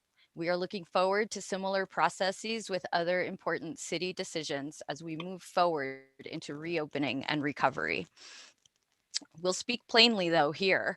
We must do all we can to avoid austerity budgeting mindset. It's not just raining, it's pouring. People are hurting. Now more than ever, we need to lead with equity and support people where the need is greatest. We ask that the city follow its own lead and find solutions in the same spirit and intent of the distribution of the CARES Act funds of last year, when it prioritized tenants and families in neighborhoods with the highest risk for eviction, in those neighborhoods most impacted by the pandemic closures and infections.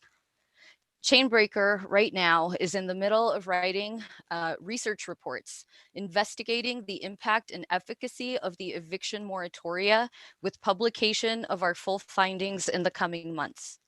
Our findings indicate that neighborhoods with existing elevated risk of eviction, their rates of evictions dropped dramatically during the moratoria. So there were some effective solutions. What we know, however, is that in the coming months, as we reopen and recover, the risk of eviction for these neighborhoods not only remains, but indeed escalates and threatens to expand its impact citywide. The entire city will feel its effects nonetheless. People are facing evictions in our city. Estimates currently place estimates currently say that 5,000, if I can finish my thought, please, with the permission of the city council and the mayor. Go ahead, just give us your last thought. Thank you. Thank you. With so many facing evictions, we also ask you all to remember that that our members are also pedestrians and use transit. So please do not forget about transit in our solutions. We are focused on solutions, and we look forward to working with the city to have open processes and these communications. When the people who are most impacted are leading these processes, the best solutions will come. Thank you, and I yield back the floor. Thank you. Okay, next up is Catherine Hildebrand. Ms. Hildebrand, you have the floor.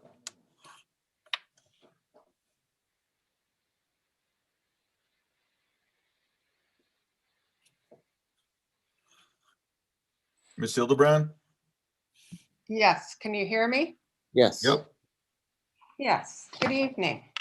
My name is Kate Hildebrand. I'm the former housing planner for the city of Albuquerque and an Albuquerque resident. I'm here to recommend that you fund as fully as possible at a minimum of $3 million, the Housing Trust Fund for the coming fiscal year. Albuquerque has an ordinance that creates a housing trust fund as well. It's run through the capital improvement program. That program shows that a local trust fund is essential to the development of affordable housing. It is local money. Local money can serve as a match for philanthropic as well as federal funds, such as the low-income housing tax credits. Thus, its value is far beyond the money deposited into the trust fund. It is flexible funding. When the housing market in Santa Fe inevitably shifts over time, the use of the monies from the trust fund can shift in response. You've heard from other speakers about the robust construction growth of the construction industry in Santa Fe. Well, this funding builds the organizational and development capacity of local nonprofits to construct and rehabilitate housing that is consistent with community needs. Some of it a lot of it in partnership with the private sector. It stabilizes the lives of people living in your community. By giving them housing they can afford, essential workers, city staff, working families can live in your city and not have to commute long distances. The city benefits enormously from that, not only through property taxes and gross receipts, but by making this a true community of the people who live and love Santa Fe. Thank you. Thank you very much. Next up is Santa Fe Public Schools Board President Kate Noble. President Noble, you have the floor. Thank you very much, Joe. It's great to see you all. Thank you all for your service, and thanks to all the city staff for all your hard work. As Joe mentioned, my name is Kate Noble. I live at 224 Ephraim Street in the lovely Torreon neighborhood. And I am the current president of the Public Schools Board of Education. And though I know that many of my fellow board members would agree with the need for support for affordable housing in our city, I do want to say very clearly that tonight I'm speaking on behalf of myself alone. I am not speaking on behalf of the Board of Education. I am here tonight to ask that you prioritize affordable housing in this budget. It is so critical to everything. It's the transformational force that everything rests upon. And I know that the ask tonight is $3 million for the Affordable Housing Trust Fund. And honestly, I find myself thinking that in a budget the size of what you're considering, that's an incredibly modest number for what we need. The return on investment is enormous in terms of what we get back in retention of people, money, but most importantly, community. Our teachers, our educators depend on this. We're hearing more and more that people are not able to afford to live and work in Santa Fe, as I'm sure you are all at the city. But this is absolutely foundational for our education system. And it is critical that we have teachers, that we have educators who can live here and who don't have to rent for decades. I've heard a horror story about that this afternoon. And honestly, we just have to do better. It's time to be courageous. There's a lot that you have to consider, but affordable housing for the money that is leveraged in the trust fund and the staffing that is needed. That the Office of Affordable Housing has been understaffed for a very long time. So I ask that you take the courageous steps to do what is needed around affordable housing, take the lead again, as Santa Fe has in the past, because everything depends on this. We need people to live and work in this community. Thank you all again for your service, and I appreciate the time tonight. Thank you, President Noble. Next up is Aaron Moore. And Mr. Moore, you have the floor. Thank you. And good evening, Mr. Mayor and Council. My name is Aaron Moore. I work with the Albuquerque Affordable Housing Coalition. I'm here today to also encourage funding of the Workforce Housing Fund. In Albuquerque, our Workforce Housing Trust Fund is a critical source of gap funding to ensure for the mechanisms for permanent affordability of housing to folks in low and especially extremely low income levels. It has been critical in allowing for a diverse and locally specific source of funds to match both federal and other sources of funding, like Kate mentioned. The fund's leveraging requirements and capabilities have had a multiplier effect for our city, our developers, our contractors, our builders, our designers, and our workers. Additionally, it has helped to strengthen the real estate market in our city and create a path to financial success and home ownership for all of our residents.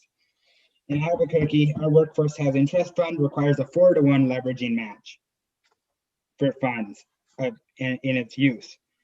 This requirement is continually surpassed at the point of disbursement itself, but if we factor in the economic multiplier effects that reverberate throughout our community, both for families and businesses, the leverages would have to be probably measured by powers of 10. That is to say, not 4-to-1 or 3-to-1, but 30-to-1, something like that. Although it's really hard to place a limit on this measurement because the financial growth that comes from housing stability continually multiplies upon itself, especially if you think about housing as a base of health and educational success for the children of families who have difficulty affording homes. I mean, it's much larger than just dollars. So thank you for your time and I appreciate it. Thank you. Okay. One sec, Mayor, sorry. Next up is Marianne Maestas.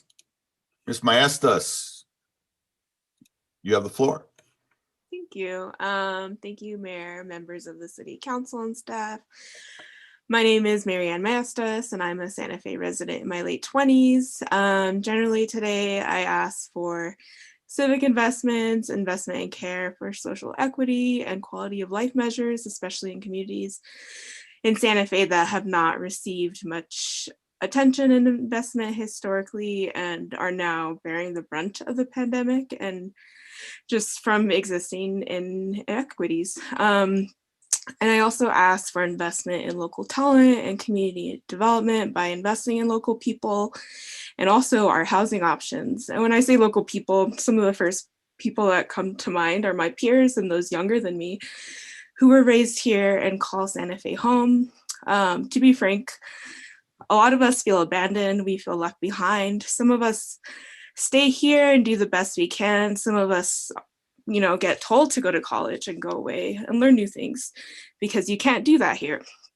And then come back home to contribute to our community, but no one really tells you that when you come back, you won't have a place to live that you can afford, or that you'll need to pull out all your cash to compete with the Zoom boom coming into town. So what about us? And just based on questionable planning and development decisions over time, not just this year, but it does seem to continue. So is the expectation that we all have the privilege of being able to live with our family or inherit a house? Not sure. Not really sure what's expected of us either. Thanks. Thank you very much. All right.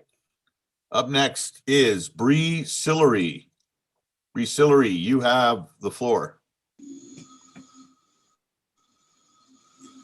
Good evening, Mr. Mayor and members of the committee. My name is Bree Sillery, and I am the communications strategist of the New Mexico Coalition to End Homelessness. I'm here to respectfully urge the investment of at least $3 million, $5 million, $10 million in dedicated funding to the Affordable Housing Trust Fund. One of the leading causes of perpetuating homelessness and housing insecurity is the lack of affordable housing. As families and individuals are priced out of their homes, they are oftentimes priced out of their communities, moving to the outskirts or even other cities. This results in people spending too much time commuting, and while some may have access to a vehicle, many others may be limited to using public transportation. This significantly hinders their employment options for the people in Santa Fe that are working to make ends meet and have enough money to pay for the basic essentials, food, medications, and housing. We call for the maximum possible investment to this trust fund to ensure that options are available across the entire spectrum of housing, and so that the lowest income earners are not left out. Thank you, Mr. Mayor and members of the committee. Thank you. All right. Up next is Diana Woods. Ms. Woods, you have the floor. Thank you. And thank you to the mayor and the city councilors and the staff for your service and all your hard work. I represent Essential Dwelling Incorporated, and our mission is to build affordable housing for low-income seniors so they can stay in Santa Fe after they've worked here their whole lives. Many seniors here are experiencing housing instability and the stress and the not knowing, where am I going to go with the next rent raise? Where do I go when they sell my house? And it's constant daily worry. I have many friends in that position, and so we started Essential Dwelling. I'm asking you to fund the Affordable Housing Trust Fund by way more than $3 million. Is that right? It's only not even 1% of the budget, and it affects everything. Everything.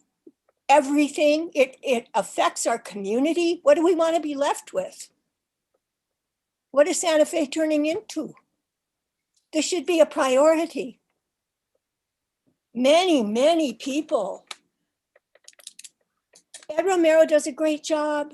Everybody who's here is doing such a great job. I think we just need to change our priorities right now and think about our people. These elders have worked here their whole lives. They are our childcare providers, our medical aides, our artists.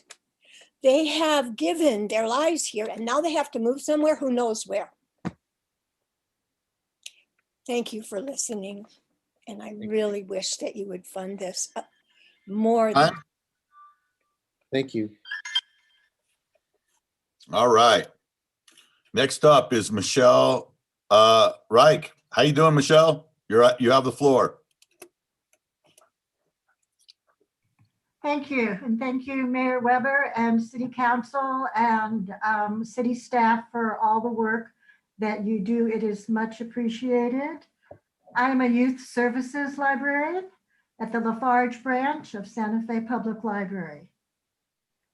When we closed because of the pandemic, we lost through retirements, individuals, and with the hiring freeze, we were each doing more, and we were doing more to meet the needs of the community.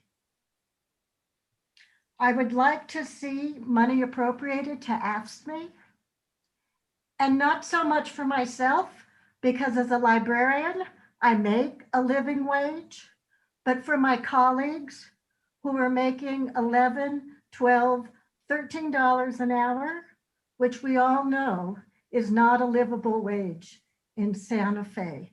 So it's really for them that I ask that raises be made so that we can continue providing our community with the services that we truly love providing. And we'd like to continue to do so in an even more robust manner. Thank you. Thank you very much. Okay. Next up is Stephanie Beninato. And Miss Beninato, you have the floor. Thank you very much. I appreciate the presentation by Mary McCoy and the charts. I think they help people understand. And I do appreciate the fact that there will be meetings that can be attended by the public and another opportunity to comment. Like many other people, I am amazed at how little is actually dedicated to affordable housing, given all the talk about affordable housing, and also for community engagement, given all the talk tonight about community engagement. And I would urge, especially for affordable housing, that much more is given there, because as everyone has said, it is essential. And it's not just for young people, it's for old people too, who are trying to downsize but can't find anything that they can afford, and are stuck in homes that are no longer useful or workable for them. The other thing that I find is also just arts and culture has very little. And I think that given the culture crisis that we have gone through this past year, that should also have some increase. And as many have said, land use is an important department. Obviously, construction has helped the city weather hard times, both this past year, but also in between 2008 and 2010. And it seems that needs to have some attention paid to it and a budget increase. And of course, I'm going to speak for recreation as well, which is about at the same budgeting amount as a land use. And recreation really should be called wellness centers, because that's what they are. They have kept us sane during the pandemic. They have kept us healthy. They have given us safe social interactions. And I'm particularly concerned about the pay for lifeguards, because lifeguards have a high turnover because they are very low paid. They also are, I believe, the only group that is required to do drug testing. And I think that is a big deterrent. I'm not talking about hard drugs. I'm talking about cannabis. And I think if we were going to have recreational cannabis, then we should allow a somewhat leeway there, some restrictions, but not a total prohibition. And again, I would ask you to fund lifeguards and get more ready, because we need more pools open. Thank you. Thank you. All right. Next up is Rosario Torres. And Ms. Torres, you have the floor. Buenas noches, señor alcalde, concejales. Soy Rosario Torres y vivo en el Distrito 2. Thank you for the opportunity to speak with you tonight. My concerns are, of course, the Affordable Housing Trust Fund. I serve on the Community Development Commission. So for the last 3 years, I have seen the requests that come for funding, and it's really heartbreaking to make decisions that are going to impact people in negative ways. And then there's those that will have a positive impact. But we need to have a dedicated, permanent fund for affordable housing, for affordable housing trust fund. And it needs to be more than $3 million. We can do it. We have homes in the city that are selling for $5 million, $10 million. There's no reason why people that can buy homes that cost that much can't pay a small amount into the trust fund. That's one option, but it's not the only. There's many other ways to fund it. Bonds, other ways. I think that the city also needs to truly consider the land trust, and that we really work with the community to create co-ops and other groups that can build affordable housing that are going to be responsive to specific needs, like was previously mentioned, to seniors. I also really want to encourage the city to do everything in its power to restore the money that the city workers lost during the pandemic due to the furloughs. It's not the first time that the lower tiers of the city workers lose benefits, lose health insurance, lose income. That has to be restored to the level that they had before and increased. Thank you. All right, Mayor, next up is Travis Kellerman. Mr. Kellerman, you have the floor. Thank you, Mr. Mayor and City Council. I was moved to speak tonight. I live in Albuquerque, but I've been a long time New Mexican and frequent Santa Fe. When I heard the Affordable Housing Trust Fund was proposed and due to be funded, hopefully, I wanted to add some framing to the trend behind this. This is to follow on to both what Marianne Maestas and Rosario Torres and many others have spoken to. There's a real accelerating wave of displacement that's moving through cities like Santa Fe. It's happening all across the US. And I've been looking at this trend, looking at the statistics behind it, and it seems to be accelerating. It seems to be driven by climate change and accelerated by the COVID pandemic. There's a relocation of wealthy domestic expats, and it's really depleted housing inventory. It's driven up housing prices to the point where it's out of reach for most working families, young people, and many other New Mexicans. The average price in Santa Fe, the average home price is well above $500,000 now. So Santa Fe can really set a model with this trust fund. It can lead in addressing this wave. There's only one other way that the housing inventory will be refilled in the short term, and that's probably due to a wave of foreclosures that are going to follow this wave of displacement. There's also the looming threat of endless rent and homelessness that might follow behind that. So the Affordable Housing Trust Fund, it needs at least $3 million to get started. It also needs for the housing and land use departments to have additional budget to support it. So I hope you all support this. Thank you for the time. And I appreciate Santa Fe taking on this extremely important issue with a bold new model to address it that can be supported. Thank you. Thank you. Next up is Marie Velasco. Ms. Velasco, you have the floor. Thank you, Mr. Abeta. Thank you, Mayor and City Councilors. I am Marie Velasco. I live in District 4. I work for Community Services. I'm a library technician. I support the AFSCME raises. I deserve a raise. City employees are the heart of the city. We work hard and we do an amazing job, especially during the pandemic. Please consider the raises for the employees. Thank you. Thank you.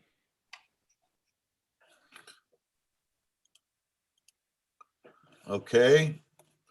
Next up is Bridget Dixon. Miss Dixon, you have the floor.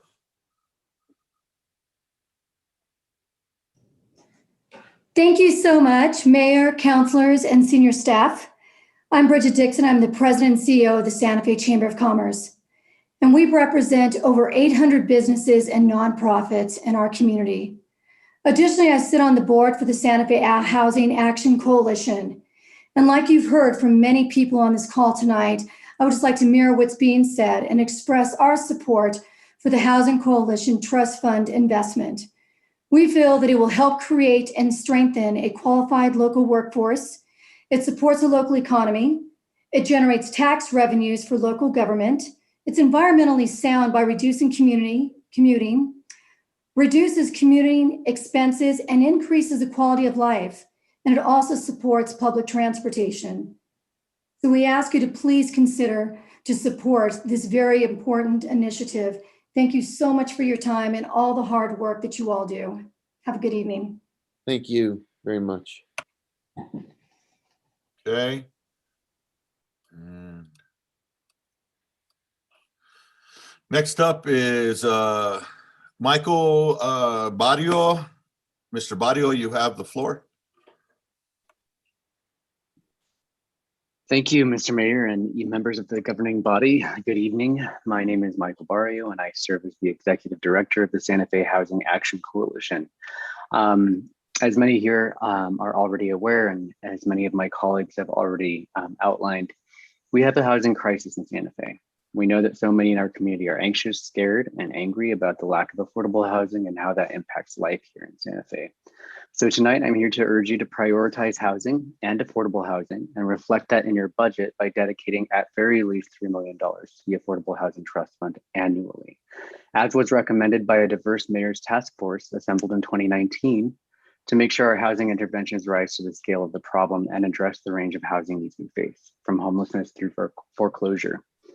And regarding homelessness, I'd like to add that in city after city, studies have shown that homelessness has a distinct financial tipping point. As soon as the local rent burden reaches the point where renters on average spend more than a third of their income on housing, the number of people on the streets starts to rise sharply, according to researchers at Zillow and other places. Additionally, I'd like to advocate strongly for funding dedicated to staff and departmental capacity where necessary, so that implementation can take place without undue burden and efficiently. Again, I urge you to fund the Affordable Housing Trust Fund at a minimum of $3 million per year and reflect housing as a priority in your budget. Thank you for your service, and I appreciate your time. Thank you very much. All right. Oh, hold on, Mayor. I accidentally promoted him to, who was it that spoke? That's Michael Barrio. That was Michael who just spoke. Yeah, I think I just promoted him accidentally into, maybe I didn't. Okay. Next up is Rachel Thompson.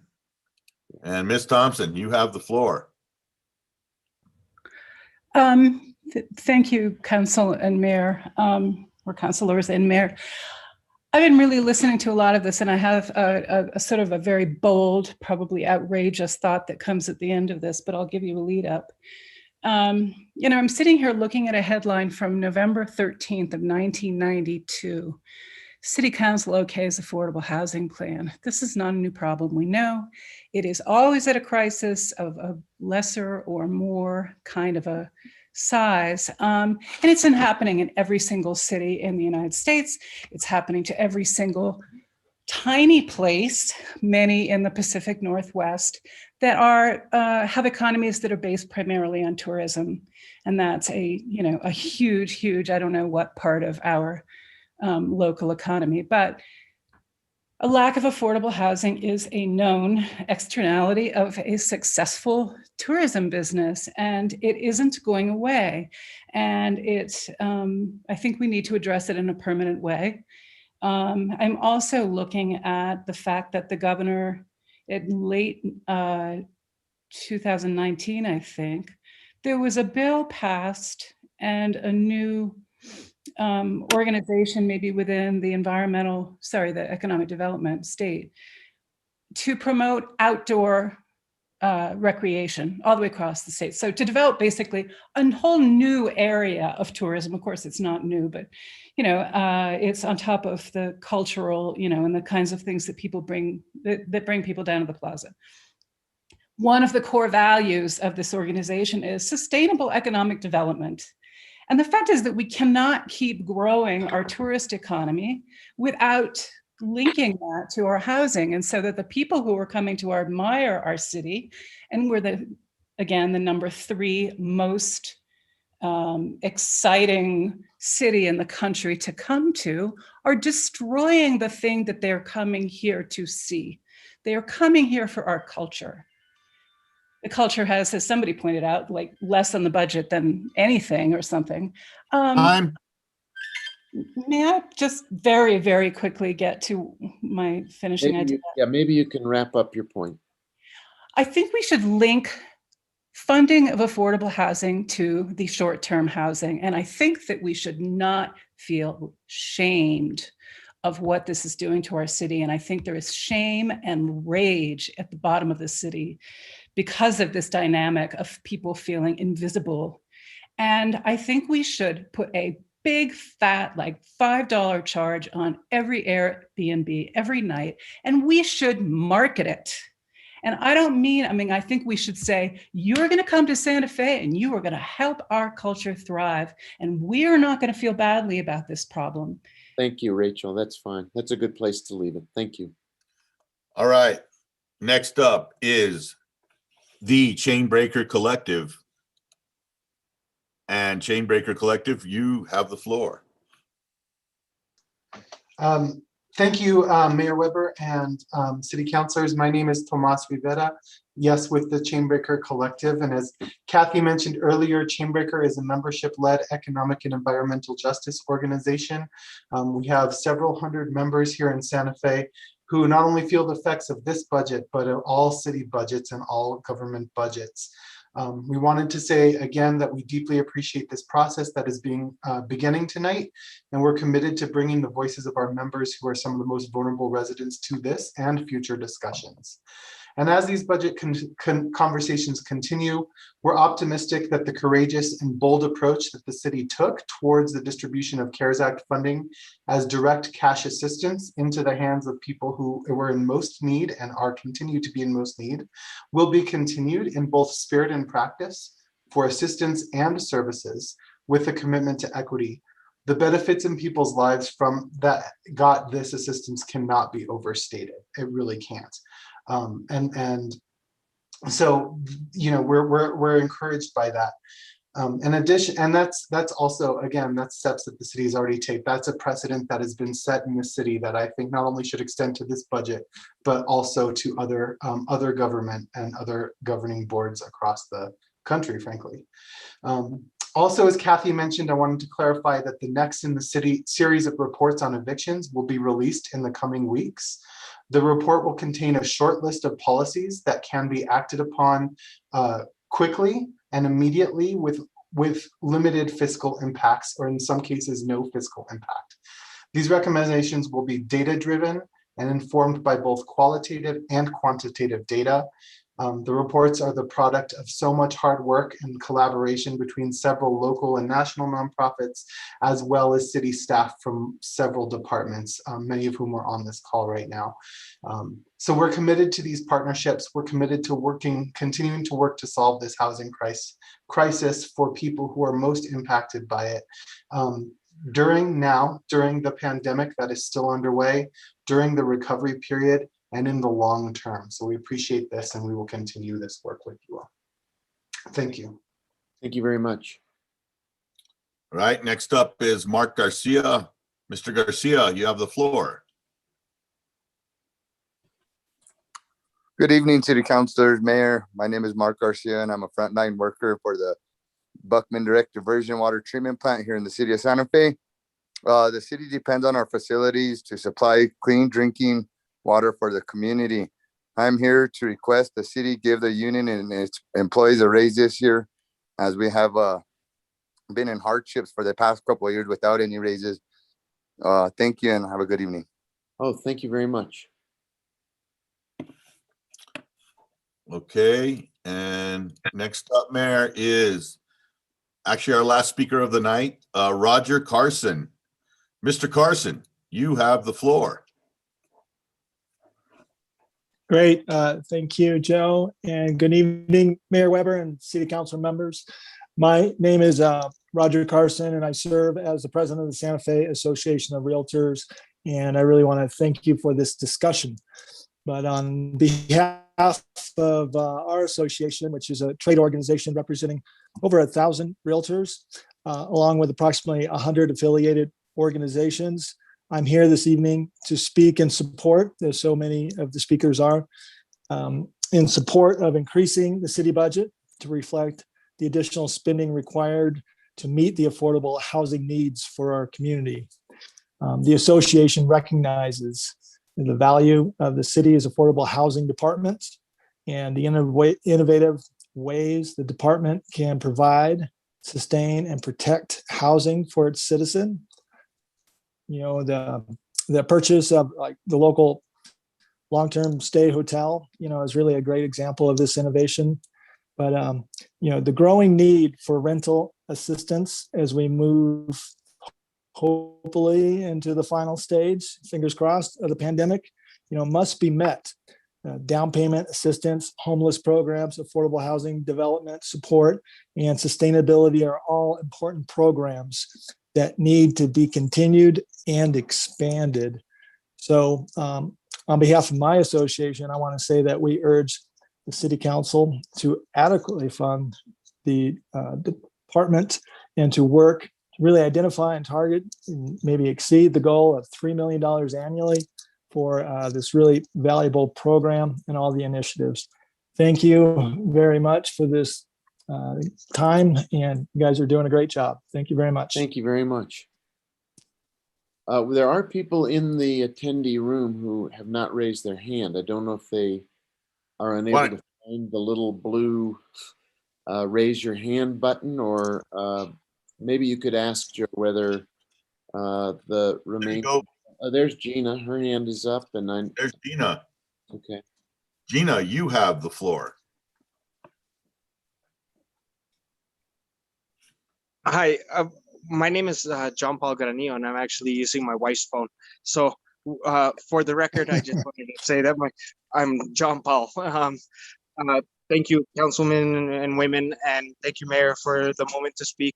I just wanted to say that I live on the south side of the city, and I work with a lot of nonprofits like Chain Breakers, Youth Works, all these other ones, and with Michael Barrios and them. And so I just wanted to say that I think now more than ever, finding the way to support for the $3 million annually is super important, because I'm down here and I see the effects of the people that I'm trying to help and how they're living, you know, and what's going on with them. And so I just wanted to say thank you guys for all the work that you guys do. But if you can take it into consideration to find the funding for that and annually do it, we'd greatly appreciate it as a community. Thank you. Have a great evening. Thank you so much. Alba, are you here to speak? Alba Blondes, you have the floor. Can you hear me? Yes, Alba. Okay, thank you. I was here to just hear what folks had to say about the budget, having had a presentation at the Southwest Santa Fe Advocates, a group of neighbors who are working to improve the quality of life here in District 3 with Tiger Abeta and Chris Rivera. And we truly appreciate what everyone is doing throughout the city, all of the counselors. Thank you to those counselors who have answered my emails sometimes when I've written to the community at large. It's heartwarming to hear the outpouring of concern and the urge to help, and what people have said about displacing the locals. I learned of that years ago when I visited Aspen when my husband was at a medical conference, and he talked to some local who said my little clapboard house with gingerbread trim is $1 million house. I can't pay taxes on that house. And Aspen has lost its community because of that. All the very wealthy people live there or have 2 or 3 homes somewhere, and one of them is there. So I just urge you to do your best to save your people. Thank you. Thank you very much. All right, Mayor, and then we have Rebecca Wurzberger and Tom.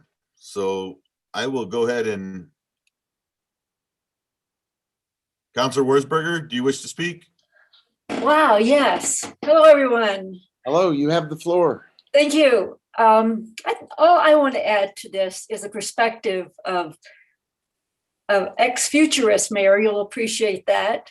And one of my favorite quotes is, "Trends are like horses in which the direction, trends are like horses, best ridden in the direction in which they are headed, unless it's a bad direction." We have got years and years of not being able to address this trend.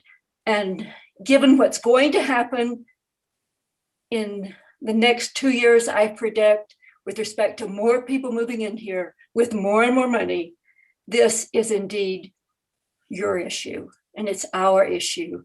And I really want to be grateful for the work done by the coalition and support having the trust fund funded as much as you possibly can at a minimum of $3 million.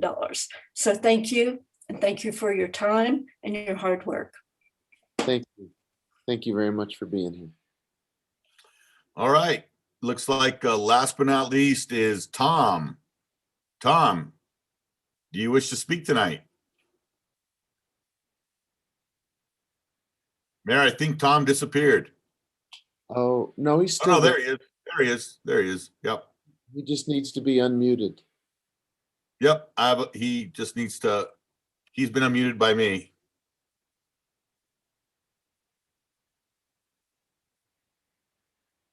You there, Tom?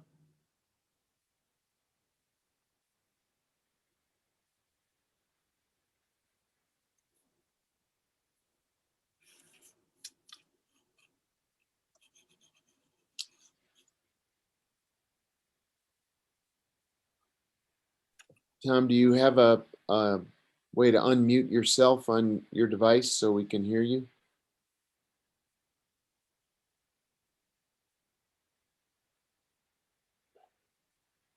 Joe, do you have any way to help him? Let's see. I don't, Mayor, other than Tom, if you would like to speak, you could raise your hand. You have been unmuted also as well. Joe, what's the code again to be unmuted? Yeah, if you're on, yeah, give him the secret code, Joe. Okay. Well, he's not calling in. Oh, it's not a phone. It's a computer, yeah. So he would just need to enable his microphone on the bottom right hand of his screen of the Zoom window. Take that line out. Well, perhaps, Tom, if you can't unmute, if you'd like to send us an email, we can listen to you with an email after tonight. There's still plenty of time to have your voice heard with an email or a letter if tonight the technology is not working. All right, Mayor. All right. I think we are good. Mary McCoy, did you want to say anything? That's the last of the people who signed up to speak in the attendee room, although Tom was, maybe we'll find a way to get Tom's input later. But Mary, you were taking notes. If there's anything you want to come back and close it up from the point of view of finance department, go right ahead. Thank you, Mr. Mayor. Just wanted to say thank you to everyone who took the time to join us this evening. We look forward to I took copious notes. We look forward to taking your recommendations and your suggestions and appreciate your advocacy. This is a very important process, part of the entire budget process that we have. I did want to check in before we wrap this up with the city clerk to see if there was anyone who submitted written comments by 1 p.m. today.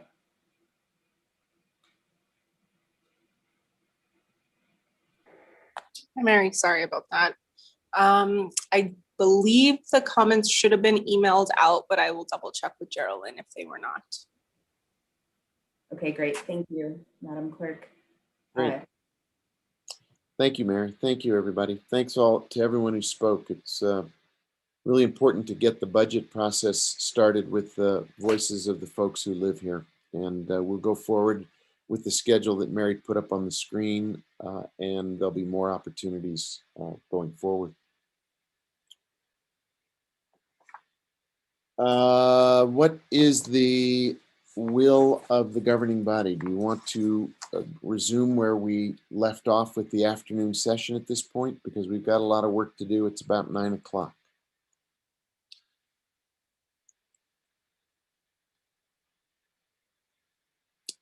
I would assume that Mr. Mayor, Councilor Garcia.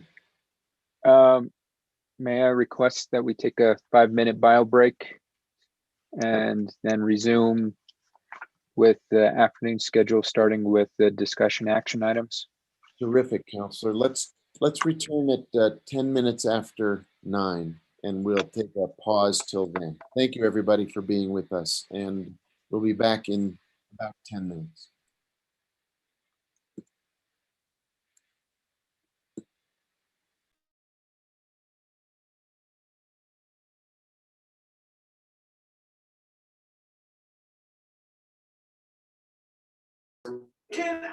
Hey, Renee.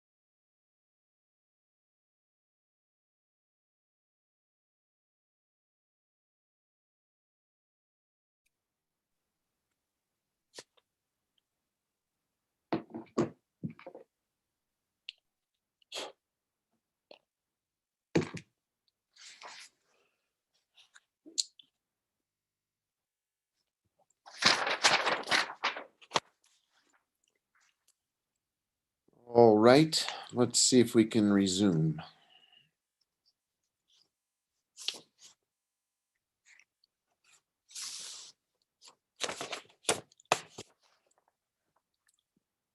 Counselor Abeta changed clothes. I just took off my jacket, Mayor. There, he's in his pajamas now.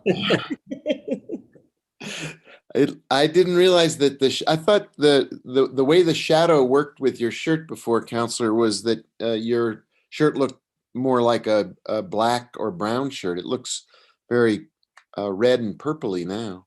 Yep, it's red. Red. I guess. Okay. Let's see. We're resuming where we left off when we changed our order of business. We've got a few more folks to return to the meeting room. Joe, I have a question, Joe Abate, are you there? I am here, Mayor. I know you're here. You're here in every way, but I'm wondering if people came to speak in the attendee room and they spoke, are they still on our panelist page, or what happened? They're in the attendee room, Mayor, and all three of those folks have spoke already. So we're good we have not left anybody out in the cold, is my point. No.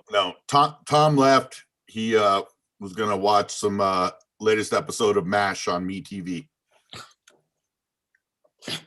Thank you, Joe.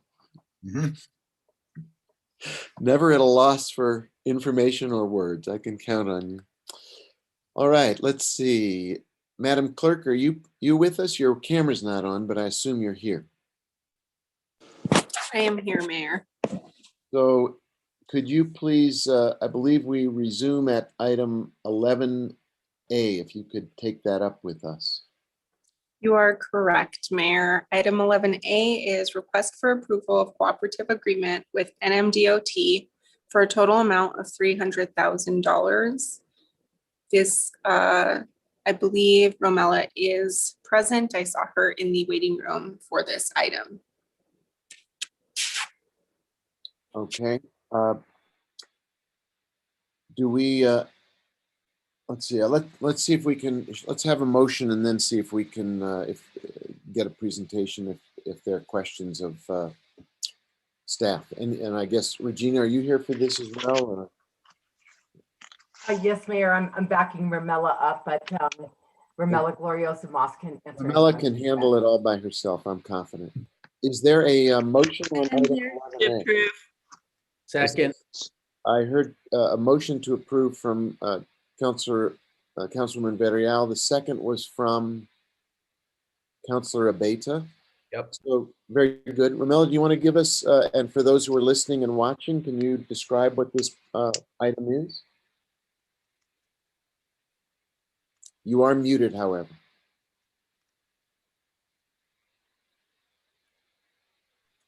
There you go.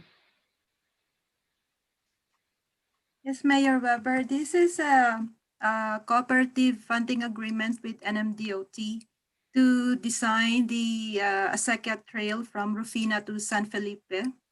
This cooperative agreement is worth $300,000, of which $256,320 is the funding from NMDOT, and the $43,680 is the City of Santa Fe match. So this cooperative agreement needs to be approved today, and we need to send it back to NMDOT on Monday. If we fail to submit this cooperative agreement to NMDOT on Monday, we will not get the funding. Okay, thank you. So are there questions about this item I see a hand from Councilor Cassett-Sanchez. You have the floor, Councilor Cassett-Sanchez.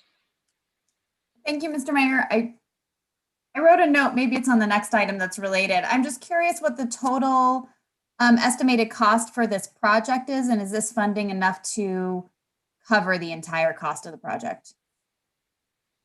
So, Mr. Mayor, Councilwoman Cassett-Sanchez, So the funding is only for the design. So after the design, we will know the cost of constructing this project.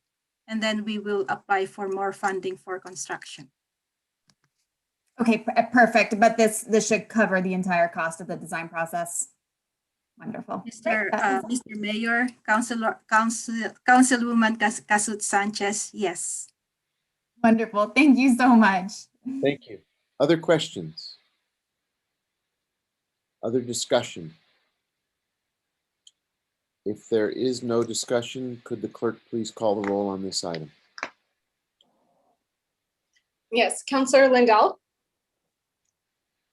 Yes. Councillor Rivera,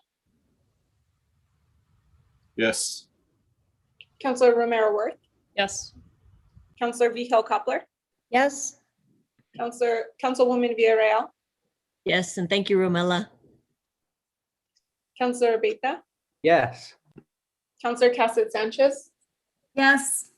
Councillor Garcia, Yes. Mayor Weber. Yes. Motion has been approved.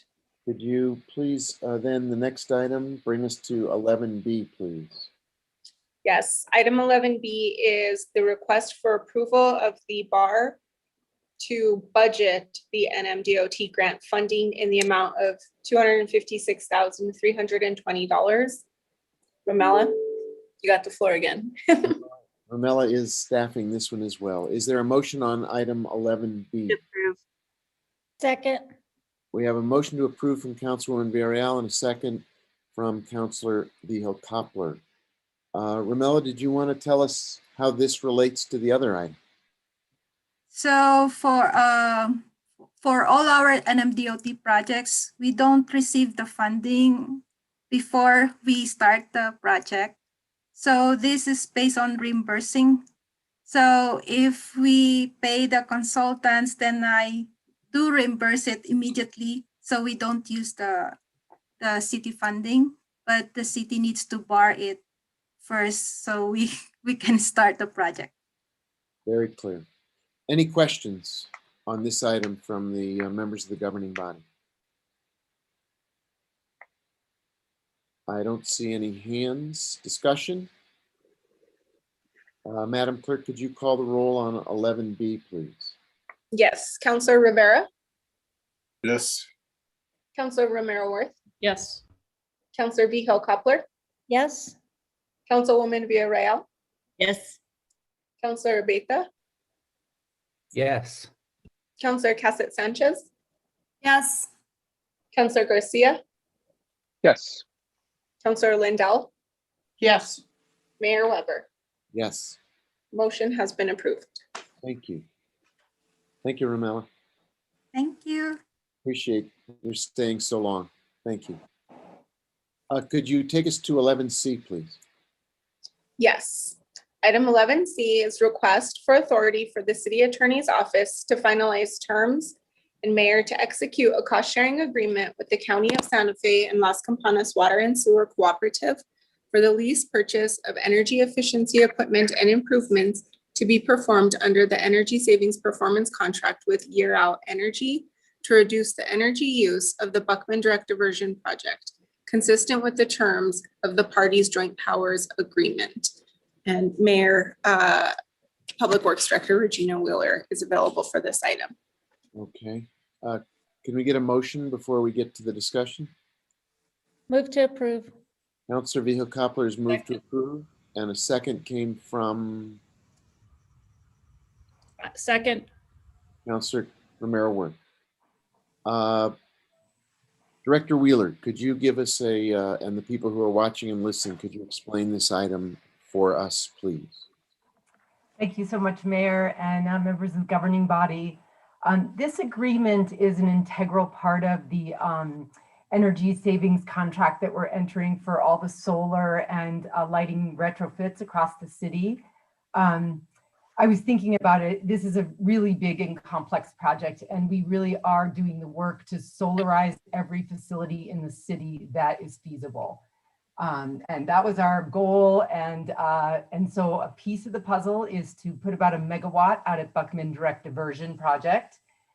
And of course, that's a separate entity. And so the equipment will, there are two agreements that will be governing the part of the project that goes on to BDD. And that is actually the next item on your agenda, the Buckman direct diversion and the city agreement, as well as this county and city agreement. And this county and city agreement establishes the roles and responsibilities for the partners of BDD in the sharing of the benefits and the cost of the facilities at BDD, the energy facilities that we're installing. And there's a significantly new thought here, partly because this equipment is being purchased on a lease, and because it's energy equipment, we'll be sharing the cost with the county at a more related to the water usage. So not 50-50 as with some of the other capital improvements, but 25-70, something like that. And Las Campanas will also be a party to this and be able to get benefits from the solar, as well as to help make the lease payments on an annual basis. So we have been negotiating for some weeks with the county on this agreement. They have a resolution authorizing the attorney and city manager to work on this agreement. And they are also planning a special meeting of their commission to approve the final agreement. This agreement is actually essential for the closing of our entire energy project on March 29th. And we have been looking into alternatives, possibility of but the fact of the matter is we have a really great project. It's very strong. The county very much wants to participate. It meets their energy goals and sustainability goals. And we're confident that we will continue in our good faith negotiations to arrive at a contract in time for the closing. And Erin McSherry has been intimately involved as well. I don't know if she'd like to add to that. Sure, thank you, Director Wheeler. I would just say that there's just a couple terms that came up in the last week that have delayed this, which is why we're asking for authority. So there was a tax issue that we're dealing with, and the fact that Las Campanas is involved added some complexity. So that's why the final agreement is not arrived at yet. So we're trying to work that out with the county. So we're asking for authority, and should we not be able to come to an agreement, we might need to seek an alternative route to closing. So we might need to ask for a special meeting if we're not able to come to terms that are agreeable to all parties, but we're still hopeful that that's possible. Okay. Are there questions from the governing body for either Director Wheeler or the city attorney on this item?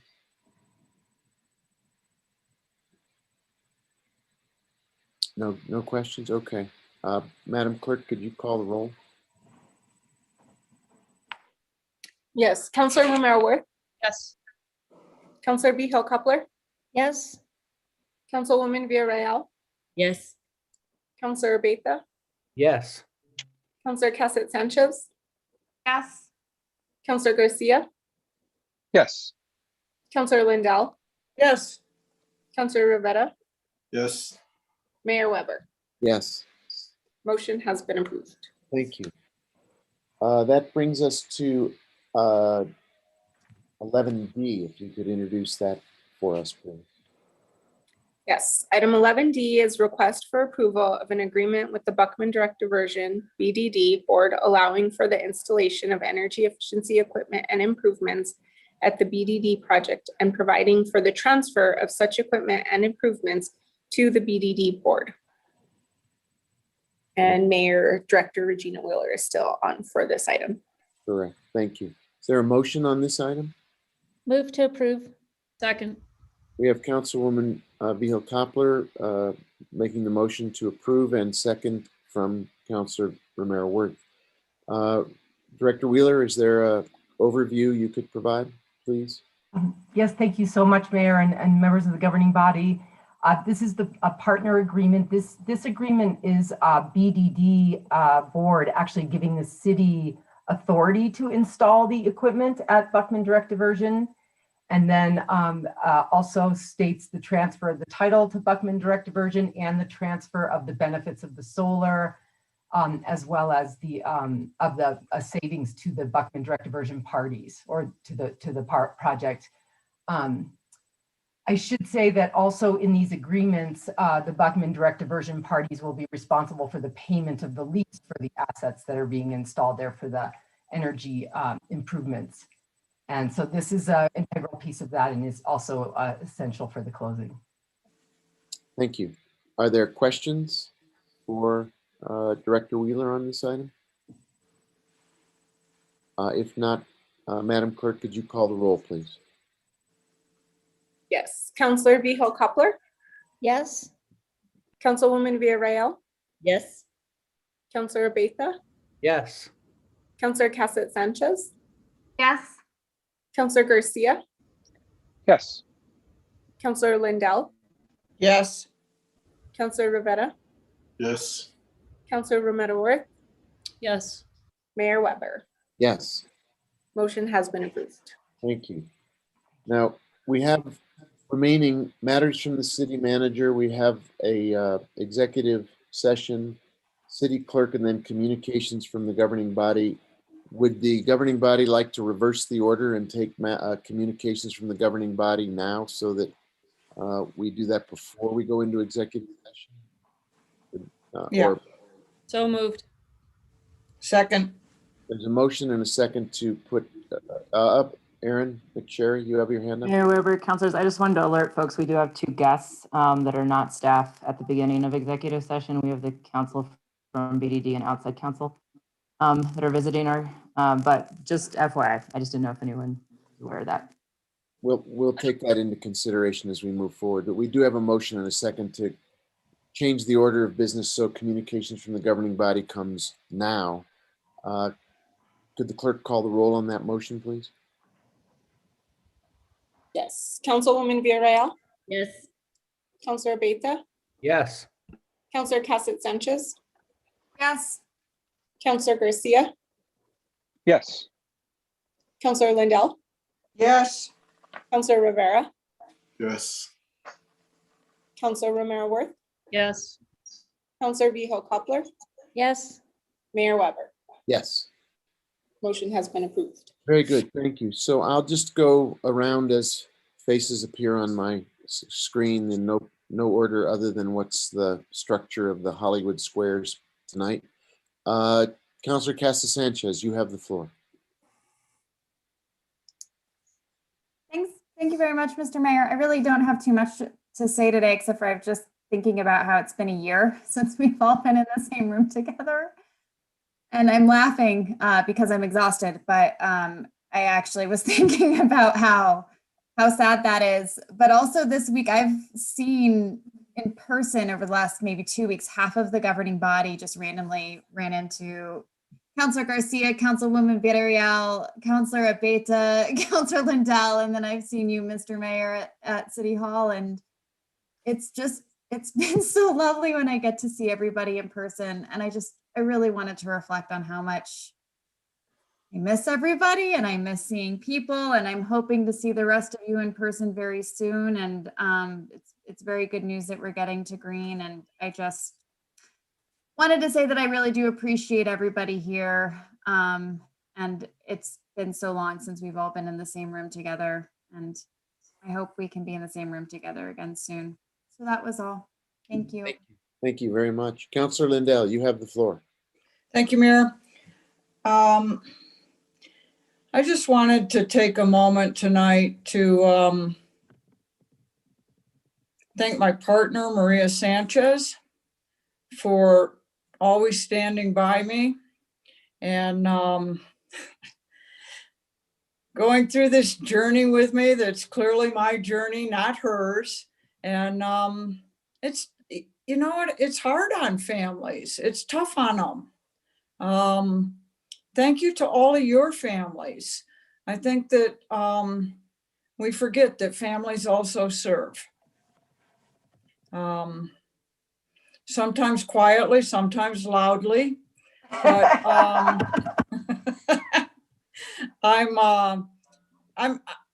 I'm deeply grateful to my partner of 25 years that she supports me in this work that I absolutely love. So that's what I have tonight. Thank you, Councilor. Councilwoman Villarreal, you have the floor. Thank you, Mayor. Yeah, I was thinking about a year ago in our last meeting together, and I'm wondering if there's a way that we can have our meetings, just a thought, together in person, with a combination hybrid of folks, staff or whoever else needs to be on the other side with electronic capabilities. So just want to ponder that and put it out there for city manager and others to think about how that's possible. And that's all. Thank you. Thank you. Councillor Abeta, you have the floor. No, Mayor, the only thing is I'd like to co-sponsor an item that I believe Councilwoman Romero Work will be introducing this evening. Thank you. Okay, we will note that when it comes around to that, you will be on the list. Councillor Vihil-Coppler, you have the floor. Thank you. I wanted to also say that I added my name to the legislation that Councilor Rivera is going to be introducing regarding fire restrictions in the drought. And I have a question for the city manager. Are we done with the hiring freeze? Mr. Mayor, Councilor Vihil-Coppler, we are in a position to begin hiring people if that's, so that has been going on and will continue as funding continues to be available. Okay, because I just wanted to know because we haven't really, talked about it, and I do know there's some hiring going on, so I was just curious that we're doing that now. Okay, thank you. Yes, absolutely. I would like to recognize and thank, congratulate. We just had a class of fire department EMTs go through a 7-week rigorous EMT advanced certification class. And they took their tests this past weekend, the national test, and I want to congratulate everyone who passed the test. Was very, very rigorous program, and I think it's a testament, and Councilor Rivera can add to this, to the hard work that the men and women in the fire department do, and actually it's a good testament to the training that is still ongoing at the fire department, because it's amazing what a good caliber of qualified personnel we have there that conducts this training, and the organization that it takes to get this done. And I just know that the 7-week program just finished, and boy, I think it just was a great program, and several EMTs passed it, and I know there's a lot of joy going on over there. The last thing is we had our Economic Development Advisory Committee meeting today, and as you know, Rich Brown and Fabian Trujillo staffed that. And I learned in the meeting that Fabian Trujillo is retiring, and his last day is March 26th. And I was a little bit shocked because I hadn't heard it through the grapevine. So, it's kind of a sad, it was kind of a really sad day, a sad meeting. And I keep reflecting on it because I know Fabian has been there a long time. He's got great institutional knowledge. He's on his way to retire, and what a happy, joyous time that is for him. There was a lot of expressed congratulations and wishing him well, and also that the fact that he's contributed so much to the Economic Development Advisory Committee, and he's been there, and he's done a great job. And I think everyone's going to miss him. I mean, I'm going to miss working with him on that committee, and staff expressed great accolades for him. And I don't know if anybody on this governing body knew that he was retiring, but his time is coming to an end, and there will not be another council meeting while he's still with us to congratulate him. So if you see him, or maybe you might want to call him and wish him well, because when you retire, it's kind of a bittersweet time in your life, and a lot of you have gone through it. But yeah, we're still here. So thank you, Mayor. That's all I have. Thank you, Council. Councilor Garcia, you have the floor. Thank you, Mr. Mayor. Excited that we went green today, but just want to remind folks, let's not get in the words of Prince and party like it's 1999. Let's continue to ride the safe roller coaster and keep each other safe and take this train on to turquoise. I know the next rating is about to come around March 24th. My birthday's right around there, so maybe I'll be getting some turquoise for my birthday, hopefully. It was another great day in the sense that the American Rescue Plan was passed today, which is going to provide supports to those that are most needed in our communities, and especially institutions like us, local governments. So I think that was another big win for our country today. Just want to give a quick shout out to, everybody that's kind of helped us get through this past year, the essential workers, the doctors, the nurses, everybody. As my colleague said earlier, this year has gone by. We've lived in this virtual world. Folks have kept us safe, and I'm thankful that we've all been safe during this past year. And I'm looking forward to the day when we can get together. It's coming soon. Trust me, I can feel it. It's one of those, we'll all be soon giving each other big bear hugs and whatnot, high fives and back slaps, but soon we'll be there. And I definitely look forward to the day, and I share the same excitement with my colleagues.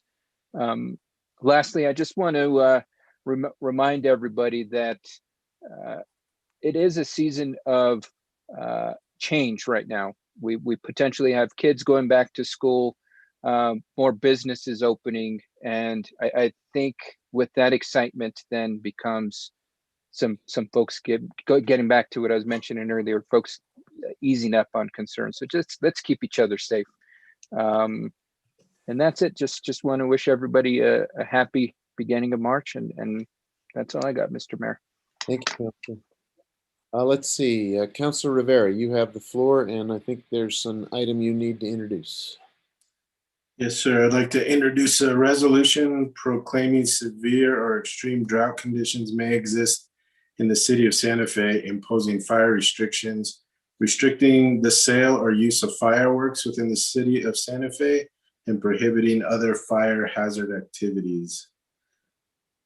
This will have to be a monthly thing. So as the drought continues, for you councilors that haven't been through this before, the state set it up so it's done on a monthly basis, and will continue as long as the drought continues.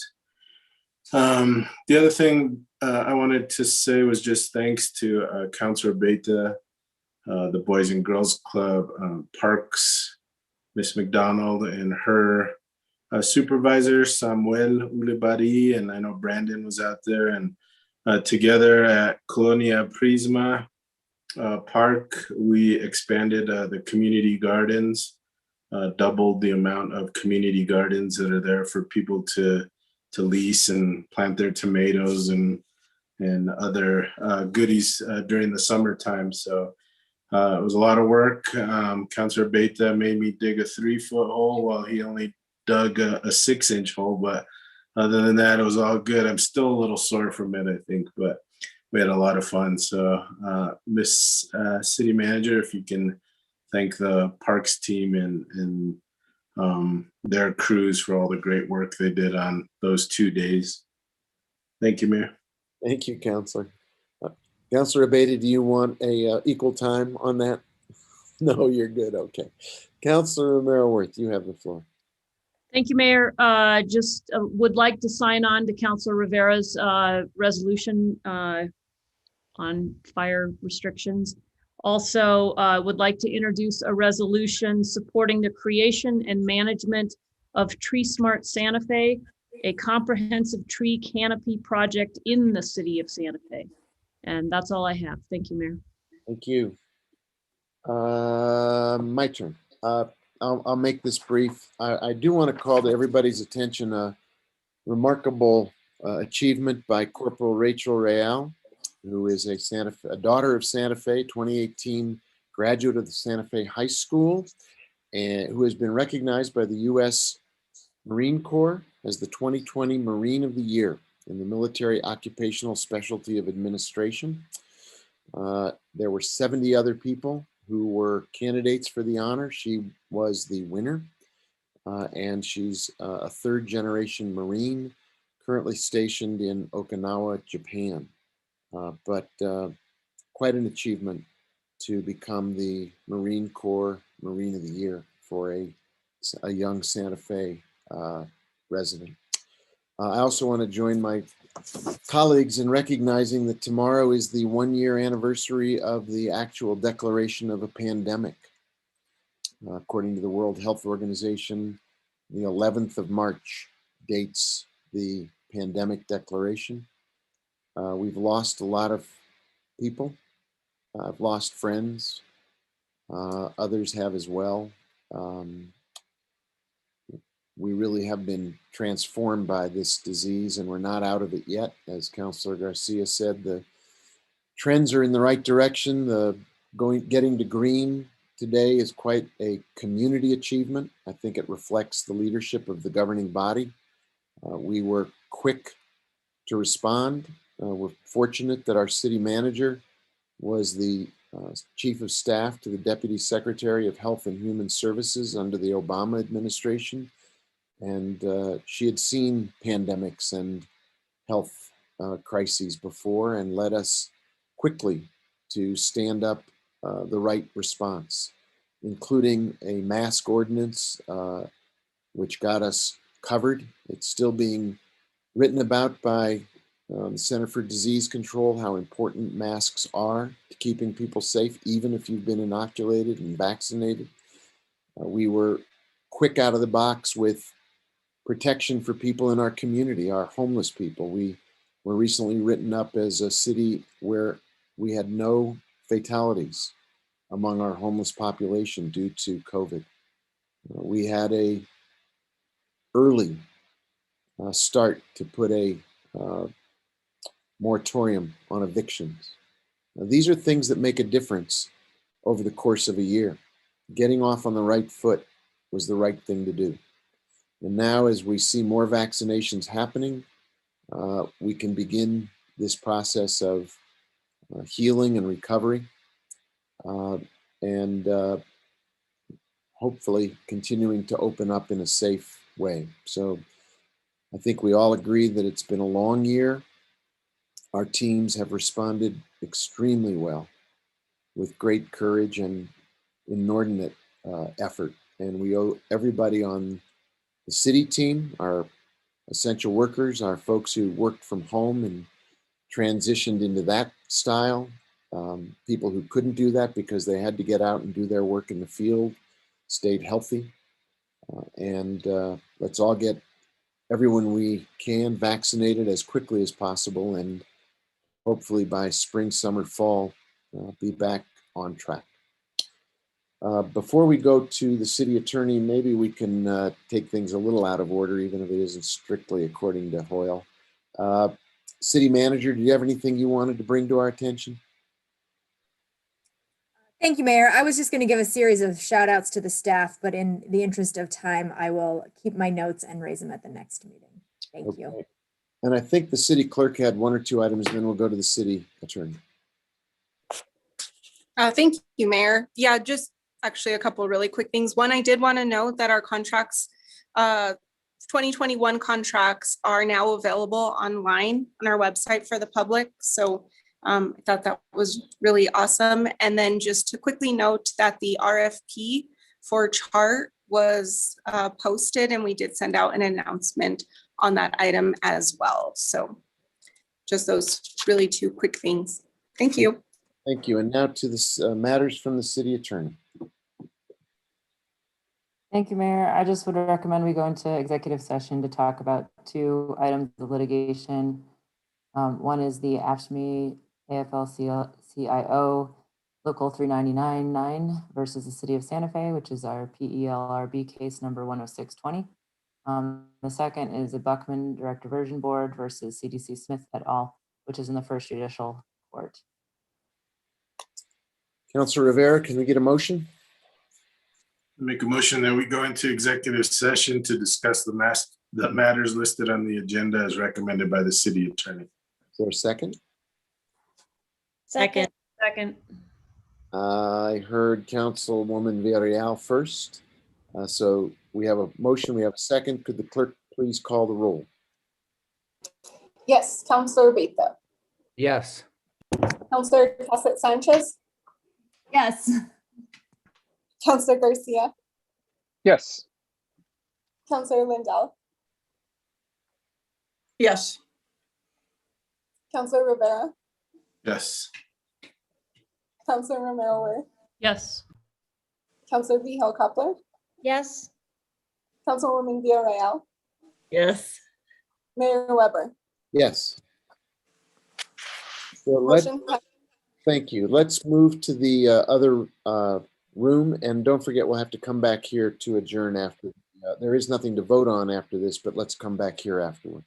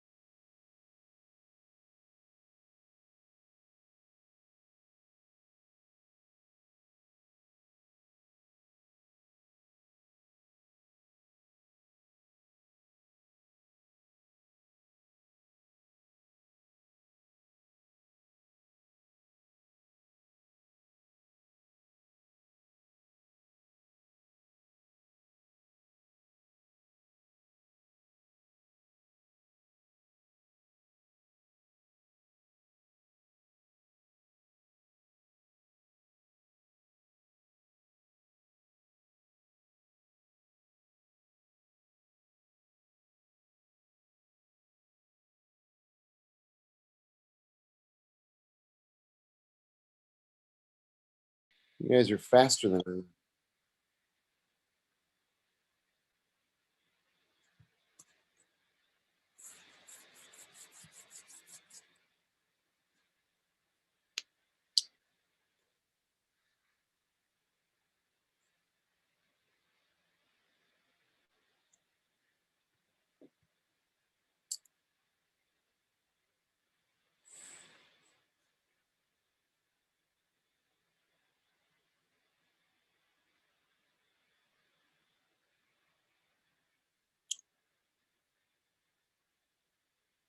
Let's see, we need our city clerk and a couple of wayward council members.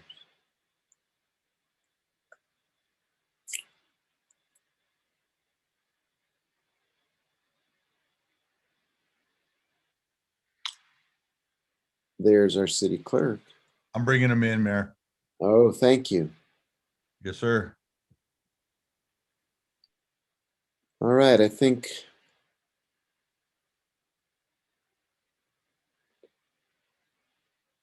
who are we missing? Anybody? I think we're here. Councilor Rivera, would you care to make a motion?